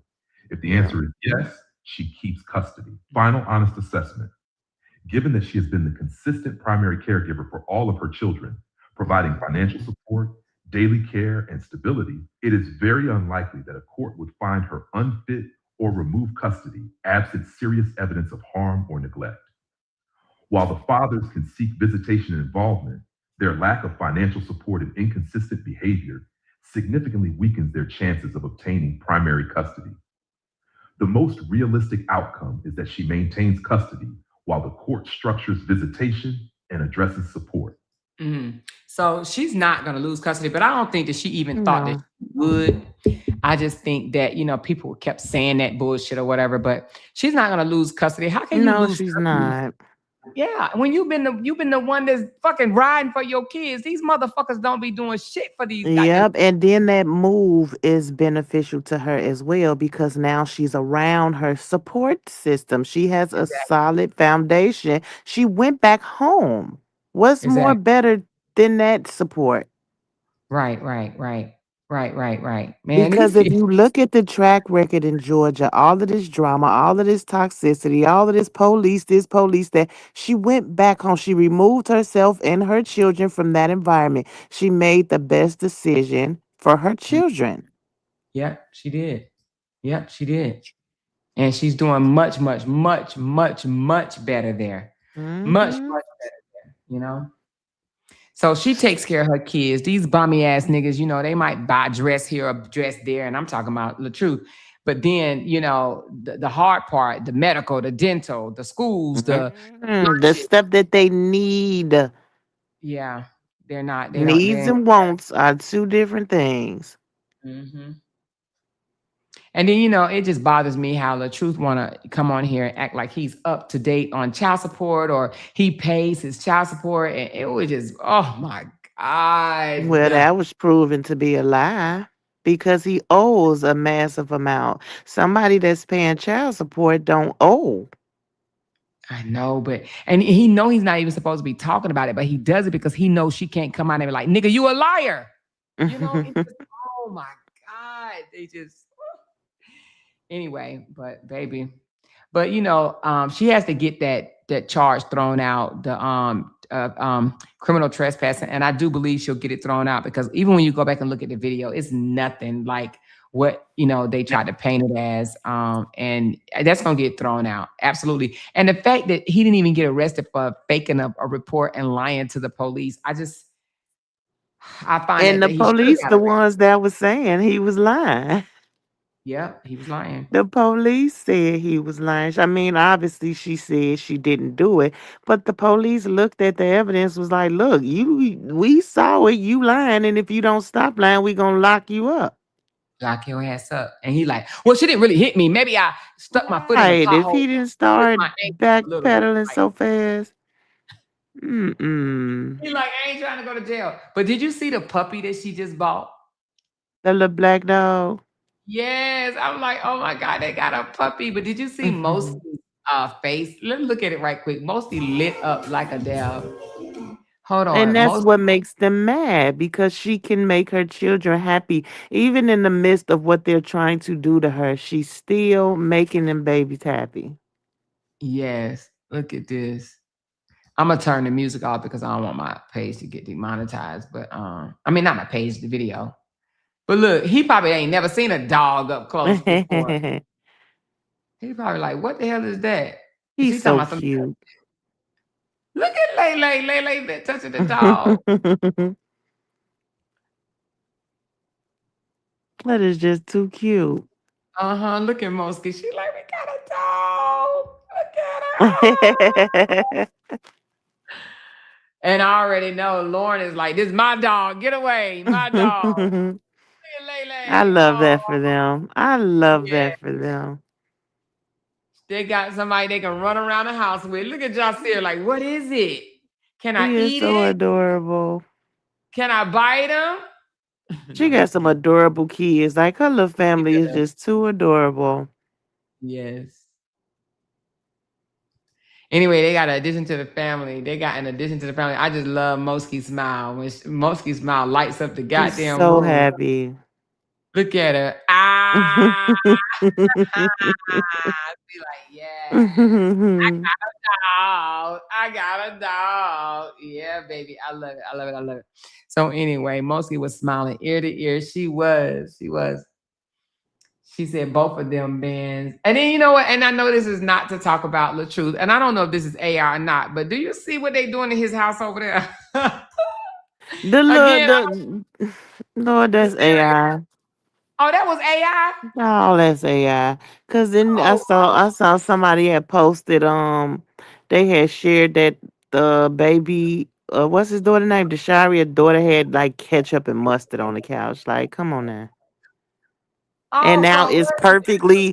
perfectly uniform Cheerios or whatever the cereal is I did now. see they was all perfectly uniform. Okay, I'm glad you said that because I was like, God damn, they spilled out like that. Hmm. Okay, so that shit is AI. Of course it is. Everything that man do is AI. Oh I my mean, that's God. I okay. didn't Get even your bread. I ain't mad at it. Do your thing. But I mean, it's fake. But you know how his supporters be. Oh my god, like they so. I saw somebody say something. Somebody said somebody was slower than a crock pot. And I like that. Them folks over there slower than a crock pot. what is he doing to his back? Is that AI too? I don't know what you looking at. I don't even want to put it on the screen. It looks so gross. Ugh. He said, this right here pulled years of tension out of my back. No pills, no guessing, just real relief. It's on his, it's 9 hours ago. I'm not going to put, ew, Nah. this got to be AI. That shit Hold looks on. disgusting. Like, What is it ew. on? You What see page that? is it on? Girl, he got it on the Robert Hampton page. Do I even hold on? Let me see. And he only I got might two comments on it. You know, people probably like, oh, you got to be a weirdo. hold on. I don't know. It might be AI, but it's disgusting. Oh my god. Okay, let me see. Oh, hell yeah, it's AI. You could tell they fucked up his hand. This is Hold AI like a on. motherfucker. And he ain't even see that Oh, they when messed they up. do that, when they Oh no, suck no, the no. That's not his hand. That's his ear. I thought that was a fucking extra finger. That's his ear. So I don't know if it's AI or not, but that looks disgusting as hell. when they Do you use them little suction hey, that might be real. That one might be real. what is that? It's like a therapy. I But is believe that if he would skin have in his back? yeah. I think Ugh. the way that I think that works, they put those things like the little plastic things or whatever on your back, and I want to say they light the top and it kind of sucks in the skin. It's supposed to be a relief. I mean, I'm figuring if it was AI, he would have cleaned his back up some. So, I don't know. You never know with this guy. You never know. Oh my God. I don't know what that is, but baby, all I got to say is it just looked weird as hell. Like, girl, like what the hell? It She said it's could be AI. AI. He AI everything. He AI's everything, but I don't know. That back looking a little rough, so I don't know. Well, Tizani said it's AI. I don't know, but anyway, It could be. It very much so could be. I guess he is the AI king, baby. Hey, it is. They say AI about to be they about to take over. You know what I'm saying? Like it's AI is really getting up out of it. Getting up here. But You know. I stay in the loop with all of the, especially on Facebook with the monetization stuff and whatnot. Uh-huh. But they're considering lowering payments for non because it's not real. Yeah, they already doing that. Like when I post an AI photo versus a real photo, the real photo Hmm. I get some coins So on. that The done AI already kicked in. is already kicked in. You get cents. Like you Yeah. may go further, but you end up with like 80 cent versus where you might get $20 on the real Mm-hmm. photo that Mm-hmm. goes out there. Yeah, so they already limited what you get on these AIs. That's So they probably are, why he posts so many. yeah, I guess 9 cent and 80 cent add up. He's like, by any means necessary, by any means necessary. Hey. Okay. I mean, he got two more mouths to feed now. He got to be a daddy and a grandpa. So Yeah, I wonder how that's working out. I mean, I'm assuming it's working fine. What do you think? I don't know. I mean, shit, I don't know. Yeah, I don't know But either. if it don't work, I'm sure we gonna hear about it. Yeah, you're right about that. You're right about Hmm. that. Somebody just gave me two people just gave super chats. Who was that? Octavia, thank you so much, sweetheart. I appreciate you. Thank you, thank you. I think you sent 2 times. I don't know if you meant to though. If you didn't, you could do a refund because I've done that before and I was like, oh shit, I sent twice. So thank you so much. I appreciate you, Octavia. But girl, we're gonna finish this rest tomorrow. But and I got a class to teach tomorrow. I'm gonna stay up tonight and do a video of my last class so that I can have that ready. And but yeah, I don't know if you heard that I'm about to start testing out TikTok. I I'm t- kind of what I tell you. I know you've been telling me, and T been Uh, telling me. So I kind of dibbled and dabbled yesterday, but I felt foreign. But I kind of know. I don't know what I'm doing, but I kind of know what I need to do at least to get some things unlocked. So I'm gonna be mhm. doing that as well. But I don't know how are things going for you over on TikTok. It's wonderful. I told you, I done sent you days apart what that monetization look like. Yeah, yeah, yours look really good. I'm proud of you for that as well. Yeah, I'm get not over gonna there and bend do it. your thing. You already Yeah, know your supporters we coming, so do your thing. yeah. Just get over there and post Just your get over there. content. Yeah, I need to. And I'm not going to abandon YouTube. I'm still going to be YouTube Now for the you can do your YouTube and post clips from your YouTube over on your TikTok. Easy peasy, two birds, one stone. Yeah, yeah, I just got to do it. So I'm going to do that. Yeah, you told me too. I could have been did it, but I'm always Mm-hmm. waiting. But I'm going to do it. But I'm excited uh that a lot of the noise has died down, at least coming from me, my end, the constant need to have to go back and forth with other creators and stuff like that. I don't even have the interest. I don't have the Yeah, we ain't interest. on that. Ain't nobody on that type of time. Folks is trying to Okay. grow.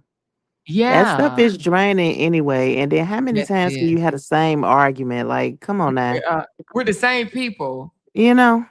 Uh-huh. Yeah. So I definitely understand. So I'm kind of glad that, the channel is moving in a good direction. I can see my numbers increasing. Yes, I I mean, love this. yeah, I feel like it's just way more peaceful. I mean, people are still talking shit, but I just think that like Justin and Jonnell and LaTruth, that narcissistic injury, I think that they will continue to do that as long as they feel like resentful or things didn't work out in their favor or whatnot. They're going to continue to do that, but you can't sweat.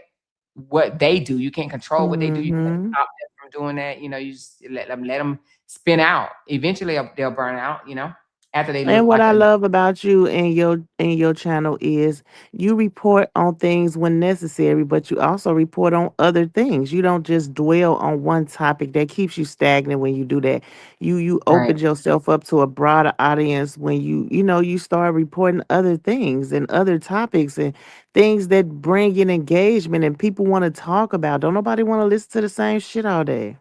Right, right. No, I agree because I have noticed my subscribers have been increasing, increasing, increasing, depending on like what new, commentary that I bring. I see myself Mhm. gaining more subscribers from just, changing topics. So Mhm. yeah, yeah. Yep.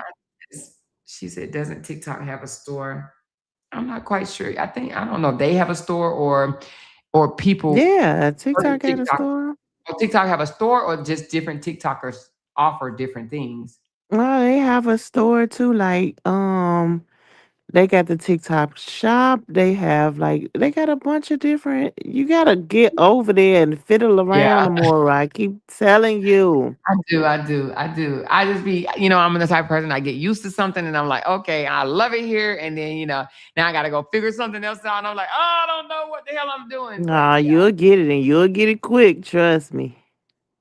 yeah. Alicia said you'll do great. You'll do well on TikTok or more. Yep. Thank you, Alicia. Well, y'all, we're gonna come back tomorrow. We're gonna break down these other 10 requests that Jonnell is asking for. I'm pretty sure by now he probably feel a mix of emotions. He probably felt, the critics like, oh yeah, Jonnell doing his big one. And then he probably come over here and listen to us and be like, damn, I did look like a goddamn fool trying to figure out who the hell she's screwing. So I'm Yeah, pretty that's sure he's probably wild. having mixed feelings while he still stalked Brianna's page. Bitter Because that's what he's ass. doing, stalking her page, figuring out what she got going on in her everyday life.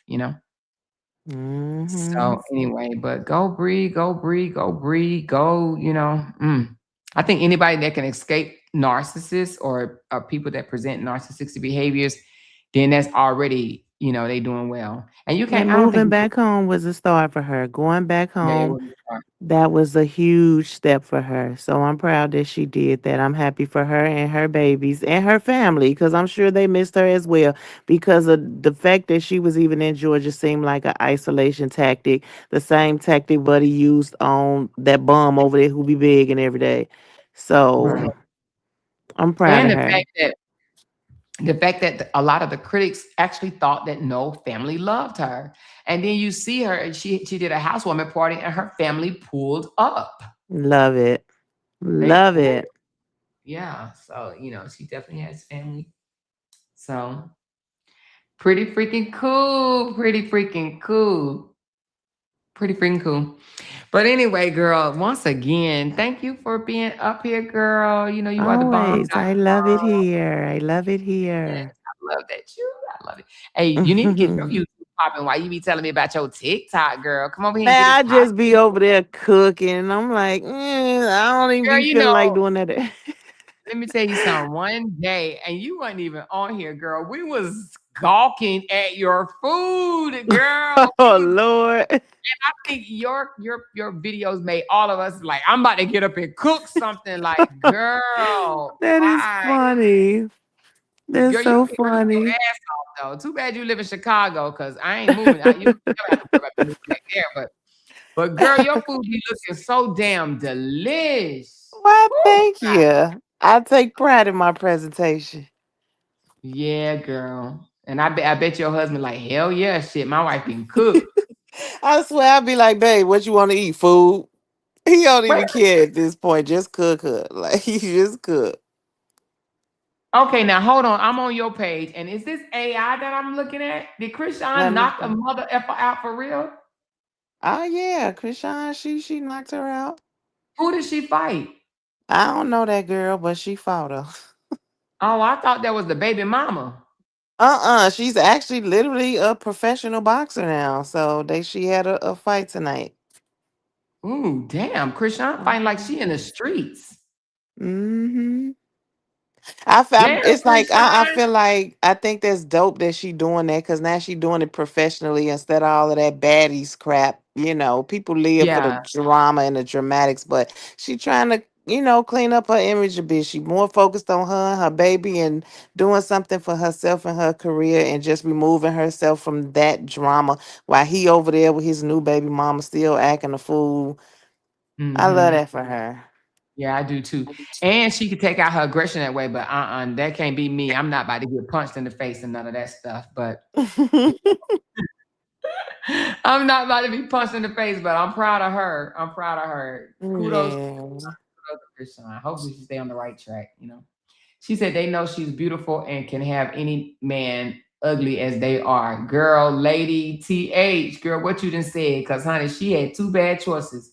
It's like Briana closed her eyes and said, any, many, miny, mo, Mm, with her last mm, two baby mm. daddies. Okay. She says they hate what they can't control. Yep, that's it. Christy good, Yep. just she would be a beast. Yep. Yeah, she said, we love you more. Thank you, Octavia. We love you too. I love y'all too. I do, I do, I do. I love that they keep me straight over here, girl. They be like, no more. Don't respond. No, no, don't respond. I love Ignore that. that. Exactly, exactly. Love it. Because before they be, eat her ass up or more. Eat her motherfucking ass up. But now But they be like like, I said, how uh. how long can you do that? You know what I'm saying? How long can you do Exactly. that? That is like draining, and ain't nobody got time for that. That's true. That's absolutely correct. So I love it. I love that they still pull up and be like, nope, nope, no, focus, focus, focus, Mhm. focus, bring it back, bring it back. And I'm like, yes, okay. Yes, I love it. I would any day I would pick you guys as supporters any day because y'all care about my channel growing instead of hearing the same old lame ass roast that repetitive over and over and over and over and over and over and over and over and over and over and over and over again. Diana said, Mhm. Camille, you know I love your food, girl. Thank you, She be teasing girl. us on purpose, though. She be doing her thing too. I love it. I love it. Maybe you The can come support back be one nice. day and let us know what's going on with Brene, the big girl that thought she was Lord gonna get have mercy away with. between her and this situation with Clarissa and Pat. That lady brought her crazy tail self in my comments. Which one, Carissa? Clarissa, yeah, I had to fry her corny ass too. Cause Somebody you don't did. get no special treatment. Uh-huh. Somebody actually told me that she would come into the comments and She cut up. do. She do. She do. And then Oh the stuff man. that she liked because of one of my friends be trolling. And he said she looked better and got way more money than Remy. And she loved it. She hearted it. She does that. So you don't she throw rocks and had her hands. See, I had a Instagram video that went viral. Her and Papoose blocked me, right? And I'm like, okay, good for you. But she blocked me, but you brought your corny ass over on my Facebook to get in my comments just for me to fry you over there. Cause don't Mm, block that she did that same crap that Robert did. Don't block me in one place and then come popping it somewhere else. My house is my house. Stay your ass out my house. right. I can't believe she came in here. I mean, damn, a celebrity. She's really a celebrity, and she That came in here. lady is there ain't nobody thinking about that lady. I don't care who she is or what she is. I'll fry her corny ass to you I'm out here just saying, why the hell loud. is she bothered by what the hell a blogger got to say? Like, girl, you bigger Child. than big. You know what I'm saying? This girl And worked I don't mirror. do nothing but make video. I use her words against her. I don't say anything. I don't say anything. I just put videos together of her running her damn mouth. She looks stupid herself. Yeah, I love doing that too. People do be looking stupid, then they Yeah, get you mad. did it to yourself. I just pointed it out. Why you mad at me? You said it. Right, right, right. Like, no, you're not supposed to put both of them up there because I sound like I'm contradicting myself. Right, like girl. And then as far as Brene, she got to the first to pay 40 grand. She better, yeah. Damn, that's a lot from a social media Nah, she influencer. make bread though. That's what I was gonna say. Did she still stuff in her mouth? Yeah, she do that from time to time too, but she always going shopping somewhere. And the lawyer told her, cut out all that unnecessary shopping, and your man needs to get a job ASAP because he bringing in like they reported that he bringing in $500 a month. Oh, and bad. I mean, well, I thought he had social media too. Man, that Negro is some type of personal trainer, but he getting bigger by the day, hips spreading like butter. Mm. Really? Oh my Hmm. goodness. So he getting as big as she is. He is. Oh, child. I'm talking them some childbearing hips, baby. Oh man. Well, did they move into a mansion or anything, or they still like living Nah, like? they got some type of townhouse or something, but she about to start losing assets and whatnot. Like she playing in the judge face, and the judge finally put his foot down. He said it's ridiculous that you got this man listed as your dependent and this is your husband. He needs to get a job. Yeah, but I'm surprised they didn't say social media was their job. She did. But she was trying to hide money. She was doing too much. And she But you was know playing why in he's people's doing face. that? Because see, the guy is taking him to court as well, though. That other guy. Yeah, what's the name? Devon, or Devin, I think his name. He Yeah, taking him to court. It's the same situation, and he got the but I, same representation. So but I think he might try to. I think he might try to say, "I don't make no money. How in the hell you gonna sue me? And I don't make yeah, no he money. I pro. only But make." that you done married this woman, and that this woman, y'all money, her money is your money. So at the end of the Right. day, Brene big ass, she taking a hit, Mm. and she gotta have that 40 grand by the May 1st. Hell, that's tomorrow, ain't it? Like in 4 days or whatever. How the hell you come Up up the with? street and around the corner. I hope she got it. You can sell some titties or something, girl. I'm sure that somebody will want I some of can't them. stand. Her boobs are humongous, baby. God I dang. can't. I mean, hell, I'm sure there's a market for it.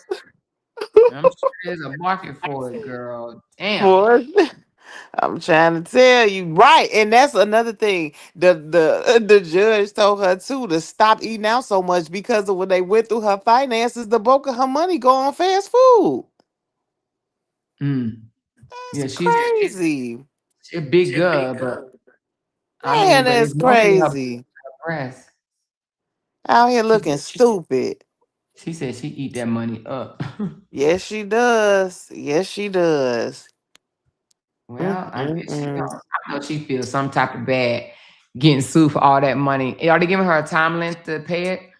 And it just imagine they gave her to the first to they gave her to May to come up with 40 grand, and they're going over her financials to come up with her monthly payment. And mind you, all of this time that she done spent money taking this into higher levels of court to dispute it, she's been accruing interest. She got to Mm, feel stupid. mm, You spent money to owe more money. mm-hmm. She tried to Stupid. overturn it. Yeah. Mhm. Stupid. And I'd have so just and been she ain't like, paid man, not let me a pay dime this toward lady. it. She ain't paid not a dime toward it yet. Nope. She wanted that man that bad that she was willing to pay for him while she was texting him in their house. I want to give you the moon, the stars. I want to give you the world. Literally, she was saying these things while she was in their home. And that lady was in you under that roof of the married folks. And you did that. You wanted him not pay for him. Man, I'm gonna tell you this. I would regret that relationship. I I would, can't see it lasting. I can't see it. yeah. It would be too much resentment there.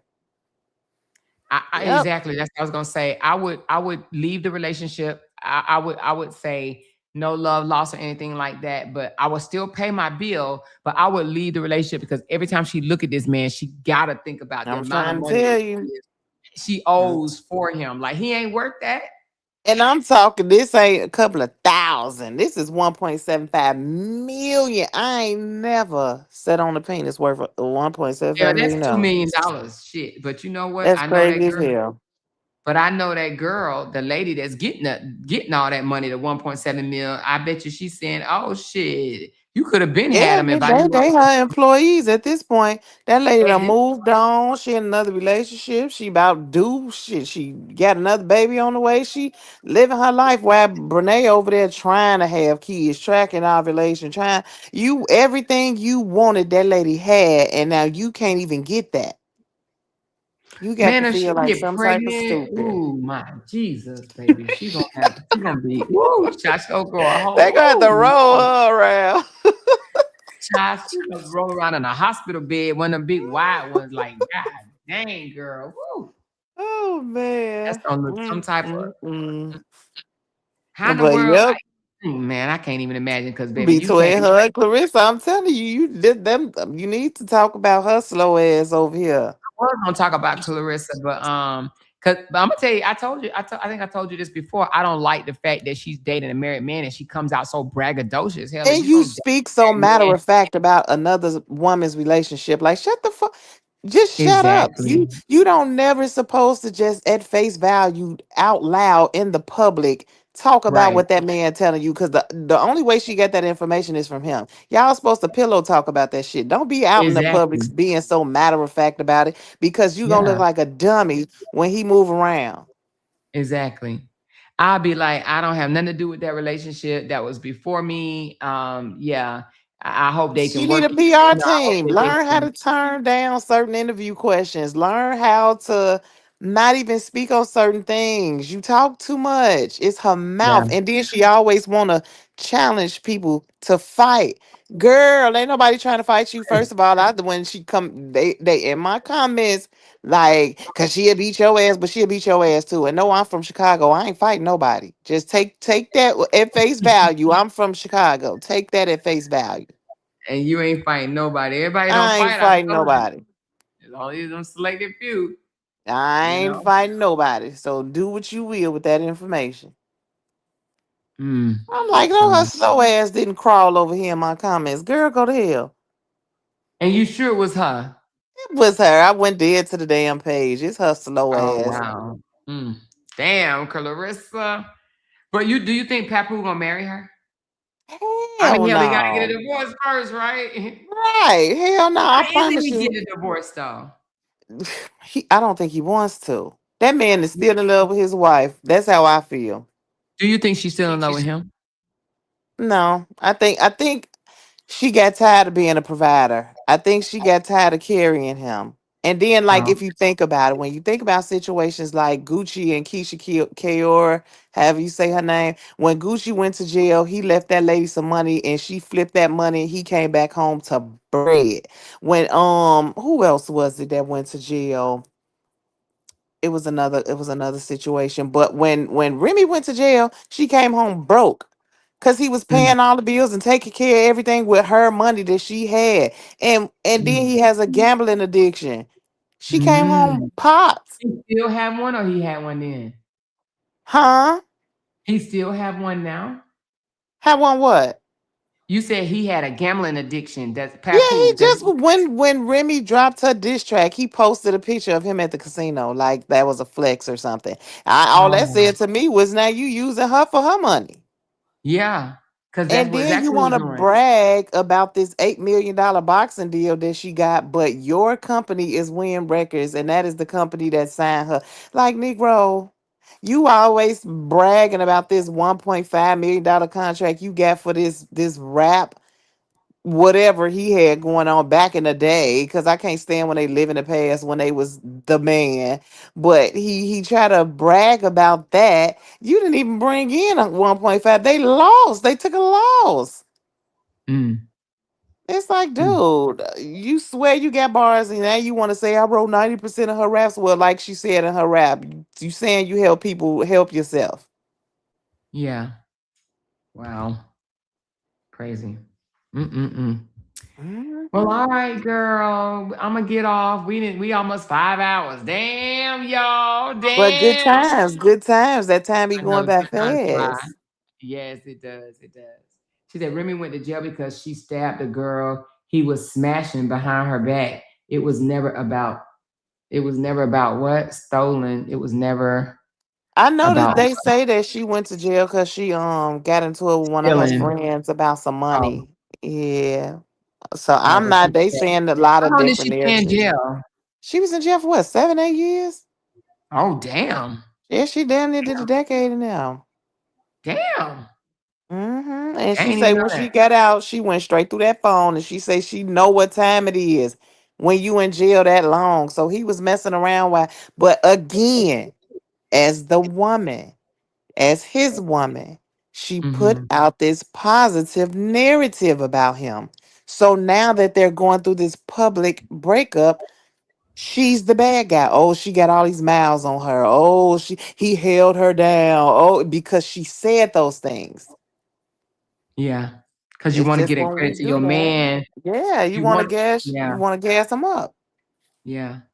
That's true. You Yeah. want to give it to him because you want to look. You make like, oh, I got a good man. I got a good man. Knowing all along you living in hell. Hmm. Oh, he ain't Yep. doing shit, ain't paying no bills and shit like that. You like, what the fuck? Yep. And even when Pap try to like shut Clarissa down when they doing interviews, boy, these bloggers and these podcasters and stuff, they be knowing exactly what they doing when they get her to go on these interviews by herself. Cause that girl be singing like a canary, making herself look so stupid. Yep, Mm. she's slow. But anyway, this has been fun. Yes, yes, yes, yes. Thank you, Camille. I appreciate All you, right. girl. I do. Anytime. Okay, honey girl. Well, we'll chat, baby. All right. Bye, y'all. Bye, girl. All right, everybody. Thank y'all for being here. Y'all have been a listen, consistent audience, honey. Y'all stayed almost the entire time. Most of y'all did anyway. So thank y'all for that. We'll come back tomorrow and finish the rest. It'll probably have to be I can't even give you a time. We're gonna have to just fit it in, okay? But just know I got y'all on the other 10.